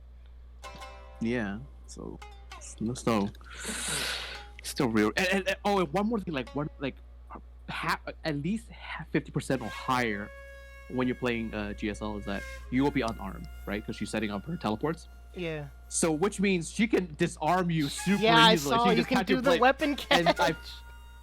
And I found, okay, so when you throw out your umbrella, you would think that move is minus, pretty minus, right?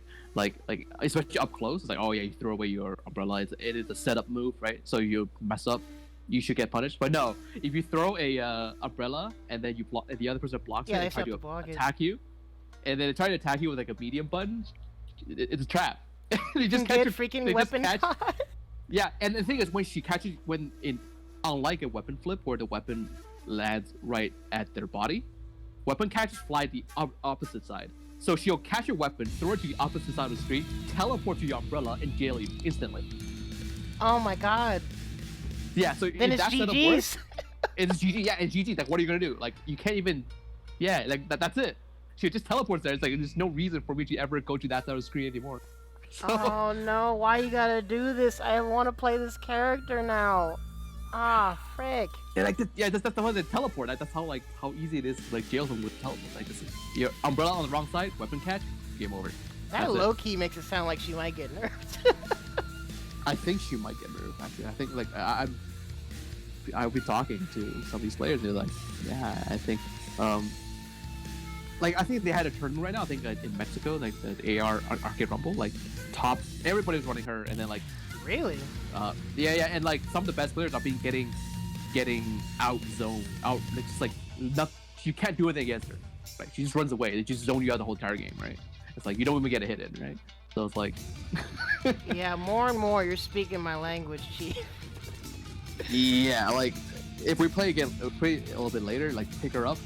I'll tell you, you don't even need to know anything about her. Just throw fireballs, set up her umbrella behind me, and then when I get close, teleport, and then run the whole thing over again. Rinse, repeat. It's impossible. I swear.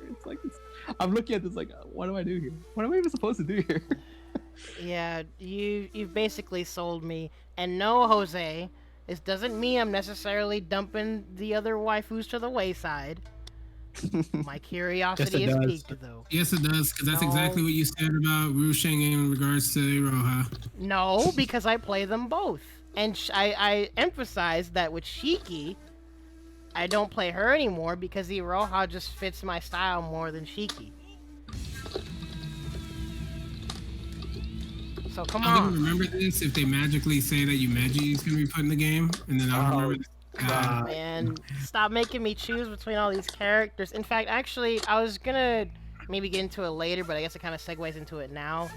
Where my thoughts personally, one, I didn't expect a season 3, but I was kind of feeling like I don't even know if I want a season 3 because I don't want this game to get bloated with content and just more and more stuff added to where the stuff that's existing kind of gets overshadowed, because honestly this game's roster is fairly big, especially for something, because again I try to think things from a designer perspective also. This roster is fairly big from a competitive standpoint because they already have enough on their plate to balance as it is. So you bring in a season 3, that's just adding even more stuff to worry about. And I think they're gonna have up to season just for the looks of it. I think they're gonna fill out the second page. That's just how many characters I think is still Oh remaining. my god, There's, that'll be a lot of there's characters. No, there's only 6 spots left before that thing gets filled. The second page. Yeah, the second page. I Really? counted. Wait, Yeah, I've been- 6. Isn't there more than that? Hold on. That's, No, that's there's one only- season. That's a one entire season. Yeah, that's one entire season with an extra character because seasons 1 and 2 both you're have 5. right. So season 3 would have to have 6. You're right. There's 3 more slots in this row, and then 3 more at the bottom. There's 6 more. So that's exactly 1 more season. Yeah. Okay. And I mean, like, 6 characters, I mean, it doesn't sound terrible. At the same time, I just wouldn't want there to be, like, too much thrown into it, especially since it feels like the game's such in a good spot right now. I already know that on the developer's side, they'll have to add these characters, stay on this straight and narrow path in terms of balance that they've had, and I don't want them to mess that up. I actually don't. In this game, I actually don't think it's too hard. I don't think it's gonna be easy to like break because I think just because of the way the game works with all these like comeback mechanics as well as like the raw damage that you can output, it's just like Yeah, it's probably easier to balance compared to other games. yeah, it's like as long as your character doesn't like.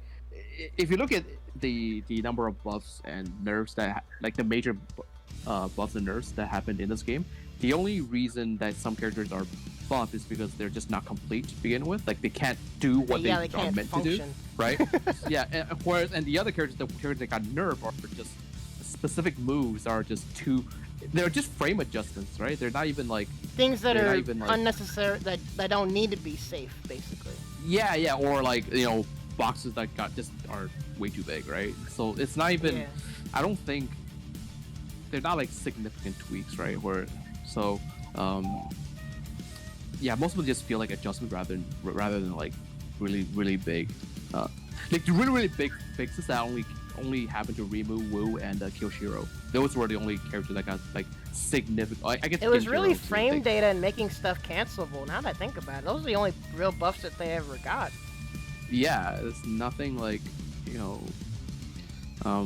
yeah, I guess so. So like, like long story short, I think it's hard to break, right? Like it's hard to like make a character that's like super overpowered without being super obvious about it, right? It's like, oh, if this thing does 50 damage, like Basically think making so. a boss character. Yeah, like I don't think you can mess up too. Like you can make characters like unusually weak. Like Sogetsu is like unusually weak right now. Is he Wanfu really? is also Everyone's saying yeah. that. Sogetsu is like yeah, he's unusually weak for a character. Like, cause he's oddly slow for some reason. He just feels so. I don't know. The main He reason I feels- wonder why everyone says he's unusually weak because he's clearly still competitively viable. I have not seen a top Sogetsu like a new stairs is right, but like still, it's like it's not convincing. Like he's the like it's like saying Kyoshiro is the top competitive character. Like yeah, there's a one guy who's up there, right? It's like I don't know. I don't think Sogetsu is True. is- Like is- there's more to be proven, probably. yeah, like Sogetsu. Yeah, I'm a guy Sogetsu- though that when people say a character sucks, I don't ever say a character sucks unless they're like actually dysfunctional and can't be played. Yeah. Yeah, I mean, yeah, like they like Sogetsu is like slightly like for example, it's really funny. Apparently, right? Apparently they put them in this recent DLC, right? So what they did was they made the hitbox on the water slightly wider. And then all the Sogetsu players, when they saw the patch notes, they were super excited. Like, oh yes, finally it's gonna be a thick water filler, and people aren't gonna like, because visually you were like, it will clip you, but it will do no damage, right? So it's like you're like, oh finally. But then when they went into the game, they tested it out. It's like, oh wow, they increased it by like 2 pixels. Great. It's wider, but not really. Like, oh god. So that'll probably get addressed more in the future, maybe.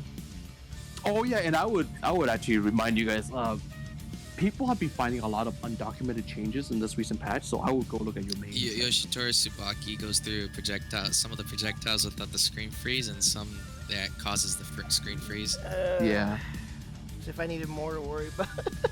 Like Alfred's dog slows down the game, but when you do it against the Plasma Blade, it doesn't slow down the game, so it's kind of weird. Yeah, Goro mentioned it, but I don't understand how this impacts it because it freezes the game for both characters, both sides, right? So I don't know. Oh yeah, how like that hit influ- stop, Didn't right?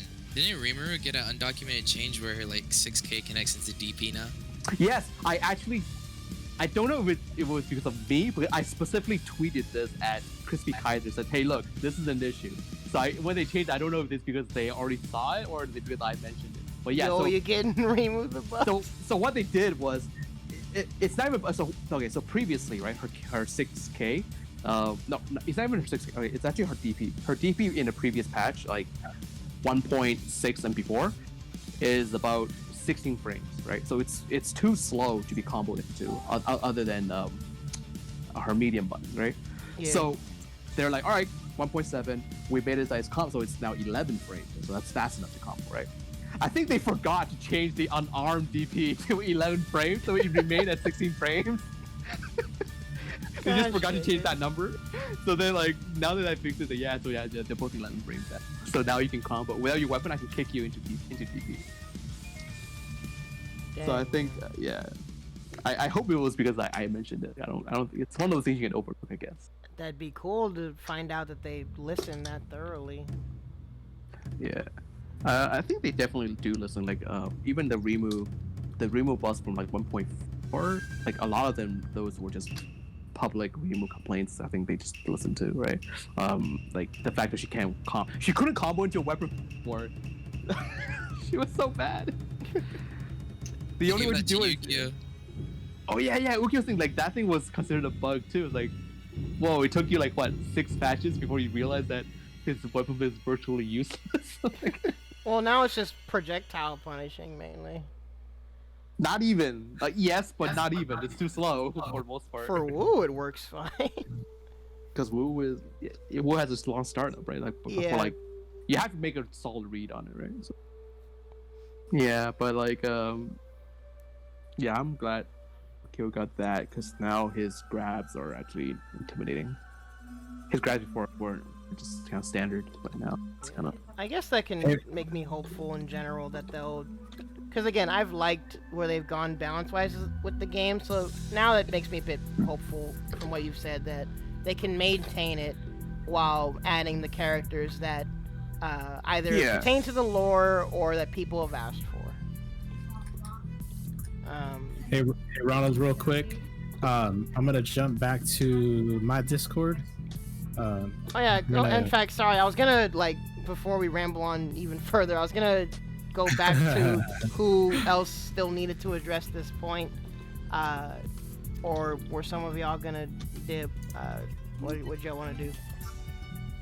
I was gonna jump back to my Discord. We're playing we're trying to play KOF, but we're also trying to listen to the questions at the same time. So. Alrighty then. In fact, I don't know how much longer we'll go, but if you guys are still somehow up later on playing KOF, I might try to jump in. Okay, for sure, man. All right, y'all. Alright, B-Boy Sonic stream. Thank you guys for having myself. Butter Squad. Need That's to get right. y'all a logo or something.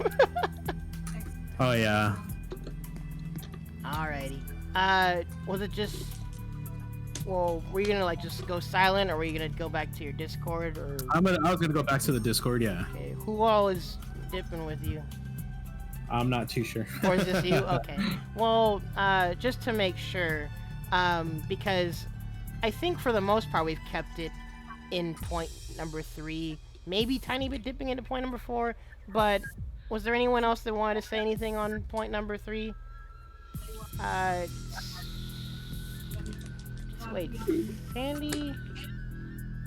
Oh, Then again, Sandy's God. been quiet this whole time playing KOF. Yeah, we're playing KOF right now. We're getting into some like pretty back and forward matches. so she's kind of quiet. Well, did anyone else have anything to say for point 3? Because otherwise I could go ahead and move on to the next thing before we get too into it. Nah. Nothing really that like hasn't already been kind of stated. So. Oh, I do for season 3. I do wish there was a grappler character because that would be cool. Garo. A grappler character? Yeah. Probably, I'll probably put Seeger in now because he said that. Just play one food. No, I'm just kidding. No, I mean like actually like multiple different kinds of grabs. Right? Well, like, that's what I'm thinking. Like, if you make a genuine command grab character in a game like this, how do you balance a character like that for a game People like are just gonna SamSho? spot dodge and SSM you. Yeah, cause like. Well, I mean like Hanzo is almost like basically you really can't SSM a command grab anyway, right? So the only difference is that command grabs in this game are treated as regular grabs, where you cannot grab a aerial character while standing. There's air grabs, right?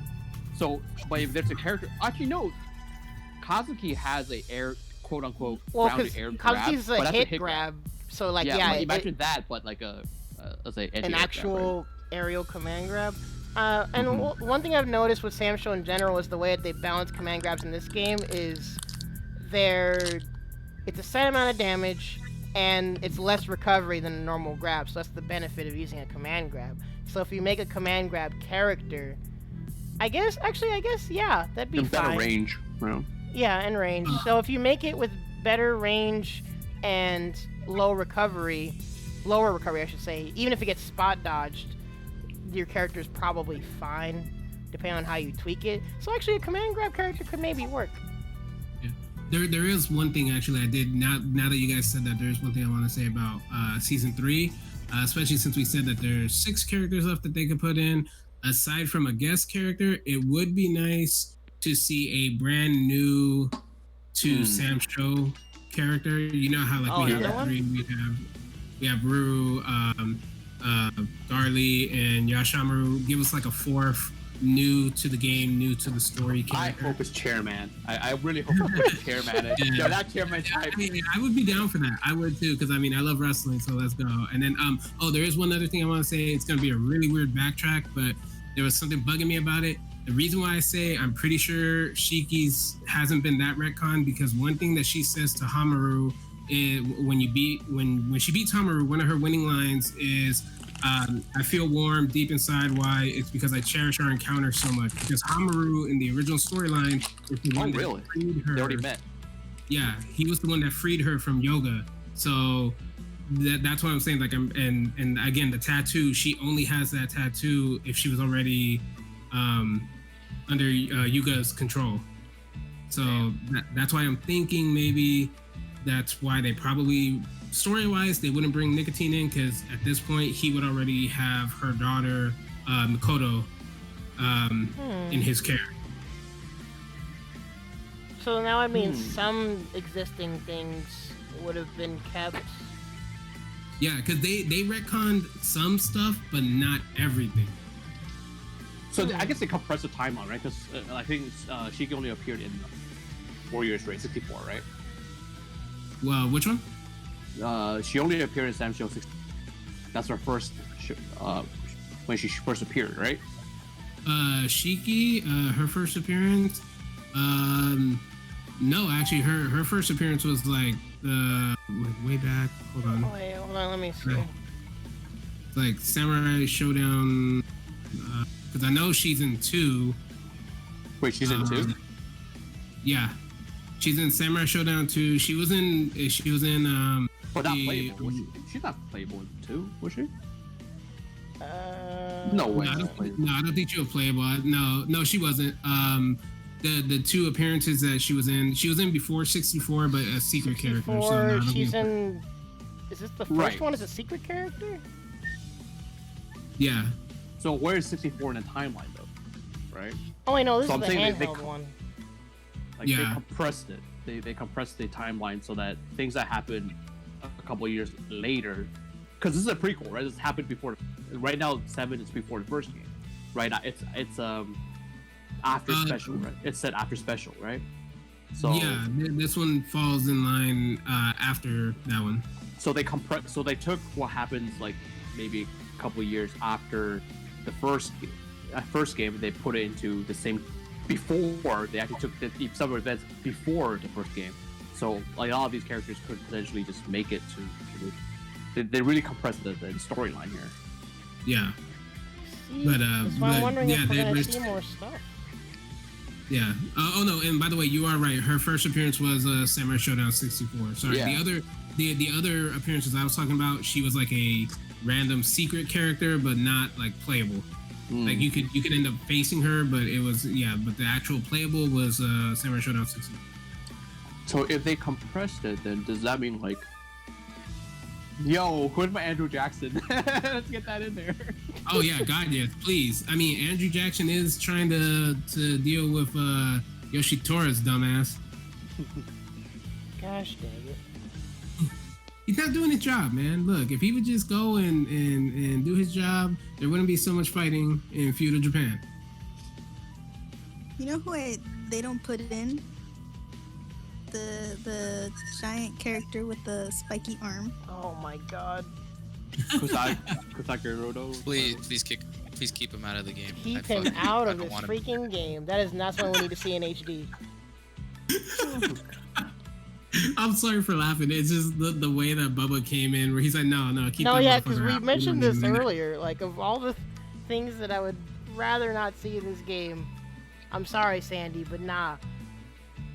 there. No, she said to keep him out too. Okay, Yeah, okay, thank you. I don't Sandy. want him there. See, Sandy's a real one. Oh my god, see? This is why, like, if you're gonna leave little teaser Easter eggs at the end of your story mode, and you're gonna, like, compress the timeline like this, we gotta see more. I need to see more lore.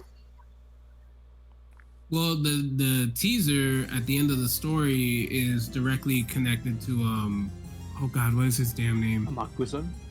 Yeah, thank How do you. you spell that again? Amakusa. Hold on, I Who? need to... Which game was he first shown in again? Which character? Who are you talking about? Who you just said? Because I keep forgetting how to say it. So the demon guy or Amakusa?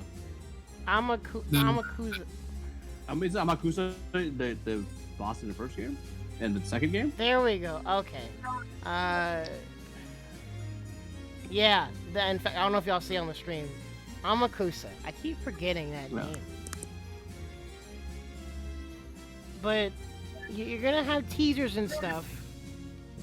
I need to see more lore. I want it. I need it. No, I agree with you. Like, that's one of the draws that's always been for me for this franchise is this crazy ass lore. So that's why, like, when every time I play the game story mode and I see that little teaser at the end, it's like I'm always sitting there like, man, is there anything I'm missing? Is there like one of those weird ass like, oh look, there was a reflection in the damn orb the whole fucking time, you just didn't notice it? Wait, what? No, I'm saying, is there? Oh, like, you- okay. Oh, his first name's Shiro. What? Okay. Yeah. So, because I know, yeah, because like obviously that orb is just straight up Amakusa's weapon. That was like his main thing. But because I know that they've said that implies that Yuga, the what is it? The fucking demon thing Ambrosia. Yeah, thank you. Ambrosia might have actually been the one that corrupted the main boss in this game. Yeah, I guess, yeah. She's real kind of random, actually. Like, literally, who? Who is this person? This random, like, princess that got corrupted? Shizuka Gozen? That's her name, right? Yeah, Gozen, who she, I mean, and the weird thing is, like, she dies before the events of the game itself, and all that we know is that because she was upset that her and her lover died, and she was so upset about it that it corrupted her soul. And in this game, in the lore, anything like that happens, it's usually because of Ambrosia. Yeah. Ambrosia is Samurai Oh, Shodown, wait. Illuminati. That's Yeah. all. Yeah. Everything bad happened, Ambrosia did it. Yeah, pretty much. Oh, dang. Yeah, I didn't even notice they had a wiki on her. Yeah, I'm really hoping they never make her a playable character, to be 100% honest. No, just do like a Third Strike Online edition. Pay $5 to have a banned boss character. No, that's not. That's not. Well, because the way that they structure her and even split up her voice lines and stuff in the gallery, it would make me down to pay for her to play as her, because it makes me curious how she would work. And I want 3 freaking supers. Oh my god. Yo, her super is busted. Her supers are so freaking busted. No startup SSM. You Like- can't jump or you die. Yeah, no startup. Full screen SSM. Freaking silly. Howdy, jump. Oh yeah, she does off of teleport too. Yeah, you know what? I would pay Behind $5 you, for her. SSM. I'd pay $5 for her. Phrasing. You play $5. Oh my god, you know what I mean, Jose? I'll split a 10 for that. Hey, I'm just going off of the rules of your stream, man. Gosh.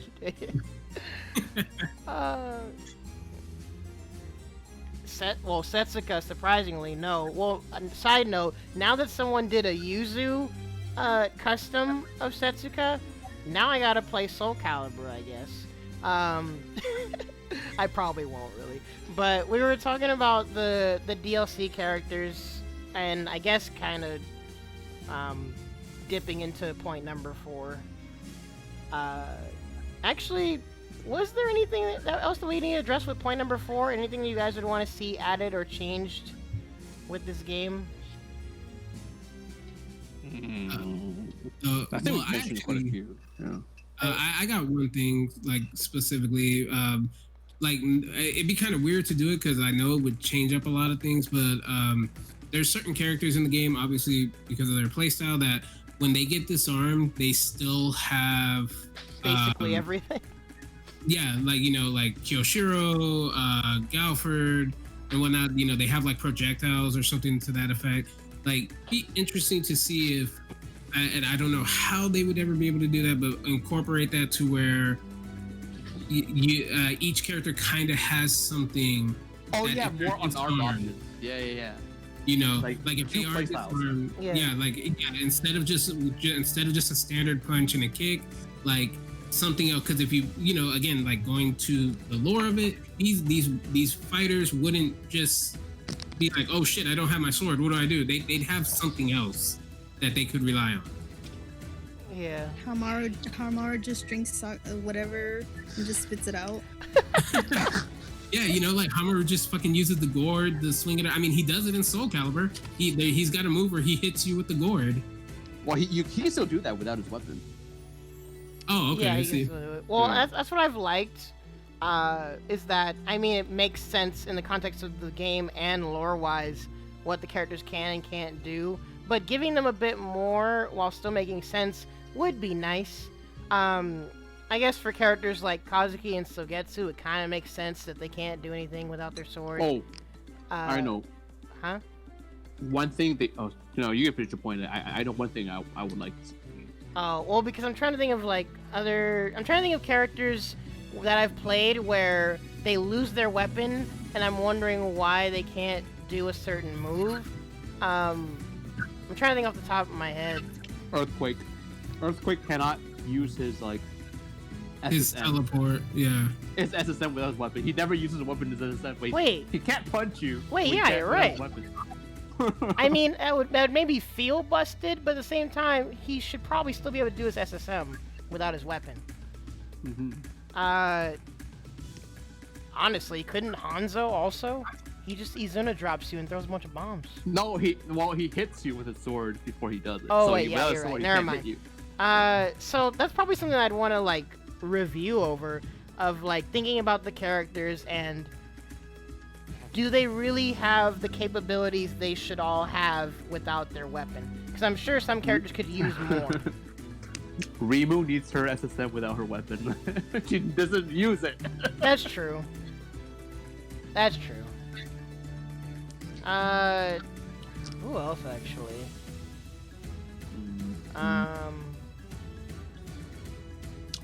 I do give them credit for showing how Shizamaru without his umbrella, he actually will make the motion of throwing it, but it's not there. That's cool. Wait, actually, Shizu is a character that's confused me because when you disarm him, like with a weapon flip, does he lose the umbrella or the sword? He loses the umbrella. Yeah, still- his sword's still on his back. So He he can should still swing technically it. still be able to use the sword if we're being real. But Yeah. the thing is, to lore, if he uses a sword, the demon takes over him. He uses it regardless. He uses it in his normals though. Well, no, because like when he's fighting, the blade that he stabs you with when he does that one forward rush, that's not the sword. That's a blade that he has in his. Wait, he's in another his blade? sleeve. Yeah. What And about his umbrella? heavy attack though? He uses his Yeah. sword, doesn't he? The one on his Yeah, back? he does. He does use that, but it lore wise, he cannot use that sword for too long because the Oh, I demon see. takes over. Because because every time he uses that sword, his bloodlust awakens and the demon takes over. Then I think Shizu is a Interesting. character they would need to like think about it and clean up what he's using and what should be possible. Because if he gets weapon flipped and he loses the umbrella and he's using these normals already with the sword, he should still be able to do his normals. You disarm him. He takes out his sword. He gets even stronger. Oh, he gets stronger for being weapon flipped. Yeah, because he's like in demon mode now. He gets Oh, wait a minute, yo. So that'd be bananas if you like disarm him and you still have your normals, but like your health is just slowly diminishing, but you're like it could strong. kind of be That'd could kind of be like what they do with Guilty Gear with like when you enter that the insta-kill one- state. yeah, the insta kill state, how it starts chipping away at your health. If they did that for Also Shizu, that'd be nuts. I was gonna say, I feel like each character should have a unique burst animation. So like Yashamaru takes off his mask, right? I feel like every character should have something interesting. I mean, Like, what are you gonna what do is for it- Wu? She loses her glasses? yeah, she takes off her. No, can you imagine? Hey. Like, she takes off her glasses. She lets her. Hey, I mean, it works for lets her Superman. hair down, and then like becomes like an assassin. Oh, With- oh, frig. Hey, losing the Now you're glasses getting me- works for Superman. Now I'm you're just getting me saying. fan art ideas. Yeah, it's like takes off the hair dress, takes off her glasses. Like I'm gonna be Serious Wu? Oh Yeah, my heart. yeah. Because Yo. like her like you know her line when she bursts, she's like my patience my patience has run thin. That's what she says? I love That's what that she voice says. line. Yeah. So you're testing my patience or something like that, and she's like that's Oh how- my that's how god, she you're gets making me pissed. love this character even more. I got some fan art to do. Serious Wu. I'm brainstorming. Or like what else? What other character would be interesting if they have different animation? Like even like for we're talking about she's right. Just make his eyes green. When he bursts, he gets demon mode, right? Yeah, that would actually make a hell of a lot of sense too, because it just coincides with the bloodlust. Yeah, it's literal rage. You know. See, Or this like- is like nice aesthetic things they could do to this game that would just make it even more amazing. And like Ukyo can just go back to the way he looked from in like SamSho 1 with his hair down. He bursts and then his hair comes down. Ukyo can stop coughing. The Ukyo should be able to give the other person tuberculosis. Oh, he gives them cough on you. he gives you a poison effect. Oh my god, that's terrible. Man, Like I'm just thinking about all these different like what if when you burst Basara, you just see Actually- Kagurimi stand behind him.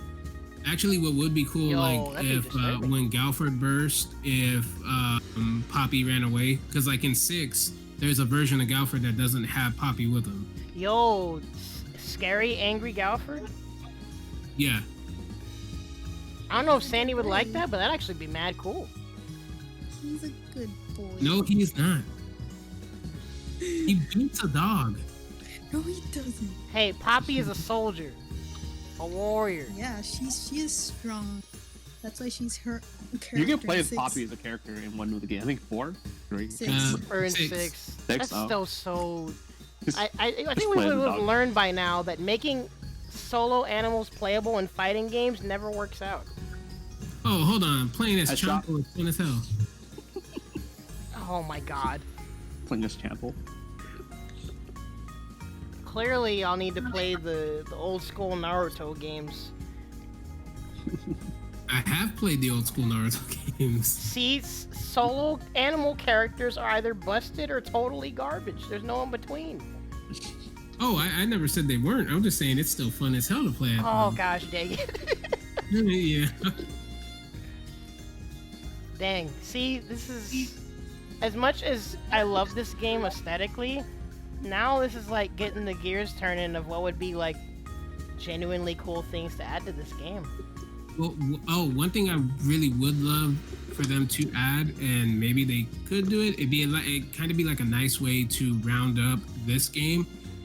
Actually add story, like more to the story, like a chapter or something. And I know people are like, well, it doesn't really make sense, but I mean, motherfucking Mortal Kombat did that with Aftermath. I would pay for freaking story DLC. I don't care. SNK hates money. SNK, I'm trying to give you my lunch money. Yeah, it's like, no, you can just keep it. They did that with Metal Slug already. Let it happen again. Gosh dang it. Yo, Matt, you've been kind of quiet, by the way. KOF. Wait, Matt, are you playing KOF too? No, I'm just spectating for now. Oh, well, give us your thoughts, man. Let's see. Could you repeat the question one more time? Well, I guess we've kind of dipped between 3 and 4, because I think we've kind of gone over a lot of DLC thoughts, but now we're kind of talking more about what we'd like to see added or changed to the game, to this amazing game already. Pretty much the same stuff I had to say about the questions before that. Pros and cons? Yeah. Oh yeah, the pros and cons with the background music and the character colors and the more stages would be nice. DLC wise, the characters are pretty much good the way they are right now. I'm not sure what else they're gonna add on later on, but whatever else they're gonna add may be a good choice. Would you want more mechanic? Because I guess that's a topic I'll maybe want to elaborate on in a bit, but just off the cuff, would you want new mechanics added in this game? Just a second method to break a throw. That's about it. Oh, throw teching? Okay. Yeah, besides bursting. Yeah, I guess that's kind of a segue into a thought experiment on that. Like, how much would throw, like, say it's not even like a semi-generous window like Uni or Granblue. Let's say it's like a Street Fighter throw tech window. How drastically would that change this game, do y'all think? It would change a lot. The reason for that is because right now when someone does an empty jump at you, right? The common scenario, if you don't anti-air them and you let them in, the common options you have is either to backdash, jump, grab, right? If you allow teching, then no, actually that's not the main issue. The main issue right now, the common tactic to do is to, especially during ESEN, when you rage burst, you run up to them and then you grab them, right? Yeah. If you get throw tech, that thing just becomes not scary at all. You can just sit there, down back, hold down back. What are you gonna do? And the thing is, in this game, the walk speed isn't great, so you can't really shimmy. The only way to shimmy a grab is to like jump or backdash. So if you're going to, if you like hold down back and then like you just tech every single time they're close range, there's no way to like, it's gonna be everything. You know what I mean? Well, I feel like down backing and turtling with throw teching would probably depend on, honestly, it would kind of depend on whether or not OSs come up with the introduction of throw teching. Because, in fact, this is why I like so much games like Uni that have so much depth in what can happen, because while throws have variable degrees of being good in Uni, you have these layers of OSs and counterplay, and that's what kind of balances it all out. So if you added throw teching in SamSho, I would feel like it would make me first immediately wonder, did we just get OSs in the game? Are there no OSs? We already have OSs, right? Well, no, I mean like OSs OSs related to throws. Well, I mean, I can imagine if it works against using spot dodge, you can do it. The same like Same concept, yeah. Just switch the buttons. Instead of deflect, instead of pressing deflect, you press throw. Same idea. Then, yeah, I could see the main thing. It would just make throws, because it would make throws less scary, and does really change the dynamic that we already currently have. Well, it also does, because right now the biggest threat, especially taking someone's rage, is throw into weapon. Dash up throw. Yeah, so if you allow throw teching, then like that tactic just becomes like not like. Unless you start intentionally baiting it by like just dashing up right outside their throw range. Well, think about it, right? If your weapon, you rarely get weapon flip twice in a single round. You rarely, because most of the time you would get it just because you took damage, right? It's very rarely that you just JD entirely another new weapon, right? So you have that split time to do your weapon flip, and grab is basically the best way to do it. If you can tech grabs, then I think the chances of people hitting weapon flip is just going to be like super low, and it just makes it almost pointless. Unless you add something like what Uni does with grid, and like you like can lose meter or whatever from getting throw teched or whatever, and then that adds to the risk reward even more. Like unless they add another way to build meter. Or to gain to gain meter for weapon flip, I don't think. Like throw teching is because the throw is such a big factor in this game. In like landing it and stuff. It's like if you have a way to tech throws, then the throw becomes it's still a threat, but it's not like not nearly as prominent. Yeah, because think of all the games that allow throw teching, right? Taking the throw, it does damage, sure, but taking the throw itself doesn't actually lead to too great of a reward. Or in this game, it's a major reward getting it. Yeah, the right? closest so it's like, other game to like de-incentivizing taking the throw, quote unquote, is I guess Grand Blue, because you can either take the throw. You don't want to take counter hit, so take the throw. Yeah, well, I mean, de-incentivizing delay tech throw. Because you take the damage and you're like minus freaking 20. Yeah. Yeah. Cool. But I mean, well, I like the thought experiment. I'd probably agree that this game doesn't really need throw tech. I think because of how they designed it already, it's already a high risk, high reward thing with both high incentive to do it, but also counterplay. And another thing is, even if there's throw teching, I don't think people will do it. I don't think people will throw tech. The reason for that is, yes, so let's say I do empty jump it, right? You think I'm going to grab you, so you tech throw, and then I combo jump.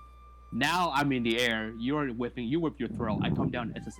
Yeah, you whiffed and you're freaking dead. So the risk, that puts the risk high. on both sides. Yeah, the risk for the reward, people would not throw tech. It's just way too high. They wouldn't risk it. Actually, now that I think, well, I can hear myself. Now that I think about it, I guess the closest thing to Tekken in this game would be sidestepping. It is, yeah. Yeah, because one of the main things to counter it, to avoid it, and it has its use in tandem with OSs. But the idea is that throw teching puts both players back to neutral, right? Yeah, well, depending on the game. Slightly, or slight disadvantage, but not like a major disadvantage, right? Yeah.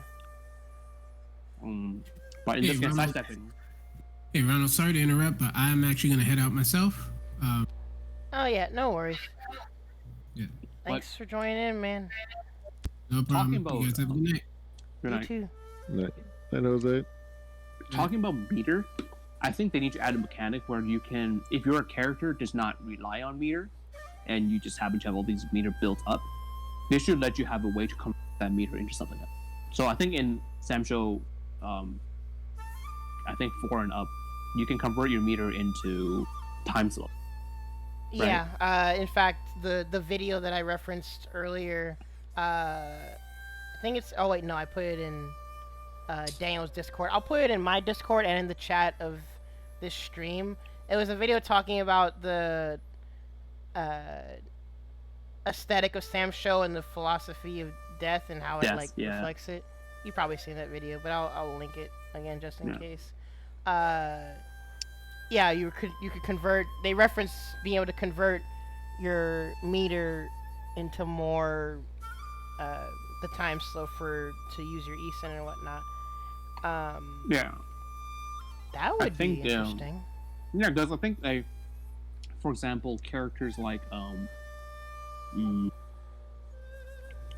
from Rimururu, right? If I sometimes I feel like if I have meter left, but I know I'm probably land a weapon flip, I'd much rather dump it somewhere else, right? Like I'd rather dump it somewhere else than to. Yeah, I guess the main the main alternative is, I guess, to try and cash out on damage, but in, I guess, situations where you probably aren't going to get a confirm either, it would be nice to have an alternative use for it, especially with some characters that straight up struggle to use their rage because it's so short.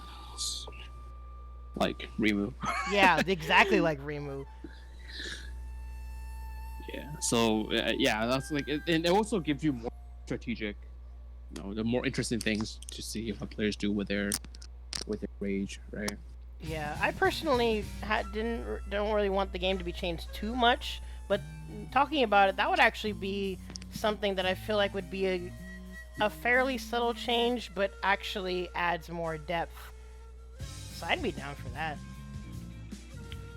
Yeah, because I think right now it's like the meter thing is, especially the one thing I don't like about the rage mechanic, especially with the way it runs out, it's like as soon as you don't have any control, right? Like it's a as straight up soon as you timer. So like I can't make it forces me to go into a certain mode of play, and it's like it's like, oh yeah, you have this now, so you should follow this way. It's like, why can't I just save it up for later, or even like this? I guess because thematically it also creates the tension where on both sides, well, on your side you want to utilize it, or just straight up utilize the fact that your opponent has to respect it. Because usually, unless your opponent doesn't freaking care, if you have rage, they're probably gonna back off and try to stall it out. Unless they're just trying to straight up just rush you and not give you a chance. So thematically, I feel like it fits and it's nice, but at the same time, like you said, I would welcome another layer of strategy. Again, like Uni with the whole grid system. Once a player enters Vorpal, you're immediately on high alert, thinking what you can do. This is like Vorpal, isn't it? It honestly kind of is, because you're on high alert thinking, okay, how can I capitalize off of this? Your opponent's on high alert thinking, frick, I have this stuff I need to look out for. But the thing with Uni, also, there's the other level to it where you're trying to manage grid to take Vorpal on the next cycle. And I guess that's if we added another layer to that in SamSho, it'd be the same kind of thing, where you could utilize what meter you have left and kind of weigh the situation and do what you want to do with it. So that'd be cool. I like that. A cool idea would be, because with how this game works, I think it would be really interesting if you can, instead of, because I think in the time slow thing, your time slow is for your opponent, but you're still moving at a normal speed, right? And I think that's kind of busted a little. It's kind of that's usually it's pretty much a super move in like an anime game. I think if they can do it in a way so that, like, let's say I don't want to use my rage, right? And let's say I convert it into another meter. In this game, if you can use that meter to slow time for both players, so you can visually react, right? So for example, let's say you have this meter built up, and then you run up to them, right? And then you anticipate that they're gonna do an action, right? So you enter this mode, and the other person is locked into the attack. So now you can choose. I can deflect it, I can stuff it, I can spot dodge. Like if I slow down time, I see that they're starting up. So like grab. chain shift, like Uni. Like yeah, basically chain shift. Like Wouldn't that be cool? I love these parallels. I Like, welcome chain shift- anything and everything that we can relate to Uni. It's chain shift without the resetting, canceling the animation. Because Yeah. it's change it, cancel. Yeah. So like this is chain shift, just only for visual, only to boost your reaction speed. Yeah, that would be freaking sick, actually. Right. So like I run up to you, and then like I use this chain shift, and I see how boring. Because look, if let's say Hamaru say 5A, right? That's pretty fast, right? I gotta deflect immediately. Whereas when he throws a 5C, I gotta delay the deflect. Right. So that you can use this to gauge your timing. Right. Dang, we gotta make a list of this stuff. Send it to SNK for potential patch updates. Yeah. Like, can you imagine, like, you run up, you have this meter, you run up to somebody, and then you use it, and then you see startup grab, and then you, like, jump that or spot dodge that grab. Yo, get baited. Should have been looking at my meter. Yeah. Yeah, it's like, so, like, when you see them have that meter, it's like doing grabs. Yeah, it's very... it gives you, see, it's layers. I love when things are intentional like that. And it also fits the like the theme of a samurai, like compressing their focus, right? To like have that like dynamic vision and reacting to like, lashes. Yeah, that could fit just fine. Oh wait, I just saw what the homie John said. Wait, what I'd like personally would be buffs to command grabs like Darlie's and Shiki's. Shiki doesn't need buffs, I don't think. Shiki already got the glow up. Shiki has already had the mix that makes her scary already. I think it's no longer a 50-50, right? Because one thing is slower than the other now, right? For Shiki? Yep. I forgot. What, her low kick grab and her overhead? Or no, the overhead and the command grab. They're different speeds now, right? Because they used to have the exact same startup. So it's just straight up 50-50. Let me take a quick look. What's that? Yeah. I do feel Darlie's grab is way easier than Shiki's, but yeah, because Darlie's is like a typical command grab. John, what kind of buff would you want for Darlie's command grab though? It's already quite fast. But let me see. It's still a 50-50 because there's differences, but they're like 1-2 frame differences in the startup. So negligible. Okay, so you probably can't even OS that still anyway. Yeah. So yep, Shiki's still a mix monster. Yeah, I think that's what she's built to be, right? Yeah. So personally, I wouldn't buff Shiki at all. She, like I said, she's pretty good right now. She's pretty solid right now. She started at the bottom. Now she's most definitely here. Yeah, she's top tier. She's solid. I don't even think she needs any buff. She does all her moves have. Yeah, she functions now, like how I would assume she's intended to. I'm gonna go ahead and get off for tonight. I'm getting a little sleepy. Alrighty. Wait a minute. Did you? No, you did say your favorite SamSho characters, right? Oh yeah, mostly Shiki and Shizumaru. My man. Alrighty. Well, for the Shiki part of it. I have a friend who ships those two for some weird reason. Wait, ship Shiki and Shizu? Yeah. I was like, those two are not related at all. Why you ship? That's a side of Twitter I'm probably not gonna try to get into. I really like the Rimu and Shizu shipping that I see on Twitter a lot. Because like when they're in Shizu and Rimu. Because like they're around the same age, right? And then one of the quotes when she wins is like, "Oh, let's play together again some other time." So it sounds like they're just kids on the playground. Yeah, So that that's sounds really cute. adorable. Yeah. Pretty cute. Like, oh wait, I forgot. Is this even updated frame data wise? Yep. They updated it to the most. So you can see GSL frame data now. 27, 20. Oh yeah, that's barely a frame difference. So yep, still basically 50-50. Yeah. But you guys go ahead and have a good night, and thank you for having me in tonight. All right, thanks for joining us, man. Oh wait, John. Wait, so wait. Oh wait, you're getting knocked too, Sandy? I was gonna say, are y'all still playing KOF? No. Okay, I'm gonna have to Been catch listening the y'all whole time. another time then. But I appreciate you being in here too, Sandy. Yeah. Thanks for having me, the Butter Squad. Butter Squad. Yeah, and like I said, I'll want to hit all of y'all up once season 3 starts, and I'll do the breakdowns that we did for Grand Blue before. Yeah. Sounds cool. Sounds good. How is that game now? I stopped playing after the Grand first hit. Blue, I mean, I personally still like it a lot, and it's still quite active, especially in Japan still. What's died down? Well, it's like, I think it's kind of like plateaued, like it's retained the audience that it had.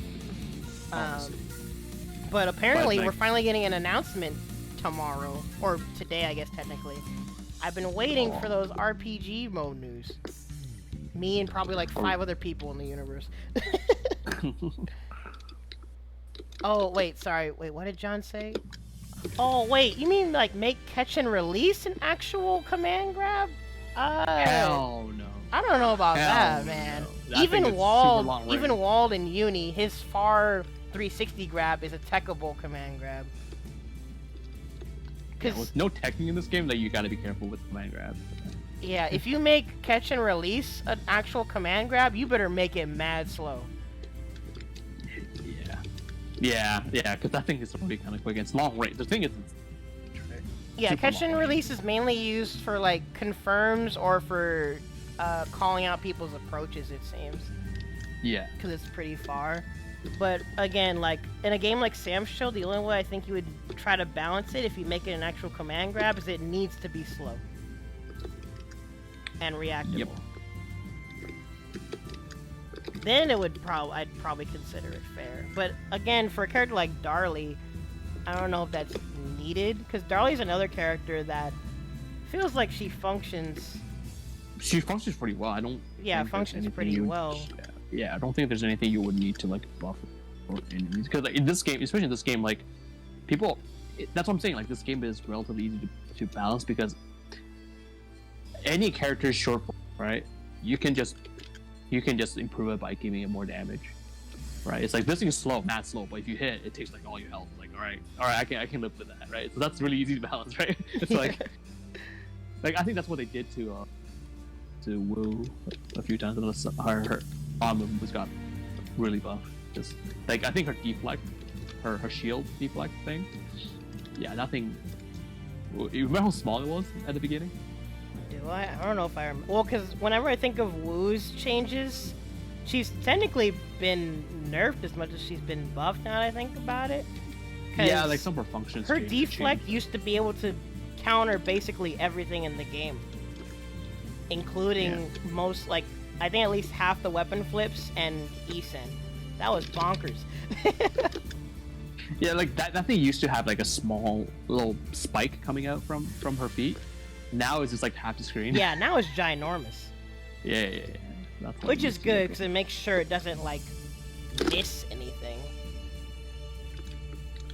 And I think it honestly gives her plenty of time to set up afterwards too. So like even a character like Wu that like, yeah, some people, well, this is where like, in fact, those that know me when I talk about like balance in fighting games, I know sometimes it's a semantics thing of people saying X thing is bad or sucks or whatever. It's just word choice. But for me, again, like I said before, usually I don't say a character is bad if they're clearly viable and can function. You may struggle, and you may have to work to do what they need to do, but if they can function and they're tournament viable, like at least in capable hands, I would say that the only buffs you probably need at that point are just frame data tweaks. Like even a character like Wu, the only thing I'd probably buff about her is frame data. Yeah, yeah, I would say so. Right now, some the people, they're griping that her fireball is just too slow. Yeah, her main thing is like startup and recover. Well, some things have mad recovery, some things have a lot of startup. Especially in a game with freaking proximity normals, when people jump and I accidentally do close to B or close to C, I'm dead because those things have so much recovery. Yeah. Yeah, like, let's see. Let me take a look at the roster. Who would really benefit right now? Kyoshiro is actually. He's just a bit weird to play, but he can still get. I think he still needs a few tweaks on his recoveries, but he's definitely somebody who would benefit because he just like.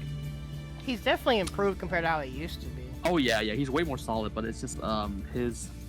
You know what would be a complete game changer for Kyoshiro would be if his specials are like at least some of them are comboable into.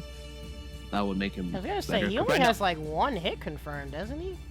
Yeah, it's just like what 5A into 5A into the flame kick. Not even 5A. It's like a B. It's like a close B into a flame kick. That's about it. Everything else. Or this is DP as well. But yeah. Yeah. Let me see. What else could benefit from? But that's why it was a tier list that was made a while back and circling around. I mean, and people that know me, they know my gripes sometimes with the way people make tier lists is I don't like when people just make arbitrary tier lists with just arbitrary letters and a bunch of plus and minuses. I like when tier lists actually define what the tiers mean and people elaborate on why characters are in certain tiers. So I need to find it somewhere, but there was a tier list that someone made for SamSho where a big bulk of the cast is in like upper middle tier. I forgot if they did A, B, C or if it was like S, A, B. I forgot. But though even the lower tier characters, they even phrased it that they're viable. They just gotta work harder. I think that's true because like I'm looking at the character roster right now. Like the entire first page, nobody other than like Kyoshiro with minor tweaks, nobody needs a change there, right? The only character I would say really they need to take a look at is Sogetsu and Wang. Just those two characters need to take a look at what they want to do with, especially Wang and Sogetsu and Wang. Right now they're still at that stage where I feel like they're like 3/4 of a character. Some of the stuff just don't really. Wanfu, I can kind of guess why. Sogetsu, I want to hear more about why people feel like he quote unquote sucks. Because so Sogetsu, let me just pull him to training mode so I can still get his move. Talk to you about them. In fact, I'm gonna pull up his frame data too all night. Yeah. So the thing about Sogetsu right now is if you just look at his kit, right? Like what he's meant to do. He's meant to zone you out and set you up for set play, right? Mm-hmm. His bubble does not last very long, and the bubble also does not give you enough hit stun to really be worth the set play. Like really, it feels like when I get hit by a bubble, Loot Stairs has like all the time in the world to convert. At close range, yes, but he has a few weaknesses. Okay, the most obvious one is his water pillars. I'm just looking at it right now. His water pillars are way too skinny. Okay, so like there's weird gaps in it, and it's not great. So that's one thing they should fix. They're on the right track. They're making it wider, but it's not enough. I think they still need to make it wider for it to be good. Another one is so okay, regarding his bubble, right? The bubbles that if you hold onto the button while you set up your bubble manually, the bubble's duration is reduced significantly. Oh, really? So yeah, if you hold on to the bubble and then you like move it around and then you let go, yeah, like there's almost no reason to be doing this other than to like chase people while they move around, right? Yeah. But if you're trying to move it to a strategic location, right? Like that's where the creativity comes from. There's no value in it. So let's say, you know what? I'm gonna move it slightly upward, so then they can't do a jump, right? It lasts literally one. As soon as you let go, it disappears. So there's no reason to set it up. Like his bubble needs to last way longer, like to just hold space, right?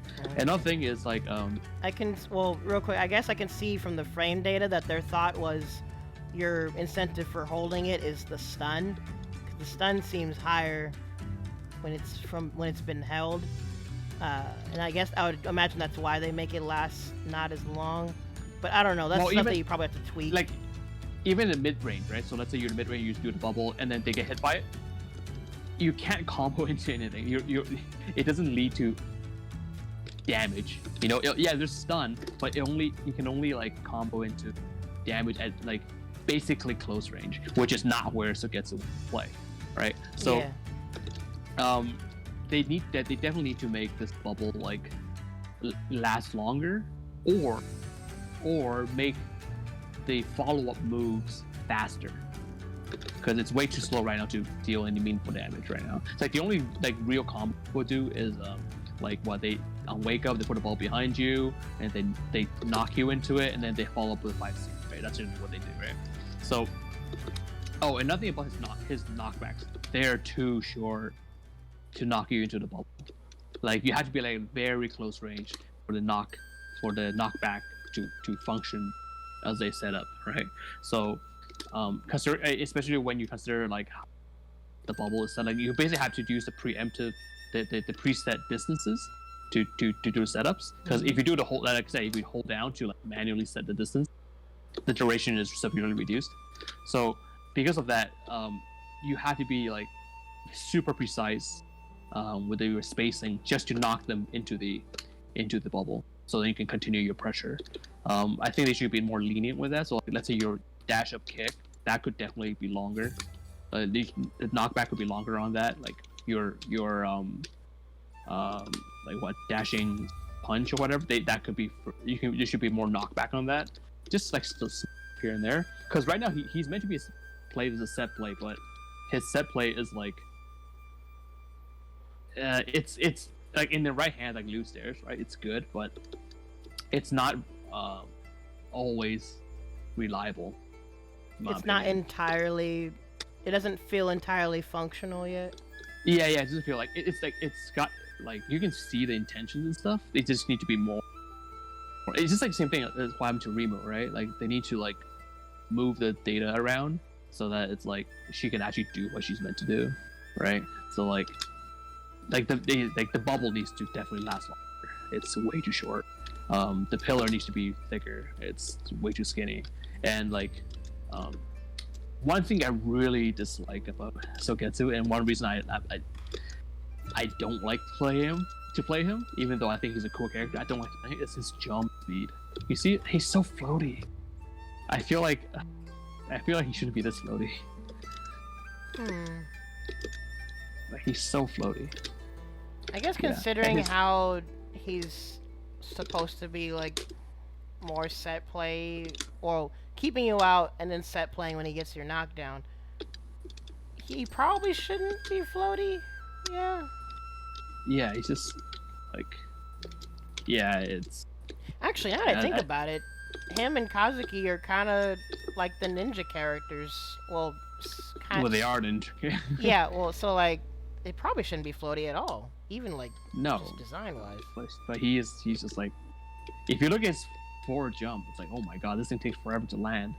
Like it's like, why are you so floaty? It's like, what? I mean, it fits his graceful aesthetic, but mechanics wise, he shouldn't be floaty. Yeah, I feel like he definitely needs to be. So it's kind of like what you said before, where he is almost complete. Yeah, he's almost complete. Just needs to tweak his numbers. He needs to, like, especially when he's a ninja, he should be like you can see it's really weird because his teleports, right, makes you feel like he's supposed to be a fast-paced character, right? But his bubble setup and his everything else is so slow that it goes counter against his kid, right? So. Feels counterintuitive, basically. It was not counterintuitive. Just like yeah, sure, yeah, counterintuitive. Why not? Oh. Yeah, it's like okay. So for example, like his bubble. See, like one thing I would add is like if you give his bubble a juggle point, it doesn't have a juggle point right now. So. Which I feel like it definitely should have a juggle point. Like you know, Basara's pop. If you land on it, you can get a follow-up hit. Yeah, his bubble does not have that. Juggle point would make sense. Yeah, so like if he's controlling his bubble, right, and then he's like chasing you around with it. If you jump into it, he should be able to get. Feel like if you're dumb enough to jump into it, you should definitely get that. And then that gives you a lot more options. But yeah. Yeah, there's just a lot of stuff that I expect combo it doesn't. Like look, one really cool thing would be like, you.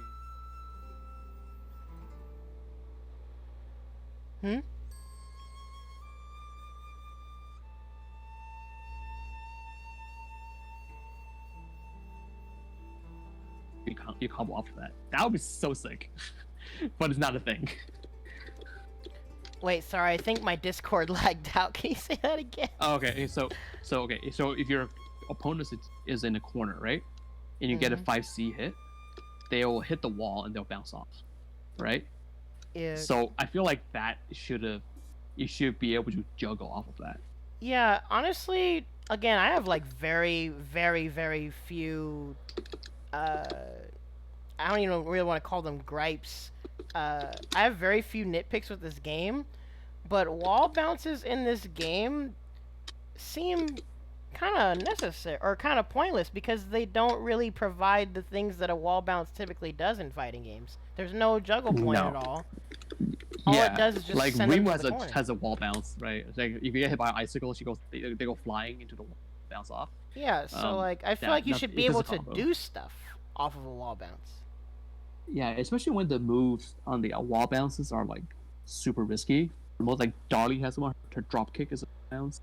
You can't do anything off of that, right? Earthquake's kick is also a wall bounce. Can't do anything off of that either. Yeah, they should definitely like let you have some sort of reward, like or at least like some sort of setup opportunity, right? Like, but most of the time they don't. And the thing about the wall bounce, like let's say Earthquake's a wall bounce, right? They bounce off the back into the mid screen. So it's like it doesn't even corner carry. You know what I mean? It does a little bit, but not really. So yeah, like, that's probably one of the very few things that I would think that I would want them to look at and possibly integrate things with is if you're gonna have a wall bounce, make it work like a wall bounce. yeah, I guess I didn't want to put like super big comp whatever in there. But, like there's a lot of things, like for example, I guess yeah, Rimururu does have that. Yeah, Rimururu, if you throw a spear, you can like if you have ear rage, you can right. Combo afterwards. Yeah. Oh, actually, I changed. Okay, I take that back. Like, Earthquake's kick is a proper bounce. Like, it's a wall splat. It's not a wall bounce. It's a splat. So they will hit the wall and slide down. So that does give them a good corner carry. Yeah. Well, because even in other games, wall splats typically give you something afterwards too. Yeah. Yeah. I Because think like Darlie this has game a wall could splat definitely too. use. Like because especially how risky these are, the one that does that. But like for example, like I'm looking at Earthquake right now, right? His kick hits them. It hits them to the wall. Then they fall to their knees and they have like a Street Fighter 4 crumple, right? Yeah. In the animation, Earthquake actually has enough frames to actually 5C. Like the animation will show a 5C hit your body, but it won't do any damage because mechanic, right? So, but can you imagine if like he uses this. How good this kick would be? He kicks you, wall splats you, and then you can follow up with the 5C. Dang, that'd be really freaking. Well, that's the thing. Like, would that be too egregious of a change? Well, I don't know. Well, because this kick is like, it does just a decent amount of damage, but like it's not the greatest kick, right? It's like if you whiff it, Earthquake sits on his ass. Yeah. Right? So like it's a risk and reward. Like if I get this kick off of you, I should be. Yeah, that's Like, what I'm thinking. All the wall splat and wall bounce moves in this game, they're adequate risk to where getting something off of a wall bounce or wall splat, the reward wouldn't be too busted. Not that I can think of.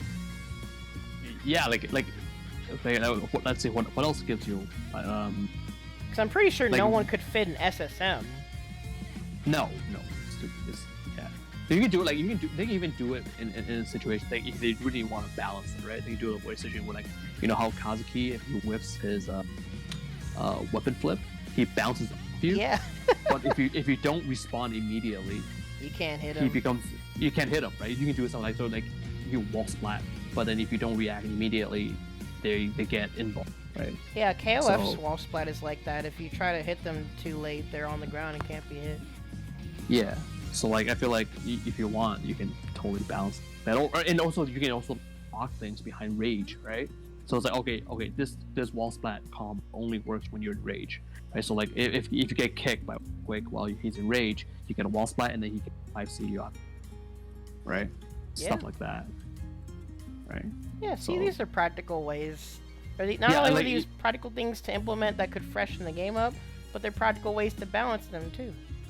Yeah, like there's a lot of things you can do, like especially with the rage thing. You can if anything that's OP, you can just that's like, oh yeah, you can only do it, but you can only for 6 seconds or like whatever time, right? You can only do it for this Yeah, amount of some time. characters shorter than that.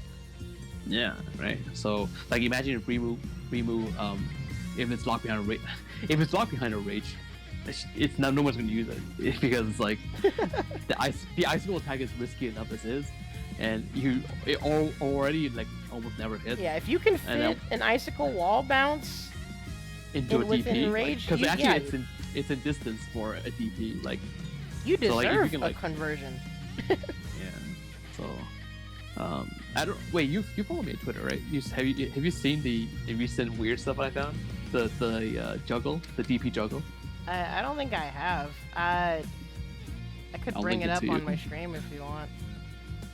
Yeah, sure. I'll link it to you. It's like I forgot. like this is the stuff I Yours- found yesterday. Is yours safe for work? I forgot.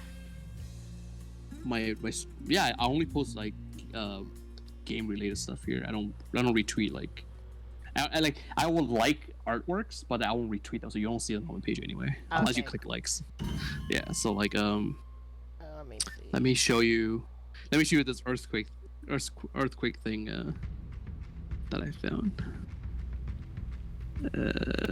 Here.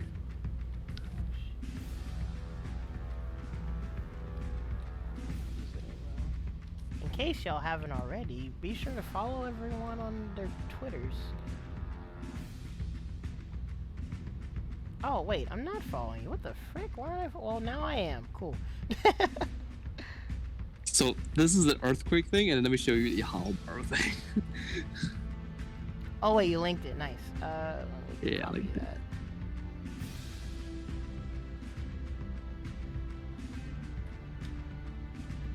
And I should probably close out all these tabs.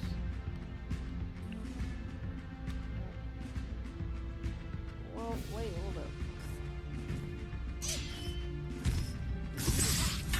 Oh my god. Right? Isn't that cool? That's definitely some hitbox, hurtbox porn there. That is godlike. And also, that thing theoretically doesn't work because technically the DP has no juggle. So, Wait, so then Yeah, why on the- does that work? okay, so the reason I say technically is because so the way her DP works is that the initial hit, right? That okay, so the way it works is that I think. Okay, so so the way it works is that the initial hit of the DP sets it up a juggle, right? There's a juggle point on that first hit, The very first and then one. the follow-ups are that is that juggle, right? They're using up the juggle points for the remaining hits of the DP, right? So what Makes happens sense. is if you can game the DP in a way that only one hit, the initial hit touches the character, but the remaining hits do not touch the character. Keep You the can juggle use point, that. right?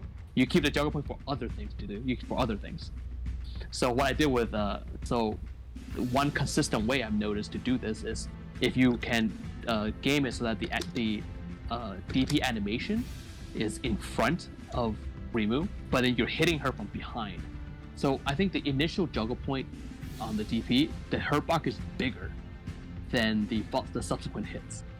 The initial hit is bigger than the subsequent hit. So if they hit you while you're channeling the DP, they will hit that first hitbox, get the juggle point property applied to them, but their subsequent hits, because they're thinner, they do not use up that juggle point, and then you can then use it to like for Earthquake, you SSM and Weapon Flip. For other characters, you can just fit another DP. So I don't know if you've seen the second link I sent you. Let's see. Oh yeah, there it is. Yo, give him the tag. This is godlike. This is like not practical. Like I mean, it's a not. kind of thing where obviously it's cool, and it can happen.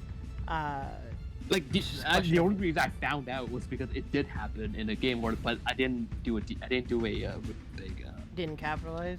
I didn't capitalize on. So what happened was I used the DP to juggle, and then they landed into my mirror. So it didn't do much damage, but I was like, what?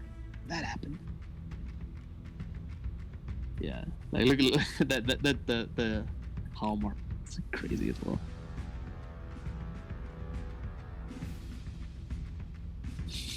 Dang. Right.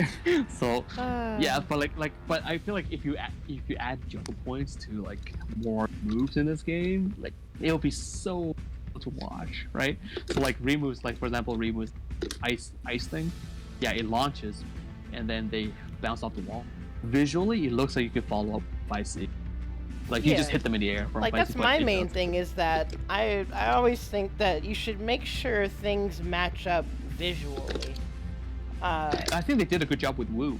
Like if you hit them with the thunder, they get launched, and then you can like juggle them, with it, right? Like, yeah, there's a juggle point afterwards. Yeah, her juggle point are like pretty spot on, like the way it looks and the way it feels good using they function the way the way they look, right? So it's like, oh yeah, you get launched in the air by a trap, and then like lightning, you again, and then like weapon flip you and hit you back down. It's like, oh my god, that's sick. Yeah, and I think personally, they could implement more juggle point and wall bounce stuff without turning the game into freaking Tekken. Just implement what you already have that looks to make sense visually, and then like just see how far players take it. And even then, I still don't think this game would turn into Tekken right away, but it would just be cool to add the juggle properties to this game, see what people come up with. Yeah, like Basara has quite a few really cool looking ones. Warden has one as his kid. Actually, he juggles you with a parry. Hanzo in Rage, fireball juggles into weapon flip. That's super cool to see. Hanzo in Rage is one of the funniest characters ever to me. Yo, he shoots up like two tiers. He's just being ridiculous in Rage. So scary. You just like, have these slinkies locking you in freaking block stud. It's hilarious. Yo, in my when I did the Rimururu tutorial, I mentioned that Hanzo is one of the only characters in the game where the optimal strategy is to time him out. You don't want to hit him. If you can win with one more HP than he does, you should just do that, because you don't want to give him any rage. There's games where I would completely dominate Hanzo in round 1, and then he would have rage in the second round. He would just perfect me. And I was like, oh, okay. That's what happens. Like as Wu, I have to have a trap down, or I just get ran over. Yeah, it's insane. See, like this is again, like I'm not an insider, so I can't really fully speculate what direction they want to take this game. But this is nice stuff to brainstorm about that would just make this game even more lovable than it already is for me. Yeah, I think this game, it's solid, but because it's been like 2 seasons a year already, it's getting, people are finding it to be a little stale in terms of just like basic gameplay. So this game will really benefit having a new mechanic, something to change up the metagame, right? Like, yeah, I mean, having I've a slash and liked... bust would Or be go ahead. super cool. Yeah. Oh, slash and bust. See, Yeah, having like, slash and bust would be super cool. That definitely add even more layers to the game. And again, like I've said, of course, I like the game, and I've liked how it's mainly been the characters that have added flair to the game. Since one of the main appeals of this game is its accessibility and simplicity. That was a freaking tongue twister for me. Because realistically, that has been one of the main things that's made it so good to get into. Is not only is it an aesthetically pleasing game, it's a very simple game to show people and get people playing. And yeah, it doesn't require a lot of labbing just to get a character. Just to play a character, you don't have to lab too much. yeah, You just like go over all their normals within like 5 minutes. It's like, all right, I can get a feel of how to play this game already, right? There's no combos. It's nothing like, oh, like you remember the other day when we played Under Night, right? And then I was like, oh, the reason I left the lobby was like I didn't want to waste you guys' time, because like even if I do get a hit in, right, I can't capitalize on anything, and I don't know what I'm doing, right? So like I actually have to lab a character to figure out every single, like, okay, off of this hit I go into this route, off of that hit I go that route, right? If you don't even know any of that, you can't really play that character at all, right? So it's like, but Yeah. SamSho is just like, oh yeah, just 5C. yeah, SamSho, the game is pokes. And Yeah, each just character has neutral. like 2 combos. Yeah, Probably 1. yeah. Like only like the characters with are usually like step play, right? So like those are more technical characters, but like for the most part, you don't really need. You just need to, like, if you can special cancel, you basically know how to play this character, all the combo this character. Yeah. Right? So And even though the tutorial in this game is like super duper bare bones, it tells you everything you need to know for this game. yeah, At least from a very basic standpoint. And that's why, like, obviously, I wouldn't want the game to get super duper, not even really overwhelming, but I wouldn't want there to be too much bogging the game down. But there are various levels of things, like we've discussed, that you could add to the game, and it would only be beneficial. oh yeah. Yeah, there's like a lot of things you can add on. Just like they don't. I want to say they don't cost anything in terms of like. There's no downside gameplay wise to adding them. Right? It's like, but I think the only thing is like I don't know how much SDK is willing to like spend, because I think they already mentioned that anything that at this point at least, right? They said anything that requires additional animations. So like you know how those ideas were saying, oh, I wish every character has a burst animation, like a visual change when they burst, right? They're not gonna do it. So Dang it, man. yeah, they already mentioned that they're not. But then, like, for example, like, okay, so like one really easy thing they can do to change up the game is, we already have dodges, right? We already have spot dodge, right? And you know, when you press forward and you press dodge, when you press back you press dodge. Or when you stand neutral you press dodge. All the animations are the same, right? What if they made it so that when you press forward dodge and backwards dodge, they turn into a Yo, Right. roll. so like invisible roll, right? So like you would get a lot more play depth, like game depth from like these how to get out of situations, and the animation is already there on wake up roll. just use that same animation and then just apply it to these two command dodges, right? Like forward dodge and backward dodge, and then you'll have an entirely new mechanic and no cost of animation, and you just make everything more fresh. Yeah, that'd be interesting. Yeah. So like, yeah, that would be super cool, right? Or like, It would be. like just imagine like the wouldn't it be cool like someone like roll forward and roll past that you said? Holy. We'd get some nutty interactions Yeah, possibly. and that also solves a lot of issues in the game, like in like matchup issues, right? Like for example, let's say, like for example, Ukyo versus Wu, right? One of the really big issues that is like Ukyo has no real way of getting in, right? So what if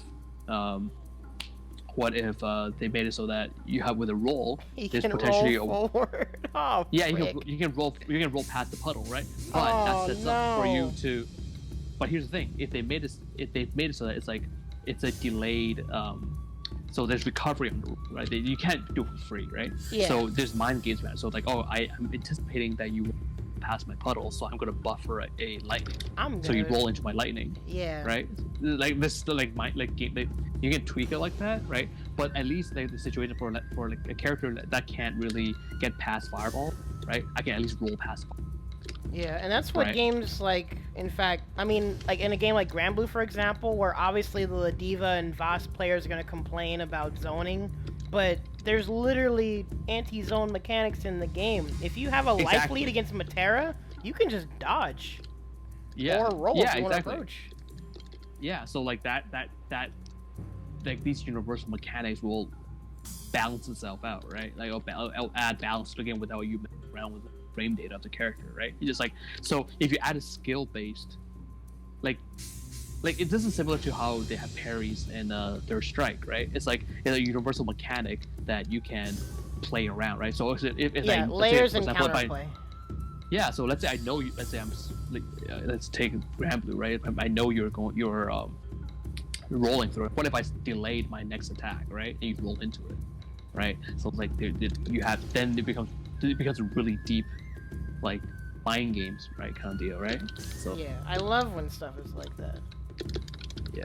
So like right now I'm trying to develop like some sort of game plan against GSL, where it's like, so she throws a fireball at you.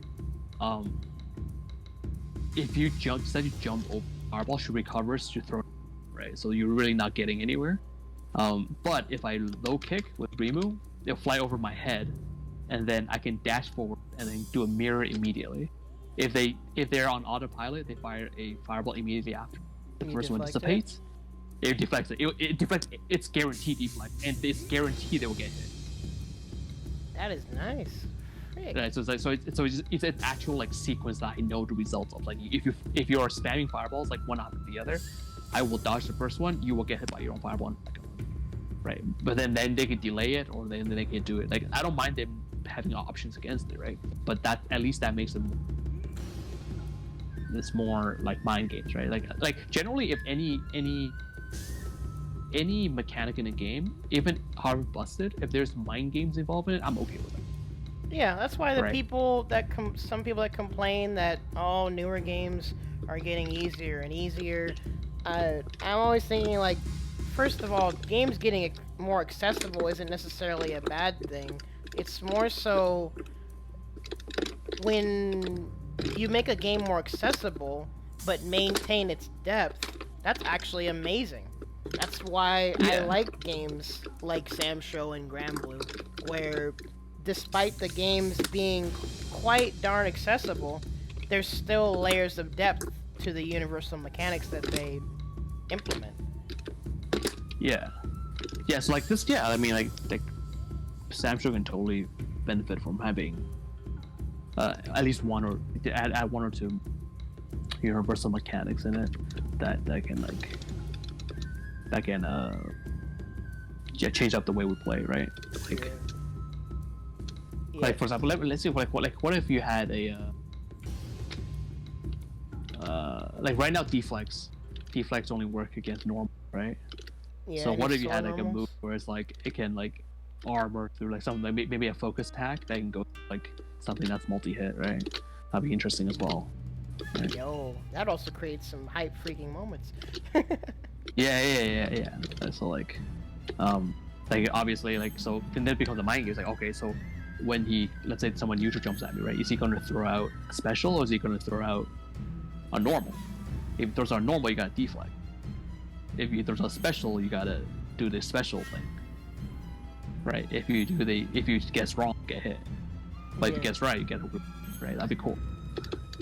See, we need to either send a well-structured email to SNK, or we gotta hope they'd be down to watch a 5.5-hour timestamped video.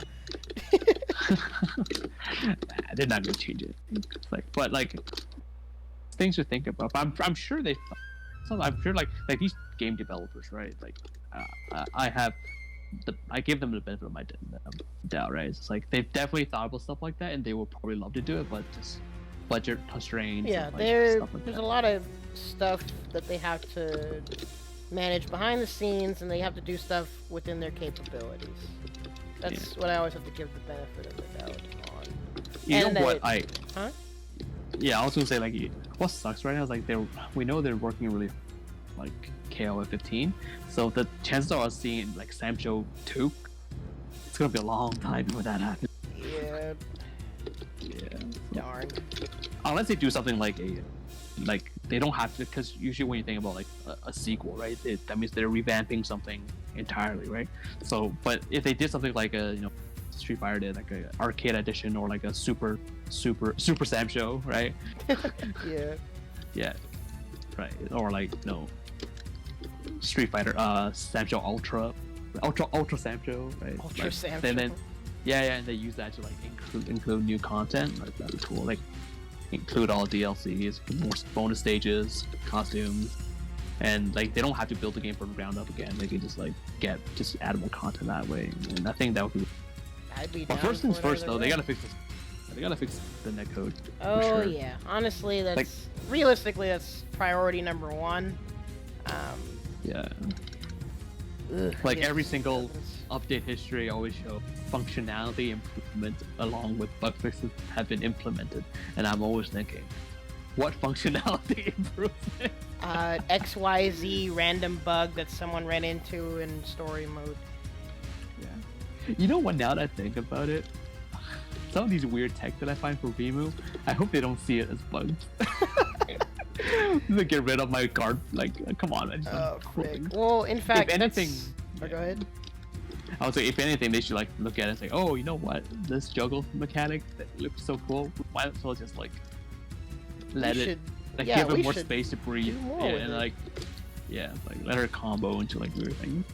In fact, I've mentioned this before, where me as a Wu player, personally, every time there's been a patch and I've seen Wu have stuff on her list, I've been low-key worried, because for me personally, I don't want her to get like mad overtuned yet, because I still feel like, I mean, this may also honestly also be a bit of a pride thing, but I feel like she hasn't really been fully shown off yet.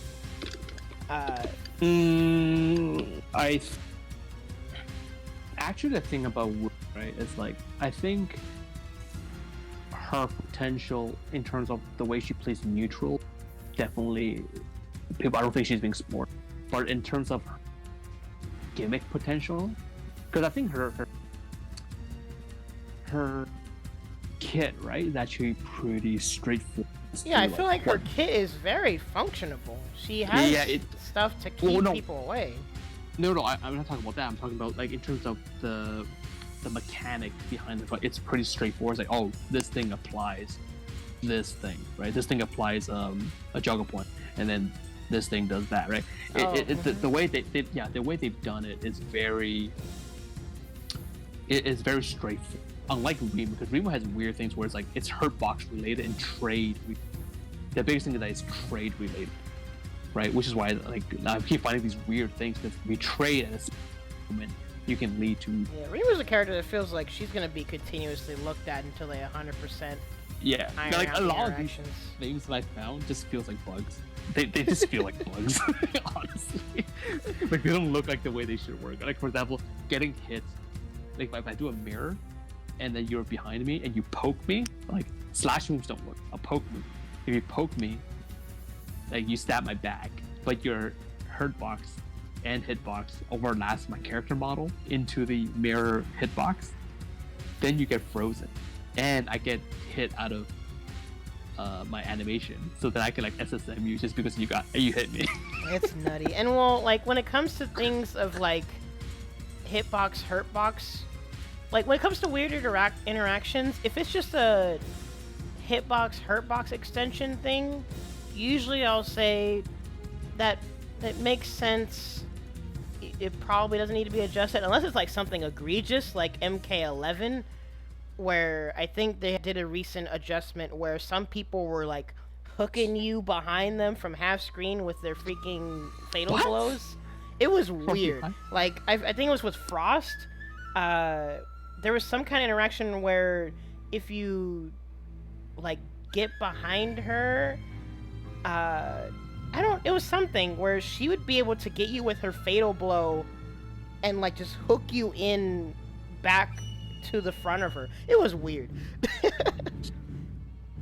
So Yeah. like hitbox, hurtbox interactions, as long as they're not overly egregious, I'll usually say they don't need to be adjusted too much. But again, this is where we get into where if there's system mechanics that can be explored more, like juggle points and wall bounces and stuff, then it's definitely worth ironing stuff out. See if I can find a Tam thing I found. It just Tam looks. interaction? It's a Tam and Gelford interaction. It's just like it just looks silly. But like with Wu, I feel like things with her make sense. And again, the only thing that I would want her to receive buff wise is just frame data, because again, it's partially because of the situation we're in with COVID, but we haven't really seen any top level Wu stuff yet. And Lou Stairs is only one who plays her on a top level, and well, there's several Japanese top Ws, but even Lou Stairs has like more. Yeah, Lou Stairs feels like he's basically moved away from her. Retiring her. He basically retired. I would love to pick up that mantle. What'd you say? I'd love to pick up that mantle for him. There's like just I'll just keep working on. There's several like really good. There's like two. I think I've met two. One is Lab Migrana or something. I can't remember his name. It's something like that. A Japanese player. Yeah, he is super good. And the other one is I don't know if you ever encounter him. Well, you don't play ranked, right? Usually no, honestly. No, right. Okay, so yeah, so these people you can only or actually, so there's another player called Bourgeoisie Tag. I think that's his name. Bourgeoisie Tag. He will open up casual lobbies, just a 1v1 casual lobby, called Favor. And if you have a chance, play him because he has a pretty good move. He's a samurai god move. And you know how like remember when we played like 2 weeks ago? That was when I didn't really figure out the matchup. Like, and then I played against you, and then it felt really even, right? And then like I played you like a couple days ago, and then like you feel the improvement, right? Oh yeah, Like- I felt like I was struggling. Yeah. Honestly. Because I was grinding him, and then he didn't teach me, but like I figured things out with him, right? So like that's what I'm saying. Like he's a good Wu to watch. I don't think he streams, but if you have a sub, play him with your sub and watch how he plays. If you have an account, he usually streams. Oh, sorry, he usually has lobbies up fairly late, like around 1 a.m., 12 a.m., 1 a.m. So if you hop into casual, just check to see if he's there, like, or even just add him. Like honestly, like. Do they see have if like you a want- Twitter? I don't know if he has a Twitter, but I do know his account name. So if you like send a message on PSN saying, "Hey, do you want? I heard about you. I'm I'd interested." love to. Yeah, let me find out the exact spelling of this because he's like in a top whatever on the leaderboard. So really easy. Let me just look that up. Yeah, like just if you see if he's really nice. Like he'll play everything. So That's good to know. He's not one of those people that like you're too low rank that they will play you. Nobody else. But, let me see if I can find him. Because I remember his points being around 100,000 somewhere around there. Let me see if I can find him. Oh, I guess the other thing I was maybe gonna say earlier on the topic of stuff that they could implement with this game. Me coming from a Project M background, I'm kind of wondering if would be like a dark timeline. Well, not even like a dark timeline, but like a weird timeline where SNK changes literally nothing, and then like people start heavy modding the PC version, and we basically get like a PM for SamSho. That would be cool. I think that would definitely be cool to do. I wonder how SNK would look at that. But right now, I don't know if they, because it's not exactly. I don't know how like DRM, like EGS, but like if it comes on Steam, and people mod Steam games quite often, right? So Yeah. I can imagine if it comes on Steam, that people do that. That'd be really cool.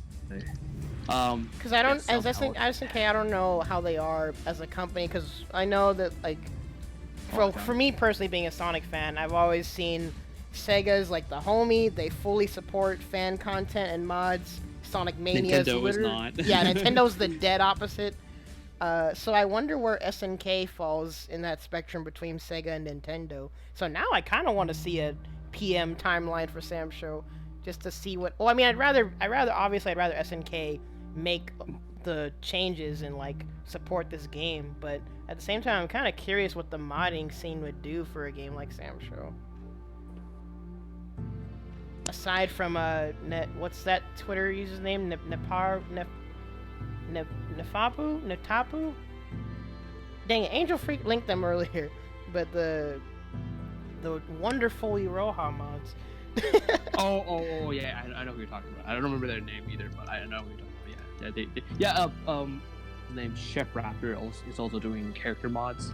He did finish a couple. He did one for he turned Ukyo into Kenshin. Yeah, I think that's so he's 85,000. Yeah, he's a pretty good. This is a pretty good Wu player. I'll recommend that you hit him up. And the other one I was talking screen, which is his Wu is super strong. I think he's a top. Actually, I think he is the top. The leaderboards. I'm gonna double check. Dang, really? Yeah. I was gonna say, definitely link me, please. I already sent it to your Discord. Cool. The names. Yeah, because I'd be down to hit them up. Oh, here it is. Who's this called? Chromits, right?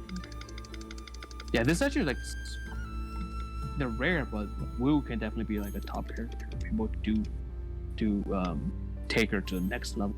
Yeah, like I know I'm not even like that great of a player, but that's why I still feel like design-wise, Wu has what she needs to function, and that's why in a game like this, to me, being lower tier doesn't even really mean much because the game feels so balanced, and it sounds like now the only character that may be still considered dysfunctional is Sogetsu. And Wampu is also kind of pretty dysfunctional right now. He can definitely benefit. Yeah, Wanfu I could see could definitely use tweaks. I just don't know how you would tweak him because he feels like such a flex character by design. I don't know what they'd want to do with him. Well, one thing they could definitely change is remove that stupid restriction where his heavy DP only gets invul when he has rage. Just give him invul. Like, why make it so that only when he has rage? Like, doesn't make any sense. So he doesn't have a reversal despite having a DP. So like they should just straight up give it to him. Right. What else? It's like he can't really easily comp. Oh, one huge change that they should do, simple but huge, is get rid of crouch walk Oh yeah, he has backward. Wait, he has Crouch walk a backwards crawl? Yeah. He can crouch walk backwards. Same I thing didn't as Kill realize Hero. that. So like that is so bad. Like get rid of him. Get rid of that for both characters. Down back to just down back. Just be like stationary block. They shouldn't have to give up space every time they want to down back. You know what I mean? It's like Yeah, I find come it's on. something I probably would thought was cool, but is actually mad detrimental. Yeah, like there's no reason for him to have it. There's no reason for Kill to have it. Like it's just a stupid mechanic. Like I can imagine like crouch walking forward be nice, right? Yeah, forward crawls are cool.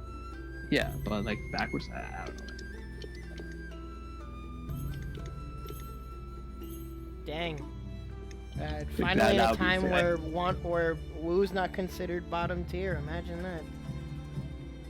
Like I think she's still.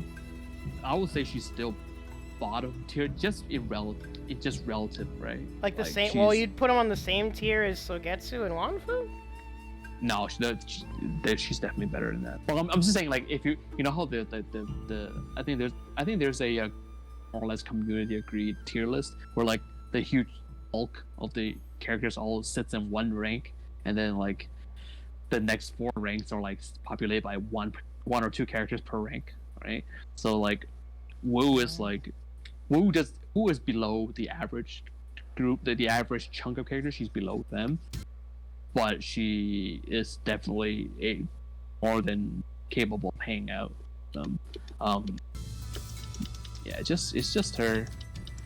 But the thing is, like, these set play characters, right? Set play characters should never be top tier. Yeah, in if my they're top opinion. tier, then they're busted, basically. Yeah. If you have a top tier set play character, people are just gonna get mad, right? It's like, these set play characters just be specialist characters where, like, if you get good with them, then they're really good. But if you're average with them, then they're low tier. You know what I mean? High skill ceiling. Extremely high skill ceiling. Yeah. That's why They should be Wu, like, that's why I wouldn't want her to get like mad buffed, because I feel like she fits her archetype properly. Yeah. So a zoner with setup capability basically suffers once someone gets in. Yeah, like that's fine. Like, which is why I have problems with the GSL right now. Like, if you get in on her, she has no problems getting out. And she's a zoner, so it's like. Yeah, well, because my thing with zoners is they should either. Well, I mean, this comes down to how you tweak them, but a zoner, I feel, should typically either.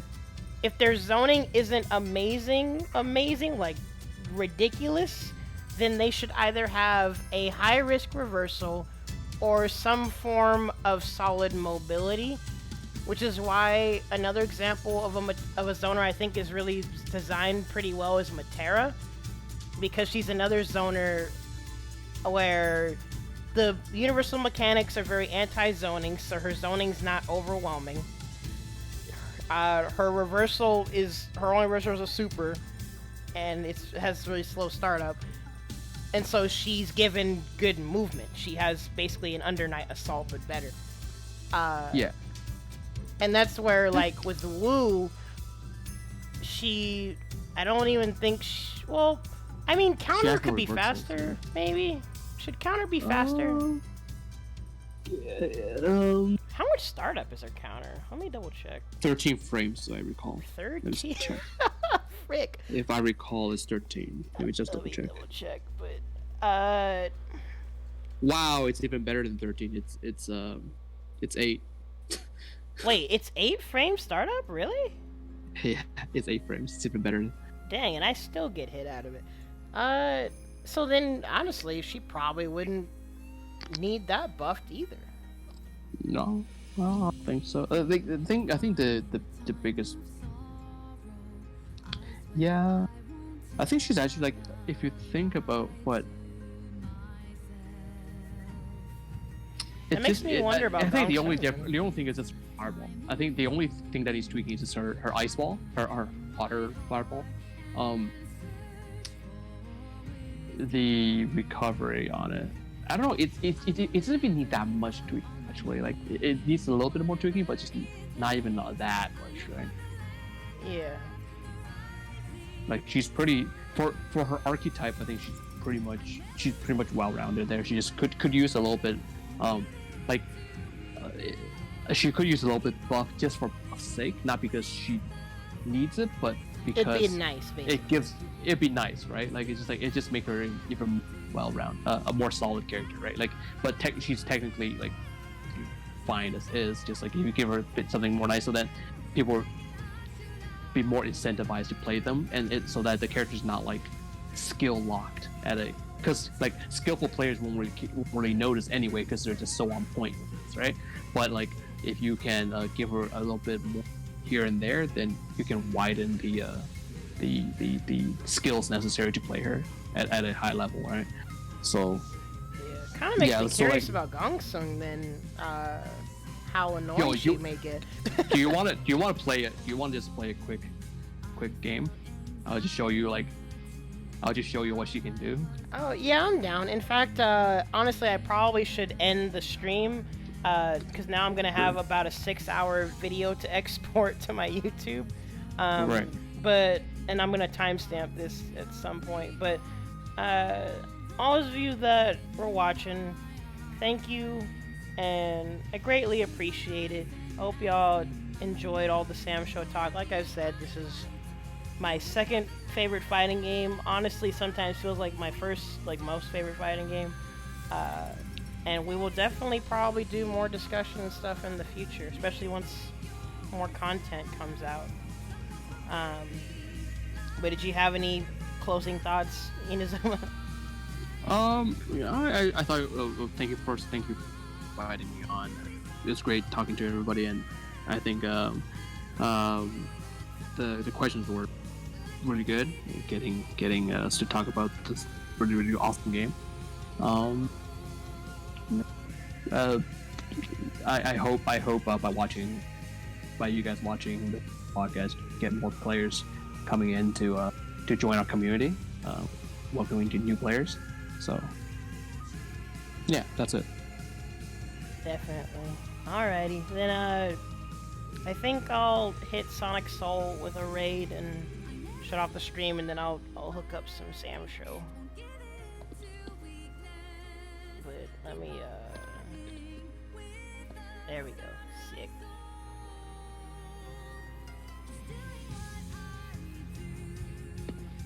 But let me go ahead and mute myself. Have a good night, those of you watching.